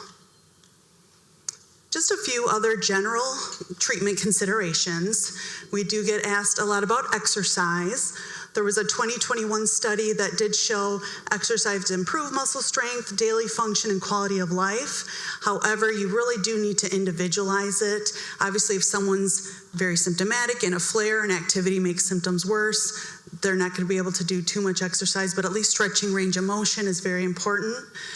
For patients that had pretty good controlled MG, minimum of 150 minutes of exercise per week is recommended, and they did show that patients did have benefit. If you can, I know life happens, you can't always modify all these potential triggers, but there are certain triggers that you can avoid or minimize when possible. So certain stressors, and wouldn't that be easy? Just avoid stress. That'll be easy, right? But if there are certain ways to avoid stressors, even emotional stressors, like I said, can unfortunately trigger worsening MG symptoms. On those really hot, humid days, some people do have worsening symptoms, so those are not the days to really push it hard outside and try to really stay cool. If there are surgeries that are not urgent or you don't necessarily have, talk about always with your doctor elective surgeries as well. Try to do what you can with avoiding infections. I know it's hard to avoid that completely, but those strategies, and then making sure that you know what certain medications can worsen, supplements, and anytime your doctor or provider is prescribing you a new drug, make sure that they know you have MG too, and that you want to try to avoid those drugs that can potentially worsen. Diet, there's no specific myasthenia gravis diet, but I know they're doing more research in general for autoimmune diseases, some emerging evidence with like an anti-inflammatory diet, so increasing vegetables, fruits, fiber-rich foods while reducing saturated fat, animal products. So really recommend to eat a balanced diet, fruits, vegetables, whole grains, lean protein, healthy fats, and avoiding too much processed sugary foods, excessive salt. So again, not specific for MG, but it's emerging research in that area. And adequate protein intake to support muscle mass. We want to do what we can to support the muscles. If you do have chewing or swallowing issues, eating small, more frequent meals versus 2 or 3 large meals, that can help prevent the chewing muscle fatigue. And then doing soft, easy to chew food if there's difficulty swallowing and chewing. So it's not just neurologists or the physician providers that help treat. I work a lot with other team members as well. Ophthalmologists are sometimes the first people that diagnose MG. There's different ocular procedures, ptosis surgery, eyelid surgery can sometimes be performed on stable refractory ptosis. There's certain assisted devices for droopy eyelid, eye patch or occlusions. There's something called prisms that can be put into the glasses. If there is stable double vision, these prisms can help to minimize double vision as well. So we work fairly frequently with ophthalmologists, and we have some neuro-ophthalmologists as well at Trinity. We work with speech therapy pretty frequently too, especially with safe swallowing techniques, getting something called a swallow study, which can give us more information about the muscles with swallowing and different speech techniques. Physical and occupational therapy can help guide exercise, balance, gait, mobility options, and optimize what we call activities of daily living, going to the bathroom and dressing and eating and everything, you do on a daily basis to help just optimize function. We have a great social worker that does help guide work, financial issues, also social emotional support, local resources, pulmonology, respiratory therapists. Our respiratory therapist helps measure the pulmonary function tests. If you're hospitalized, you'll work with a respiratory therapist that can get those PFTs as well and help guide management. Sometimes people use a BiPAP device to help support weak breathing muscles, and if needed, really to optimize respiratory function. Sleep specialists, there is a connection. MG increases the risk of obstructive sleep apnea, so we work a lot with our sleep specialists as well to help treat OSA.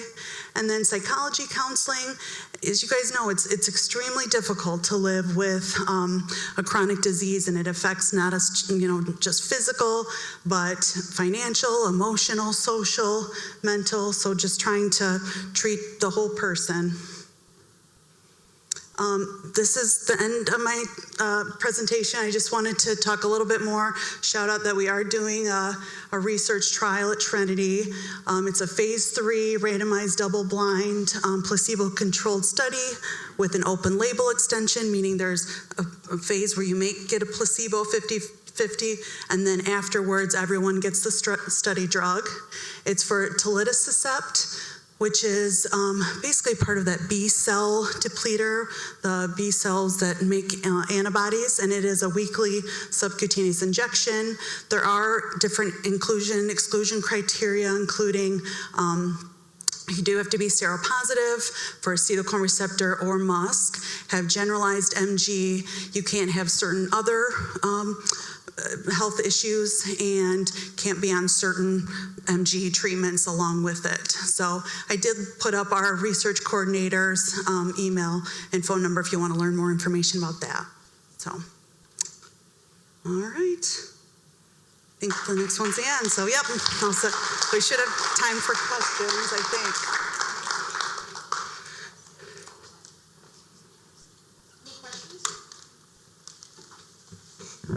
Yeah, I got a few minutes to spare. I know I went through a lot. Sorry, I didn't see it. I had a question regarding one of the side effects you said for CellCept. It was mentioned to not be taken for childbearing age. I'm on it and curious things to look out for, if that's something within blood work, that there's something that should not be off. It's more if you are planning on getting pregnant. So if you are planning on getting pregnant, I would talk to your doctor, and there's other meds that are preferred if you get pregnant. Okay. So it's not hurting something? It's just if you're planning on getting pregnant. Yeah, so having those conversations about potential, but nothing besides that, nothing to do with female or age. It's just the possibility of pregnancy. All right, thank you. Of course. Any other questions?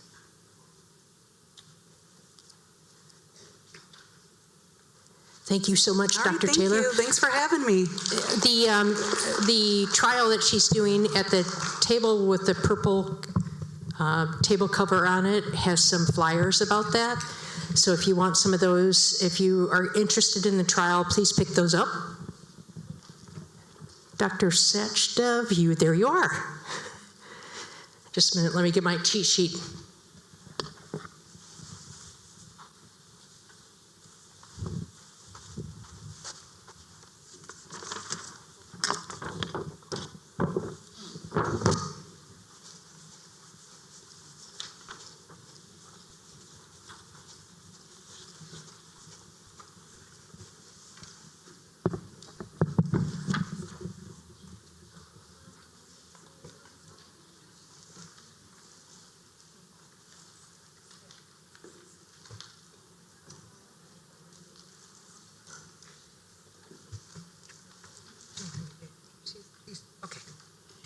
I'm going to introduce him while they are getting his presentation loaded in the back. They're bringing up his computer. So we're in the home stretch. We are one presentation away. And this, we always save the best for last. He has typically closed out our annual conference each year. And it's because it's so much good information that we're going to learn about in following years as what's happening with new medications and research and things like that that's going on with MG. So Dr. Sachdev is at Michigan State University and Associate Chief Medical Officer, Neurology Department Medical Director, and Assistant Professor of Neuromuscular Medicine in the Department of Neurology and Ophthalmology. He's a nationally recognized expert in neuromuscular medicine with particular interest in peripheral neuroimmunology. He serves as principal investigator on numerous clinical trials, most notably in myasthenia gravis. His topic today is clinical trials and emerging treatments in MG. How are we doing on the presentation there? Okay.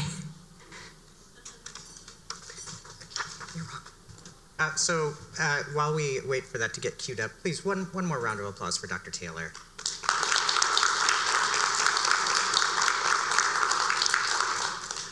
So in front of you is a packet, and the front is a cover letter that honestly, I will tell you, my nurses helped draft, and I contributed a little bit too. And behind that cover letter, yes? Oh. I guess we're using this one. Yeah. There we go. There we go. Okay, thank you for that. So behind that cover letter is a diagram of management strategies with myasthenia gravis. And so at the very top of the diagram, you'll see what did the field look like in 2015. And in 2015, that is when I joined Michigan State University, and that is when I thought that perhaps I wanted to begin to research in myasthenia gravis. And it was a very timely moment to begin to research in myasthenia gravis, because what you will see on the bottom of that diagram is what the field looks like today. Just the sheer volume of development work that has been done. Every place that you see an MSU Spartan Head is a clinical trial that we either have or are expecting to participate in. And so we have had the great pleasure of seeing a fair number of drugs come through market. Since 2018, now we have seen, I believe, 6 approvals. We will see our 7th in December, likely see our 7th in December. And so we have gone from a state where we didn't have a whole lot to offer a patient with myasthenia gravis to the place where we are today, where we have options. And so if we have options, then the question is, why are we still developing drugs, right? And that's because the work isn't done yet. So what has been achieved? That's the first question, right? So what has been achieved is that a patient with generalized myasthenia gravis has a substantially lower risk of being hospitalized on a breathing machine than they did before. Now, clearly, as I can tell from the audience, that is not a zero risk, right? But it is a substantially lower risk. And why is it a substantially lower risk? It's because we understand now when the risk window is, and it's usually that first year. We understand now how far behind we are in disease management by the time a patient presents. We understand how to measure disease that is spread to the body. We use EMG, for example, to learn about how well nerves are talking to muscles. And we use our scales, our MG-ADL and our QMG, to talk about myasthenia in a standardized way. And so in the letter that's in front of you, we make 2 recommendations for every myasthenic patient to know. The first is, what is your MG-ADL score? The MG-ADL is how we talk about this patient burden of illness. And when we get the slides up, I'll show you what that MG-ADL score looks like. But it's a 1 to 3 for 8 different areas: double vision and drooping of the eyelids and chewing and swallowing and breathing and arm and leg. 1 roughly is mild, 2 is moderate, 3 is severe. And the way I practice is I tend to think of a patient who has an ADL from 0 to 6 as having mild disease, 7 to 12 as having moderate, and north of 12 having severe. And so that then gives us triggers, right? If you come into my clinic and I do this scale and I say, oh, it looks like today your MG-ADL is a 13, then in my mind that's now severe illness. And that is a patient who is at very high risk of going into the hospital. Now that patient, maybe we would proactively send into the hospital. But the important thing is they wouldn't likely end up on a breathing machine, which is the riskiest possible outcome, right?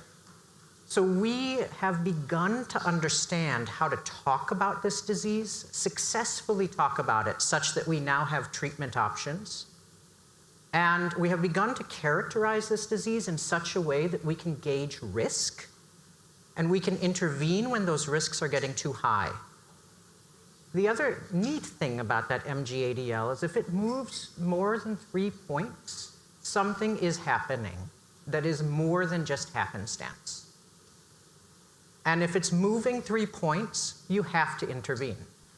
So I don't care if that's you went from a 1 to a 4, something is happening. And I would treat the patient who went from a 1 to a 4 with the same urgency as a patient who went from a 10 to a 14. In one case, they went from mild to mild, and in the other case, they went from moderate to severe. But in both cases, something is changing. And so we've learned about the disease in this way. And this is why one of the recommendations we make in that letter is know your ADL. And that MG-ADL score is something that many of our partner companies have on their websites, freely available for you to look at. And if you're having an off day and you're wondering, is this a big deal or no? And you do the ADL and you change 3 points, I want you calling your doctor. Now, the other thing that we suggest that every patient has is some knowledge of is, what does your blood work show? What's your marker? Most patients who have myasthenia gravis have it diagnosed in part by their blood work. And unfortunately, in 2025, we are still at the mercy greatly of our insurance payers. And your blood work predicts your access to therapies.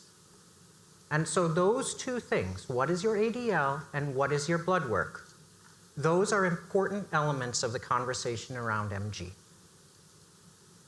Okay, so we have our slides. Thank you so much to our colleagues in tech support.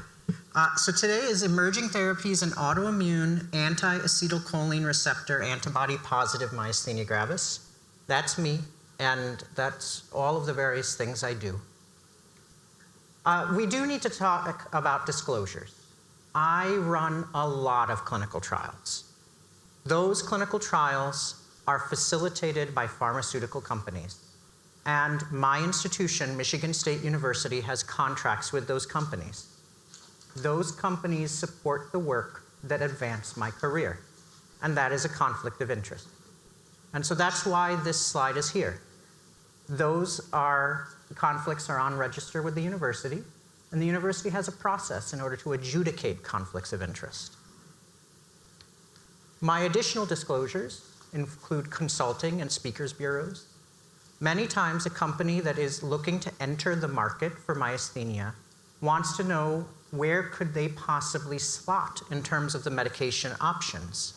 These are the same questions that you are likely asking yourselves about which medications might be the right ones for me.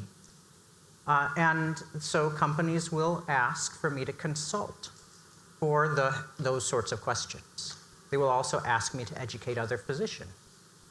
And so these relationships exist. And the purpose in my telling you that is so that you're aware. Okay, one final note. Because I research, I am subject to confidentiality agreements.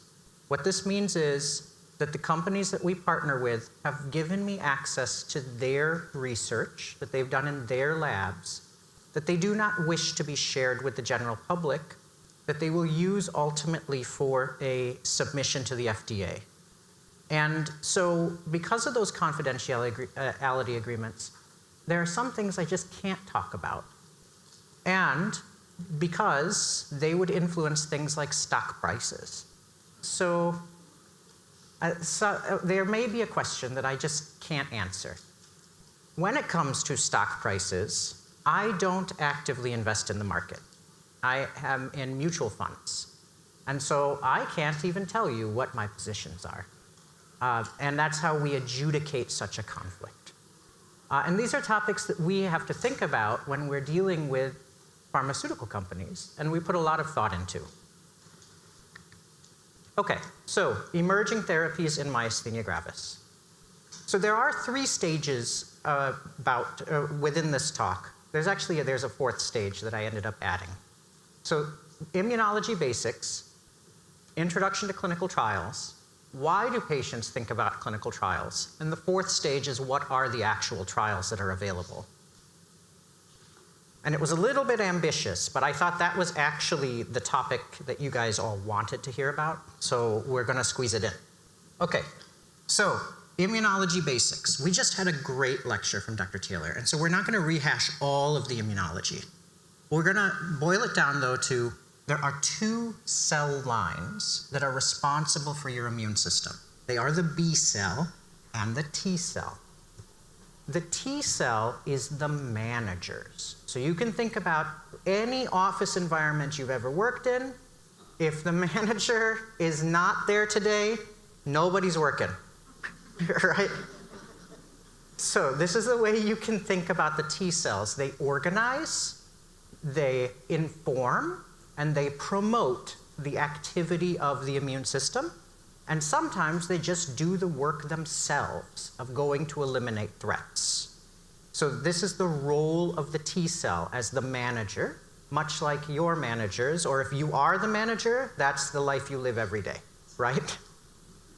Now, what is the B cell? The B cell makes antibodies. An antibody is a flag. It coats things and causes damage. And so the B cell produces antibodies, the T cell directs. You have many B cells in your body making many antibodies. If you ever got a flu shot, the reason you got the flu shot was to train the immune system to recognize threats. What you were trying to do is get the immune system to make B cells. B cells make antibodies against the flu. Similarly, COVID or shingles or pneumonia, all of these immunizations were done with a purpose. The purpose was to train B cells. The immunization was first received by the T cell. The T cell sorted it out and gave it to the B cell to do something with. Okay? So these are the basics. T cells and B cells, they are major elements of the immune system. This is the nerve-muscle junction. Okay, so AI has come along a little ways. When I asked AI to create a diagram of the nerve-muscle junction, it gave me the picture to your left. A happy nerve and a winking muscle. And I don't know why. Over here, on your right, is a muscle with an antibody attached to it. And so nerves talk to muscles by relaying signals using transmitters. And we can block those signals with antibodies. So having the antibody attached to the junction causes problems. You can fix that problem by either restricting the amount of antibodies you make, that's work on the B cells, or by reducing the managers, that's work on the T cells, right? So we're all on the same level when it comes to immunology. Okay, so to recap, B cells make antibodies, T cells command and control, antibodies bind to junctions and cause block and inflammation. They cause trouble. Okay. So now, clinical trials. Clinical trials are divided into 4 phases. Before we go on, though, any questions on the immunology? All still with me? We're good? Okay. All right, stage 2 is clinical trial basics. So clinical trials go from phase 1 to phase 4, and the goals of each phase are different. Okay, so I don't like dense tables, but sometimes it has to be dense tables. So phase 1 is your earliest phase. It's your smallest study, and you're just trying to ask the question, I previously gave this to an animal model, dogs or monkeys or whatever, seemed to be okay. If I give it to humans, is it still okay? Right, that's just kind of what you're trying to answer with that phase 1. So, am I going to cause organ injuries? How is a human going to break down this drug? These are the basic questions of a phase 1, okay? What does a phase 2 start to ask? A phase 2 starts to ask, could this drug work for this disease? And what is the right dose that we should be using? Okay, so still that's groundwork level stuff, right? The vast majority of clinical trials fail in either phase 1 or phase 2. Because these answers to these questions is unacceptable. Phase 3, now you have said it seems that there's a reasonable safety profile. We have figured out the dose that seems to be the ideal dose. We've done the work to see how bodies process this drug. Now, in a big study, can we prove that it actually makes a difference for disease? So phase 3 is that pivotal phase. And most of the time when we're talking to patients about clinical trials, it's the phase 3s that they're most interested in. Because that value proposition, how risky is this versus is there a possibility that it might help me, right? These are the questions that patients very often ask themselves. So phase 3 is usually where patients' comfort level is most present. Phase 4 is after it's been approved, you have to keep on watching a drug. And so a lot of patients are very comfortable with phase 4 because that's just contributing to the science around the drug, right? It's already been approved, regulators have already looked at it, and now we're looking at like special populations like pregnancy and that sort of stuff. Okay, so phase 3 are the largest clinical trials. They precede approval, and often they are accompanied by open label extensions. What is that? That is, for 12 weeks, you might get drug or you might get placebo, but then for like 2 years afterwards, you're guaranteed drug. So that's what an open label extension is, and that's really frequently seen on a phase 3. Why is it seen on a phase 3? It's because let's say the drug is going to go to approval. Once it gets approved, what is one of the most common questions? It's, how does this drug do with long-term exposure, right? So if you have a patient who you've given the drug to for that blinded period of time, if you continue to give that patient drug, you will gather that data to answer that question that so many patients and doctors are going to inevitably ask down the road. And so that's why open label extensions are a part of most clinical trials in phase 3. It's so that patients can continue to gain access on a drug that might be helping them, and that the general public can get information on whether or not this drug has long-term implications. Okay. Okay, so why do patients think about trials? So there are really 3 major reasons why a patient might come to me thinking about a clinical trial. They might not be at their goal. So that's that MG-ADL. Treatment might be cost prohibitive, either because your copays are too high or your insurance has said no altogether. And then finally, you might be having side effects from the treatments you're already on. So these are the 3 major reasons why patients talk to me about clinical trial. Okay, so how could need be unmet? This is that MG-ADL, right, that I talked to you about a little bit earlier from your packet. The MG-ADL measures disease 1, 2, 3, mild, moderate, severe, across 8 areas. And what you can see is that, let's say you're a 2 with swallowing. So that's right here in the middle of the page, frequently choking, necessitating changes in diet. Well, that doesn't sound like a experience that I would want.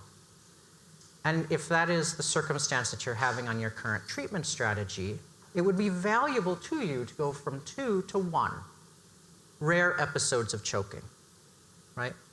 And so this scale looks back at the last 7 days and asks these questions. The goal for patients with myasthenia gravis is a 0 to 1 on this scale. Somewhere between 33 and 40% of patients can get there. And we know that because that is roughly the percentage that have gotten there in pretty much every pivotal trial that has been done since 2017. Now 6 of them that have led to approvals. And so in my clinic, the goal is a 0 to 1, minimal manifestations of disease. And so that is what unmet need looks like. If you're not at a 0 to 1, we should be asking the question, is there something we want to consider changing about your management? Now, it is perfectly fair to say the risk might be too high. There are drugs you don't want to try because you're concerned about how they'll otherwise interact with your health. But if you're not at a 0 to 1, you at least deserve the conversation of, should we change something? Okay. There are other scales of unmet needs. So let's say you're looking at that scale and you're saying, but I feel fatigued all the time.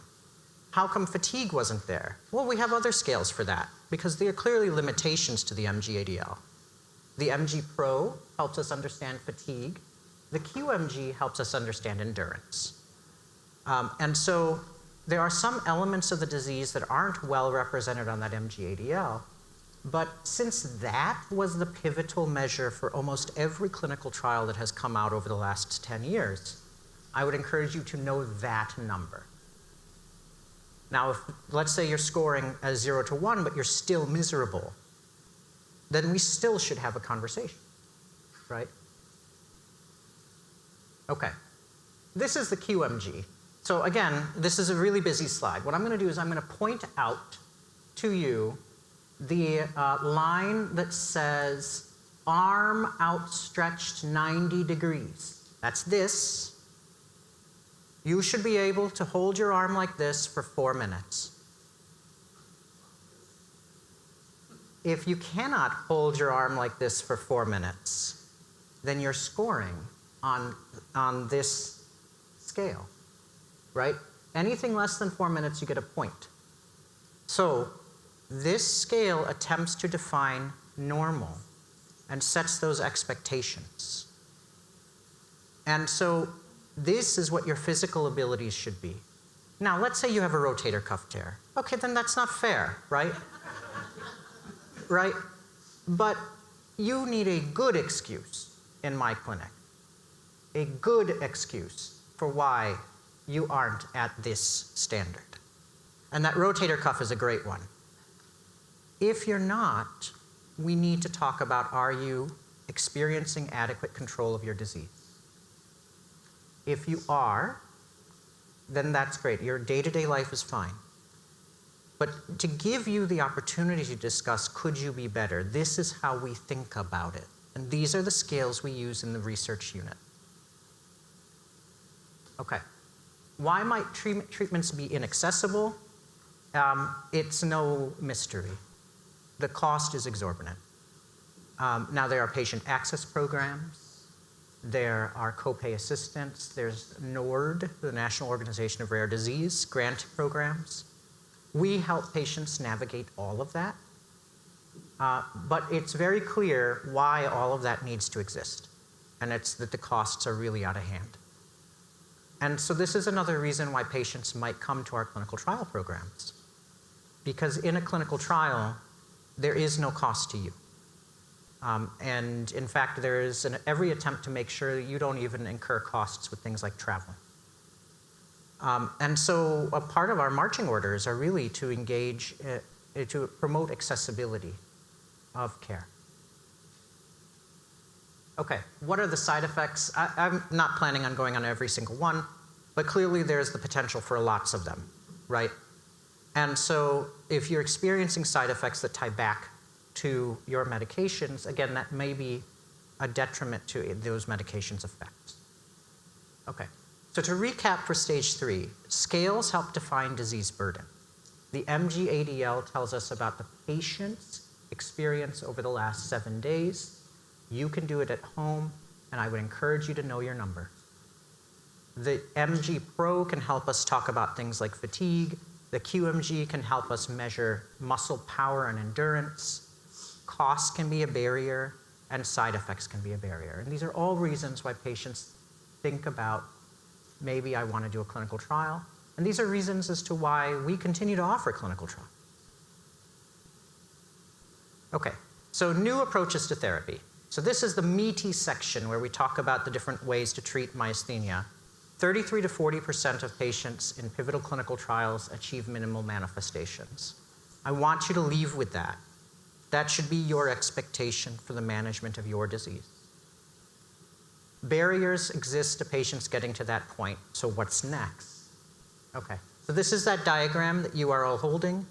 I'm sorry to our people who are our patients who are joining through the virtual feed that we didn't get that to you sooner. This is the diagram that we're going to be looking at. If you want to like screenshot it or something, we're going to go through it section by section. And we're going to talk about what are the trial opportunities in each section. And then my hope is that we can offer this as posted on the website to accompany the video for those of you who are watching at a later date. Okay, so up in your right-hand side of the diagram, strategy 1, improve junction function. So many of you will recognize pyridostigmine, Mestinon, as a drug that you have been offered or are presently on. For those of you who have Lambert-Eaton myasthenic syndrome, you will recognize the Firdapse, also known as 3,4-DAP. So what's this up here in the corner? NMD 670. This is a chloride channel inhibitor. So this does not influence the immune system at all. What we're trying to do with the chloride channel inhibitors is get the muscle to twitch more readily. So if the nerve is sending signal and the muscle is receiving it inadequately, whatever we can receive, we'd like it to trigger a twitch. And that is the possibility that we would hope for with this trial, the NMD 670 trial. So this is what the junction looks like: nerve, muscle, and these chloride channels are clustered around that junction on the muscle side. And this is the data from the pilot study that NMD had, where what they saw was a reduction in that QMG score of 3.6, or I'm sorry, of 1.5 points. So these are patients who had a 9 on that QMG. They reduced by about 1.5 points in that physician-guided metric of the physical exam. I gotta say, that's a modest change, right? So that's not a particularly huge number, but it's also not a drug that depletes the immune system, right? And so to see innovation in this space, that I think is valuable. And as we see this play out with bigger studies, my hope is that we start to continue to see this potential benefit. And then, if so, there's a role for it, right? A patient who has mild symptoms at the end of the day or some issue with endurance, that patient might benefit from such a drug. So this is the ongoing study. It's called a Synapse study. And the closest sites that are recruiting to it are actually way across in the country. There are no Midwest sites. So they're in Florida. I chose the Florida sites because we have a lot of snowbirds. And so with our snowbirds, you could probably go down to Florida and get through this trial. It's a short trial, about 12 weeks, or 6 weeks rather, 6-week trial. Unfortunately, as far as I can tell, there's no extension data. So once you just do the study, you contribute to it, and then you don't go home with the drug. This is interesting, but ultimately, I don't think we're going to change how we think about disease with this study. Okay, strategy number 2. This is the core study, Restore Tolerance to Treg Cells. And they are one of the companies that has a booth outside. And this happens to be a study. Every time you see a Spartan head, that's a study that, again, we either have had or will have, or currently have. So this is a study for which we are expecting to be a site. I say expecting because I think the contract still has to be signed. So what is the goal with CORE? So with all of my slides, I'm pulling from public databases or public websites. Again, I'm under certain confidentiality agreements. So I have to be sure that what I speak to is publicly available. So this is why you'll see diagrams like the one you see here, which comes straight off of CORE's website. So what is CORE, or what is this nanoparticle? This is a small plastic bead, very, very small. And so small that it is taken up by the T cells. Those are the managers. And it happens to look a lot like the small vesicles that these T cells create when they try to clean up a cut, for example. When you have a cut, you have tissue damage. Something's got to clean that up. The T cells do that. They gobble up the tissue, break it down. Well, every time you have a cut, you don't get some massive autoimmune reaction, right? The T cells just do that. So we know T cells are capable of cleaning up tissues without mounting attacks against them, right?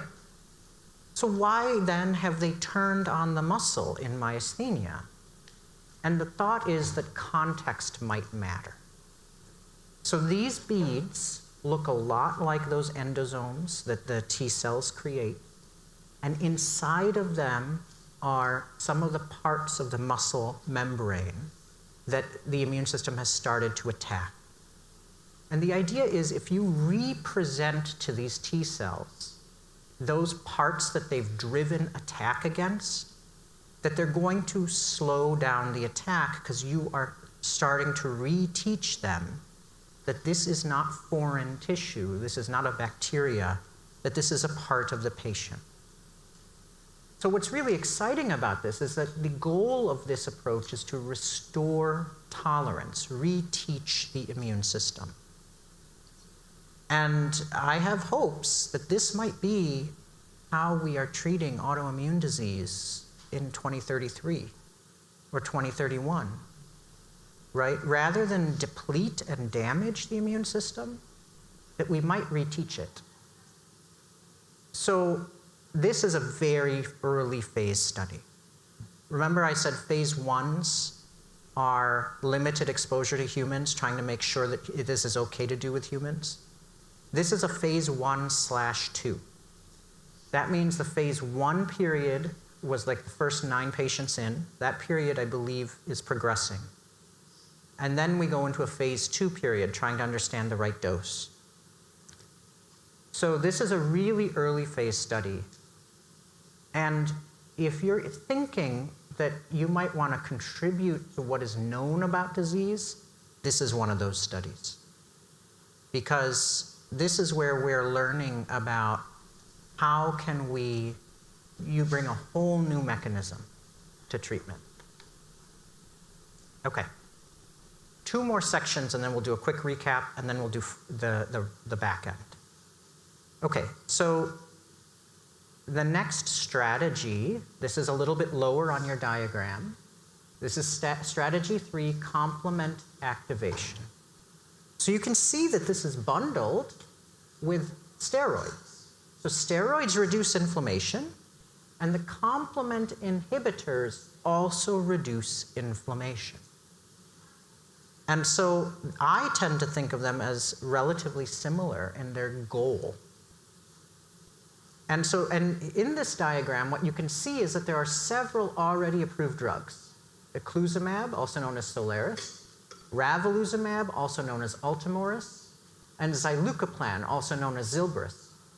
And in fact, several of these companies are here today as sponsors.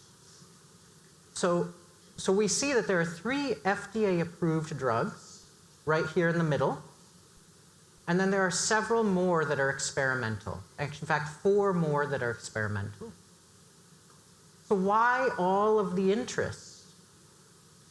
Because, again, we are affecting the immune system's function, but in this situation, we're leaving the T cells and the B cells alone. We're allowing the B cells to make antibodies. We're allowing those antibodies to bind to the muscle. We are preventing them from kicking up inflammation. That is the thought as to how this approach works.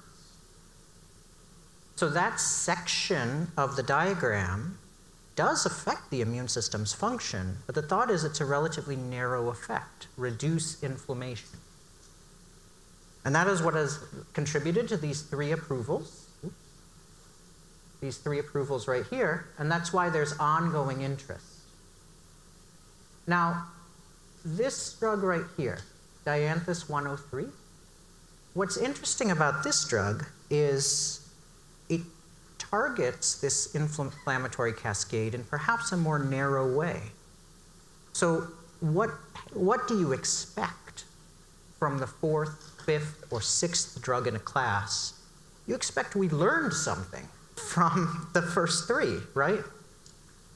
And so what we are seeing is just that. We're seeing that we are learning from the first several members of the class and trying to understand, can we narrow down how we impact these systems to avoid risks from the previous members of the class? And so there are 2 reasons we continue to offer trials in this section. One is there are doctors out there who are writing for the 3 FDA-approved options, right? The eculizumab, ravulizumab, and zilucoplan, commercially known as Soliris, Ultomiris, and Zilbrys. And unfortunately, payers are saying no. So if your neurologist has said, I want you to have one of these drugs, and your payer has said no, we wanted to offer you an option. And that's where the clinical trials come in. But also, we wanted to see, could we iterate, right? Could we get better from this drug class? And so those are the 2 reasons why we offer trials in this section. So this class keeps practically everything intact about the immune system, just attempts to reduce the inflammation. Okay, so this is a phase 3 study in iptacopan being offered at the University of Chicago, Springfield, Illinois, Columbus, and Canton. No Michigan sites, Ohio and Illinois sites, no Indiana sites either, as far as I know. And then this is the Dianthus 103 trial, currently in phase 2. The phase 2, unfortunately, has closed, but this trial has results. And the results are seen here on your screen. And what you can see is that patients on this drug had a 4.6-point reduction in their MG-ADL on average. So if we go back to that ADL, did I put it here? I didn't. So if we go back to that ADL, what did a 2 look like? A 2 looked like I choke every time I eat. A 1, I occasionally choke, right? So that 1-point reduction seems to have been important. And a 2 is I get short of breath at rest. And a 1 is I get short of breath with activity, right? So that 1 point in shortness of breath seems to have been important, right? So what this trial is suggesting is 4.6 points, which is pretty good relative to some of the other members of the class that have come along. So, and this is, again, what you would expect, right? If it's the 4th or 5th drug in the class, good is no longer good enough, right? You want hopefully better. And so we'll see potentially in a larger study whether or not this sort of drug can hold on to such gain. Okay. Last class, and then we're gonna take a break. We're gonna do a recap. We're gonna ask for questions, and then we'll go into the next section of clinical trial. Okay. So impede antibody recycling.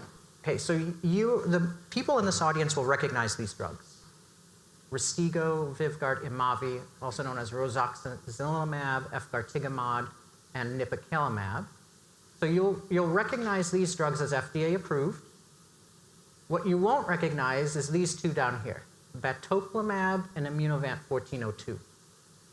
So this is potentially the fourth addition to an established drug class.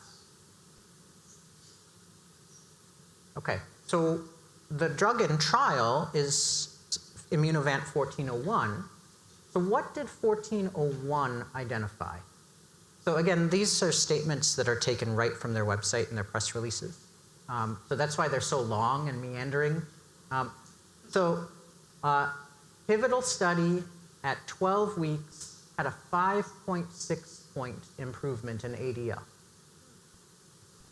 That's a pretty big number, right? But then why is Immunovant moving from this drug 1401 to a different drug 1402? Why aren't they just moving forward with this one? And so while this seems to have improved disease burden quite a bit, they had to pause the study at one point because they had some problems with cholesterol levels. So this MG-ADL improvement was objectively one of the stronger performances in this class, where the competitors are pretty decent drugs, right? Efgartigimod and roxazilimab and nipocalimab all have fairly strong data. So this agent seems to have performed very well, even in a talented pool. But incurred this one challenge around cholesterol levels, and that is why we have this trial. This is the 1402 study. And so this is a very similar molecule re-engineered off of 1401 with the hope of trying to solve those problems.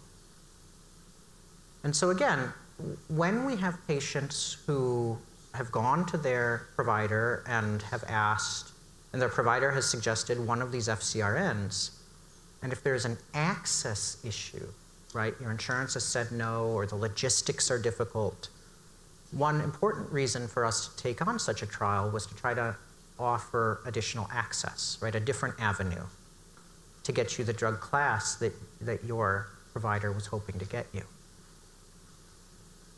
Okay, so midpoint recap. We've talked about 4 different strategies, and there are experiments in all of them. Don't touch the immune system, just try to get the muscle to twitch better. That was NMD Pharma.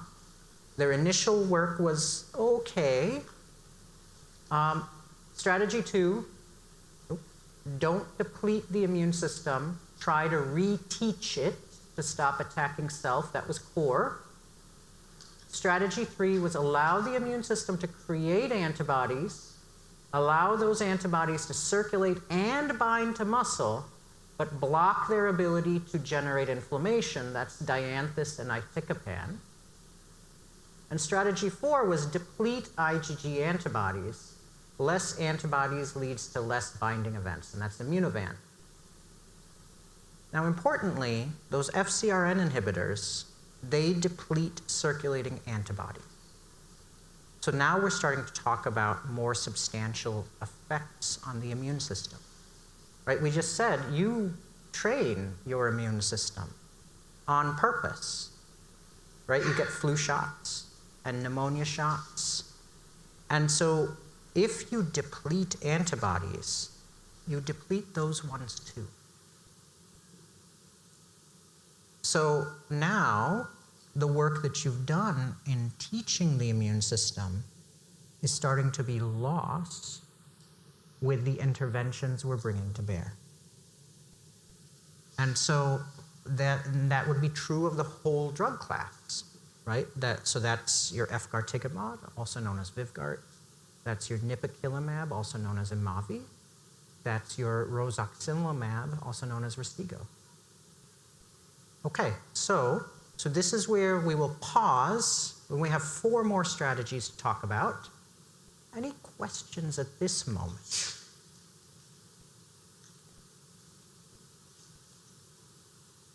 None yet. Oh, yes, sir. Back to knowing your ADL Yeah. blood test. Yeah. The blood test that's given to confirm that you have myasthenia. Should that be repeated like you would repeat other blood work? Right, so that's a fantastic question. So yes, yeah. For the audience, the question was that if you need to know your blood test, how often should that be repeated in order to reestablish or watch the blood test results? And the answer is that today we don't really use it to track disease burden. So it doesn't necessarily have to be repeated if it was already positive. Now, if you are a seronegative patient, I would suggest that there is a cadence of repeating the test to see if you convert to positive, and that cadence might be every year. But there's really no wrong answer to what your physician might want to do. But in my clinic, a seronegative patient would get tested every year for at least a few years to see if they are going to convert. And I would test the breadth of antibodies. So that would mean I'm testing LRP4, MuSK, Agrin, the PQ channel antibodies for Lambert-Eaton, and acetylcholine receptor. I'm testing the whole breadth. For the seronegative patient, I'm also often looking to see, could this be congenital myasthenia? Often I'm thinking about genetic testing. Thank you for that question, sir. Any follow-up question? Yes, sir. Just a little clarification on the ADL scale. Yeah. It's always been shown as 1, 2, and 3. I thought I heard you say at the beginning, if I call 0 to 7 mild, yeah. Is that a same scale, a different scale, or It's have you just this scale. This scale, the MG-ADL. What's 0 to 7? I don't see this. So 0 to 6. So you have to add up each section. So you take the aggregate score of each line. Oh, I got it. Okay, Yeah. total score is what you were saying. Total score, correct, yes. So to clarify the question, I had previously referred to how I think about patients based on the scale that's on the screen. And I had said that if a patient is a 0 to 6, that I would consider them to have mild disease. 7 to 12, I would consider them to have moderate disease. And 13 or above, I would consider them to have severe. That would be on the basis of the total score from each of the 8 lines added up. Thank you for that question, sir. 24 would be the top. Correct. 24 would be the maximum potential number. Then you have pretty substantial disease. And a 24 is a patient on a ventilator and with a feeding tube. So that is a pretty substantially affected patient. Constant double vision. Yeah. And it is my hope that patients diagnosed today do not have to experience such an outcome. Shall I move on with the next 4 ways that we are thinking about treating disease? Okay. So now we're going to start to really deplete the immune system. On your diagram, this is the upper right-hand corner, section 5. And it says deplete the immune system, and there are 4 major mechanisms. So what you're looking at is drugs that many of you are familiar with: cyclosporine, cyclophosphamide, mycophenolate, azathioprine. These oral T-cell inhibitors are the second drug on per the Myasthenia Gravis Foundation of America treatment guideline. Prednisone first, one of these second. And so can we innovate in this space? Should we innovate in this space? We probably should. The reason we should is because it takes a long time for these drugs to come on board, right? And when you start taking them, it's at least 3 and ideally 6 months before they are effective.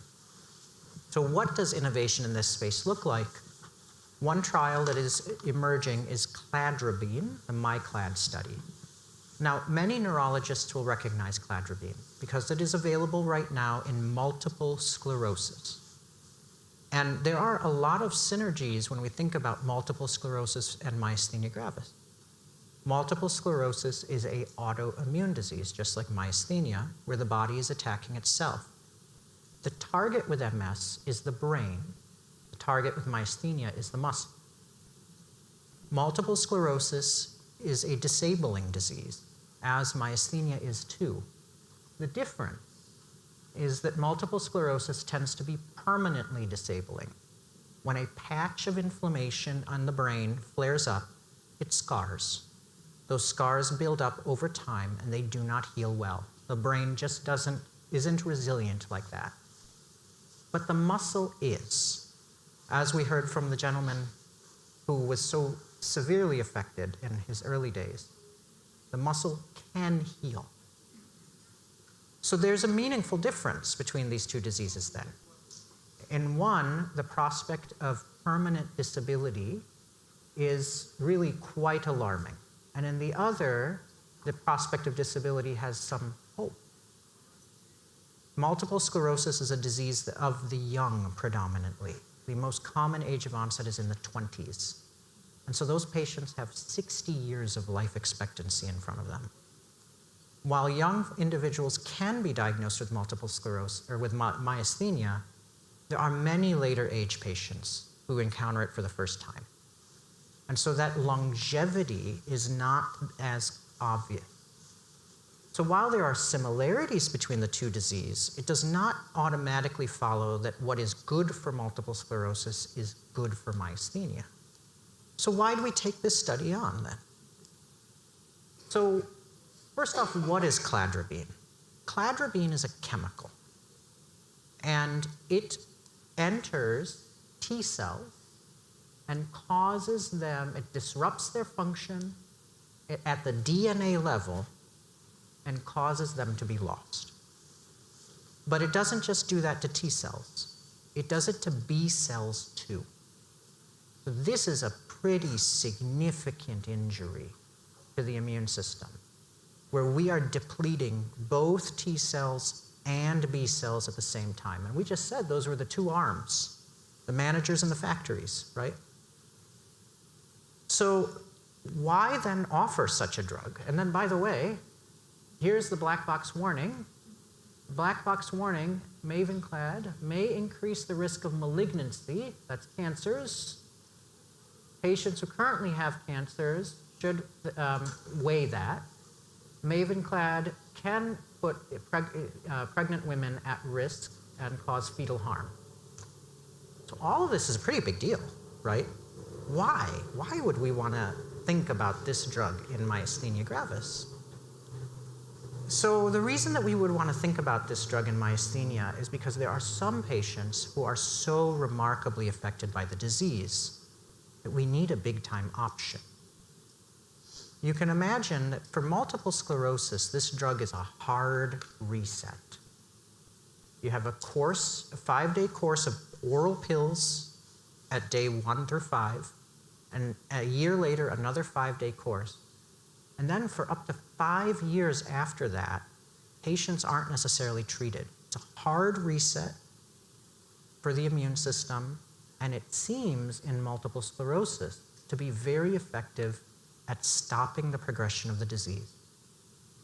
So what's pretty clear is that there are some patients with myasthenia who need a big option, right? They need an option to really win on their disease now, and they have such long life expectancies, let's say they are young in age, that they need an option to try to solve the problem now and return back to employment and support their families and whatnot. In the end, this is actually one of the market leaders in multiple sclerosis. So there are a lot of patients in that disease that understand the risks and have chosen this as a good option for them. Because it's oral, because it's relatively short in duration of time you're taking the drug, because it seems to work pretty well for that disease. And if we could replicate those results in myasthenia, it seems that that could be of benefit to the myasthenia patient population, dramatic as it might be. And so there are clearly, I think, some patients out there for which this might be the right answer. So the pilot was in really refractory patients who had a really high disease burden. The approach appears to mimic current dosing in multiple sclerosis. And then you have a known plan after you've given the drug about how you're going to have to monitor a patient. And so we have a playbook, right? And you trade the risks of unstable myasthenia against the known risks of the drug. And for some patients, that's a trade-off worth making. Okay. And so then this is the trial. Again, we are expecting to be a site. I believe contracting is yet to be finalized. I don't recall there being another site in the Midwest. Okay. The second way to deplete cells. So we said cladribine depleted T and B cells. Now we're just going to deplete B cells. So the drug I'm going to bring your attention to is this one right here, inelezumab, also known as Uplizna, pending FDA review on December 14th of 2025. So that is the PDUFA date. That's the date that the FDA will decide whether or not this drug could be approved for sale in the United States for myasthenia gravis, and would mark the next drug available for treatment of the disease. Okay. So many of you in this audience may recognize rituximab. Rituximab is a monoclonal antibody. That means it is a drug that is an antibody just like the antibody that is attacking muscle.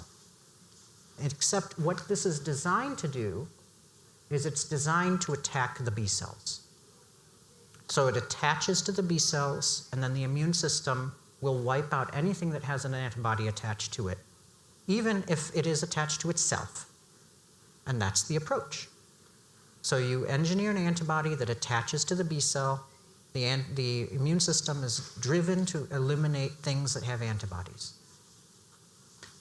And so rituximab has been around for a while, has been studied in myasthenia gravis. Unfortunately, actually didn't do well in the myasthenia gravis studies.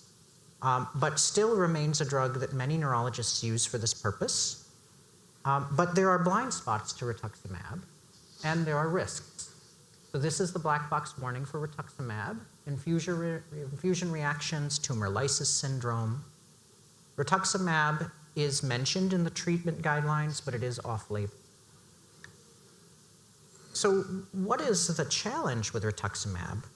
What you can see here in red, so each of these blobs, this is a B cell at a different phase of maturation. Some are very young, all the way to very old. And it's only the very old ones that actually make antibodies. So what you can see here in red is the bar that indicates for you where rituximab hits. And you can see how it misses some of the very old and some of the very young. So a different agent that hits a different target, CD19, might actually clear the whole line. And B cells are in lots of different places. So they're in the spleen, the tonsils, the bone marrow, the blood. And in blue are the types of cells that are CD19 positive, and in pink are the ones that are not. And they might be CD20 positive alternatively. And so you can see that rituximab alone doesn't necessarily hit all of these cells in all of these locations. And so this is where inelezumab comes in. Inelezumab, which is manufactured by Amgen, I believe is a sponsor of this meeting, has gone through its clinical trial for myasthenia gravis with positive results and is currently FDA approved for a different neurologic disorder, NMOSD. You do need to watch for chronic infections on this drug. You need to watch antibody levels to make sure they don't go too low. You need to complete immunizations before you go on such a drug. This is the MINT data. So the MINT data is the pivotal clinical trial. And what you can see here is that treated patients over the course of the trial had a 4.2 point drop in their MG-ADL. That's not bad, right? So that, again, we think about that context of the MG-ADL, about what could 4 points mean to you. And this is how we're measuring success. Okay. The third mechanism is reduced B-cell activity. So this is the trial that you heard Dr. Taylor talk about, teletanercept. We actually have this trial too. And then we have another trial, this tolabrutinib, which is this one, remibrutinib, which is the Novartis study. So we have 2 trials at Michigan State to reduce B-cell activity. Now what's really interesting about this is we're not trying to deplete the B cells. So with cladribine, we were depleting B and T. With inalizumab, we're depleting B. Here, we're trying to put the brakes on B cell function. Leave them alone, leave them intact, quiet them down.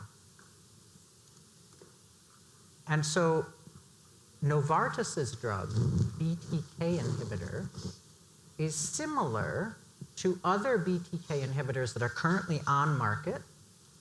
Those BTK inhibitors are used for cancer. They can have some challenges with bleeding and heart rhythm, so we have to be careful about who we try to put on one of these drugs. But again, we learn from multiple sclerosis and other diseases that these drugs seem to be effective in those diseases. And so we wonder, could this work for patients with myasthenia gravis? Unfortunately, there was another trial, Sanofi's trial, in a BTK inhibitor, and they had to stop their study. And they had to stop their study because of liver injury. And so that does give us pause about how do we proceed with Novartis's study and what do we watch? Vorbio's study of teletanercept, again, this is the one available both at our site and here in Grand Rapids. And what this does is it depletes B-list and APRIL. What's interesting about this drug is it is currently approved for sale in China for both lupus and MG. So we heard earlier a talk on what do I do if I have 2 autoimmune diseases.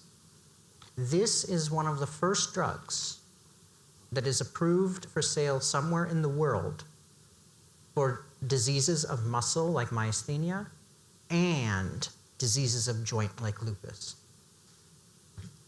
This drug is under a lot of additional investigation. So looking at it for a bunch of other diseases. And this is the result of the Chinese study. At week 24, they had a 5.7 point reduction in the MG-ADL. So again, that's pretty strong data. Our current generation of agents under trial are in general scoring better than our recently approved drug, which is what you would hope, right? You would hope for innovation. Okay. So, and then finally we have the CAR T cells. So the CAR T cells are essentially all targeting CD19. So they're depleting the B cell. And this is really kind of fancy stuff. You take T cells from a patient, you teach them how to go target B cells, and you release them back into the patient. So what we heard about in this hour was that there were some drugs that are chemicals. This is not a chemical. This is your own blood product, right? Your own T cells retaught and sent back into you. And this technique seems to work. It works for cancers. But the question is, why go through all of the effort? And that's really the major question. So if inalizumab, which is a CD19 inhibitor, is one way to target the immune system without going through the effort of pulling your blood out, reteaching it, and putting it back in you, then that's a drug that could be given at scale, made in labs, right? And so that's one major challenge of the CAR T cell. These are the various list of commercially available CAR T cell therapies. They're all for leukemias, where we said that B cells hide, right? They hide in many different tissues. So if your B cells are cancerous, I get it, you gotta go get them, right? And it's imperative that you get them. And then maybe this approach makes a lot more sense.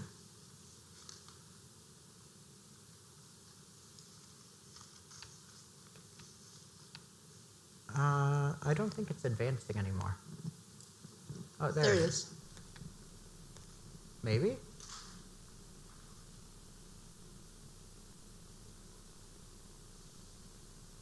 It's going backwards, forward. There we go. Okay.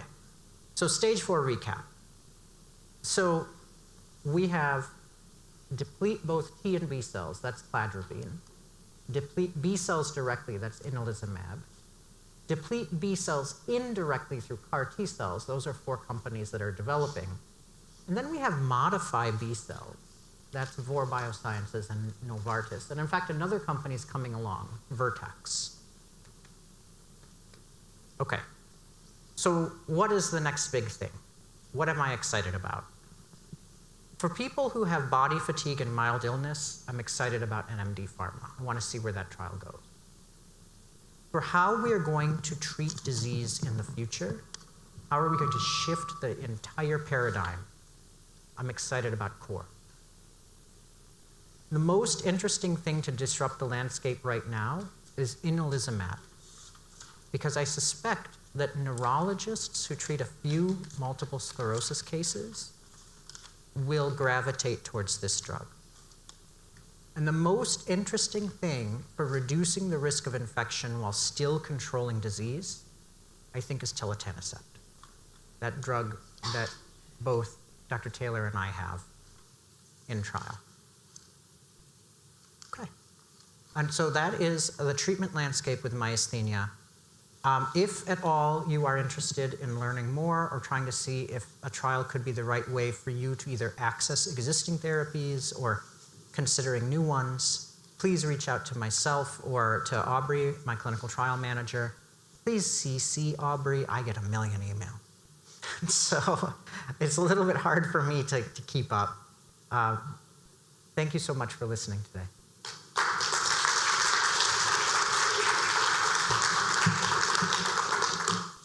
Any questions for Dr. Sachdev? Yes, sir. It seems like the course that you use, an analogy would be almost like it's a vaccine, that you're trying to teach the immune system how to fight MG. Those particles, I know you have to be careful with. Sorry, I know you have to be careful about, what you're sharing now with the stage of that trial. But could you maybe elaborate on the particles themselves and how they would teach the immune system about MG? Because it does sound very fascinating. And, yeah, and is it a dendritic cell stage of the T cell when the T cell matures? Is that the thought there? Right. So there are several questions there. The first is an observation that perhaps it sounds like the core pharmaceutical study is a lot like vaccines, where we're trying to teach the immune system. And that's a reasonable way to think about the purpose. What the purpose of a vaccine is to teach the immune system, and the purpose of this trial agent is try to reteach the immune system. Then there are some technical questions around, for example, how does the nanoparticle dissolve? What type of T cell does it actually enter? And unfortunately, I'm not allowed to share a whole lot of that information. And so, but we do have representatives from CORE here today, and I would direct those sorts of questions over to them. We're grateful CORE is here today. Any other questions? Well, I have ran long. I appreciate your attendance, and I will go ahead and step down. Thank you.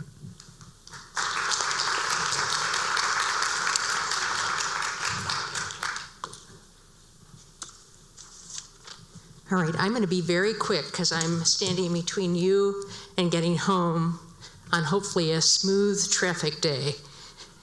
So I'm going to put this mic back and talk on this one.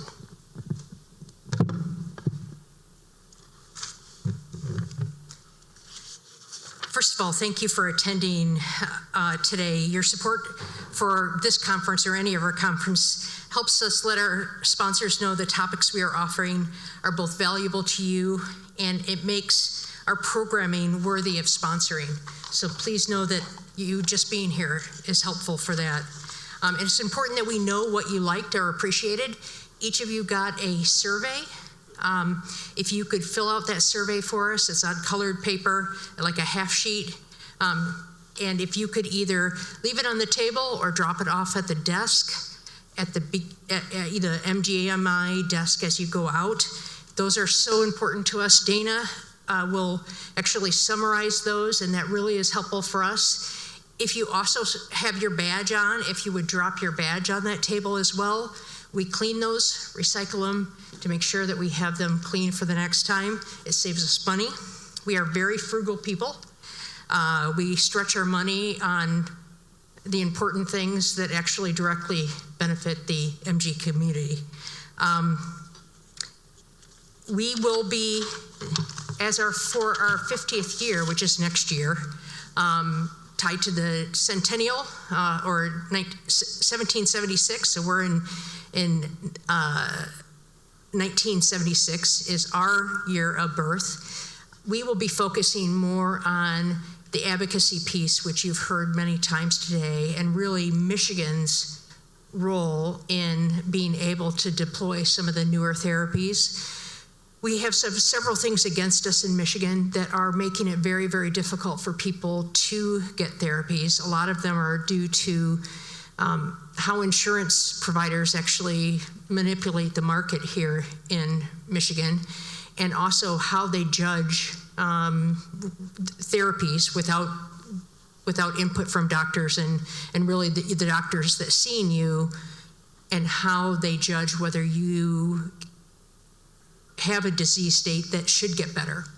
And there's a lot of things that make it difficult for people who are young and being diagnosed with MG and not being able to have a career. Many families are two-income families.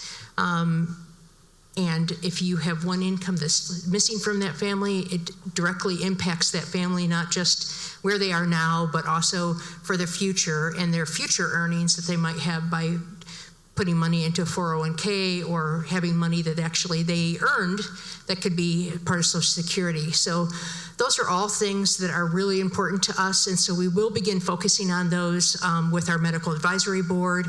And if you have an advocacy, if you've been recommended a drug that you could not get because of insurance, if you could share that with the office, they will document it for us, because we will call you and we will get some of that information to be able to use as part of a case that we're going to put together for the pharmaceutical companies and for the state as well.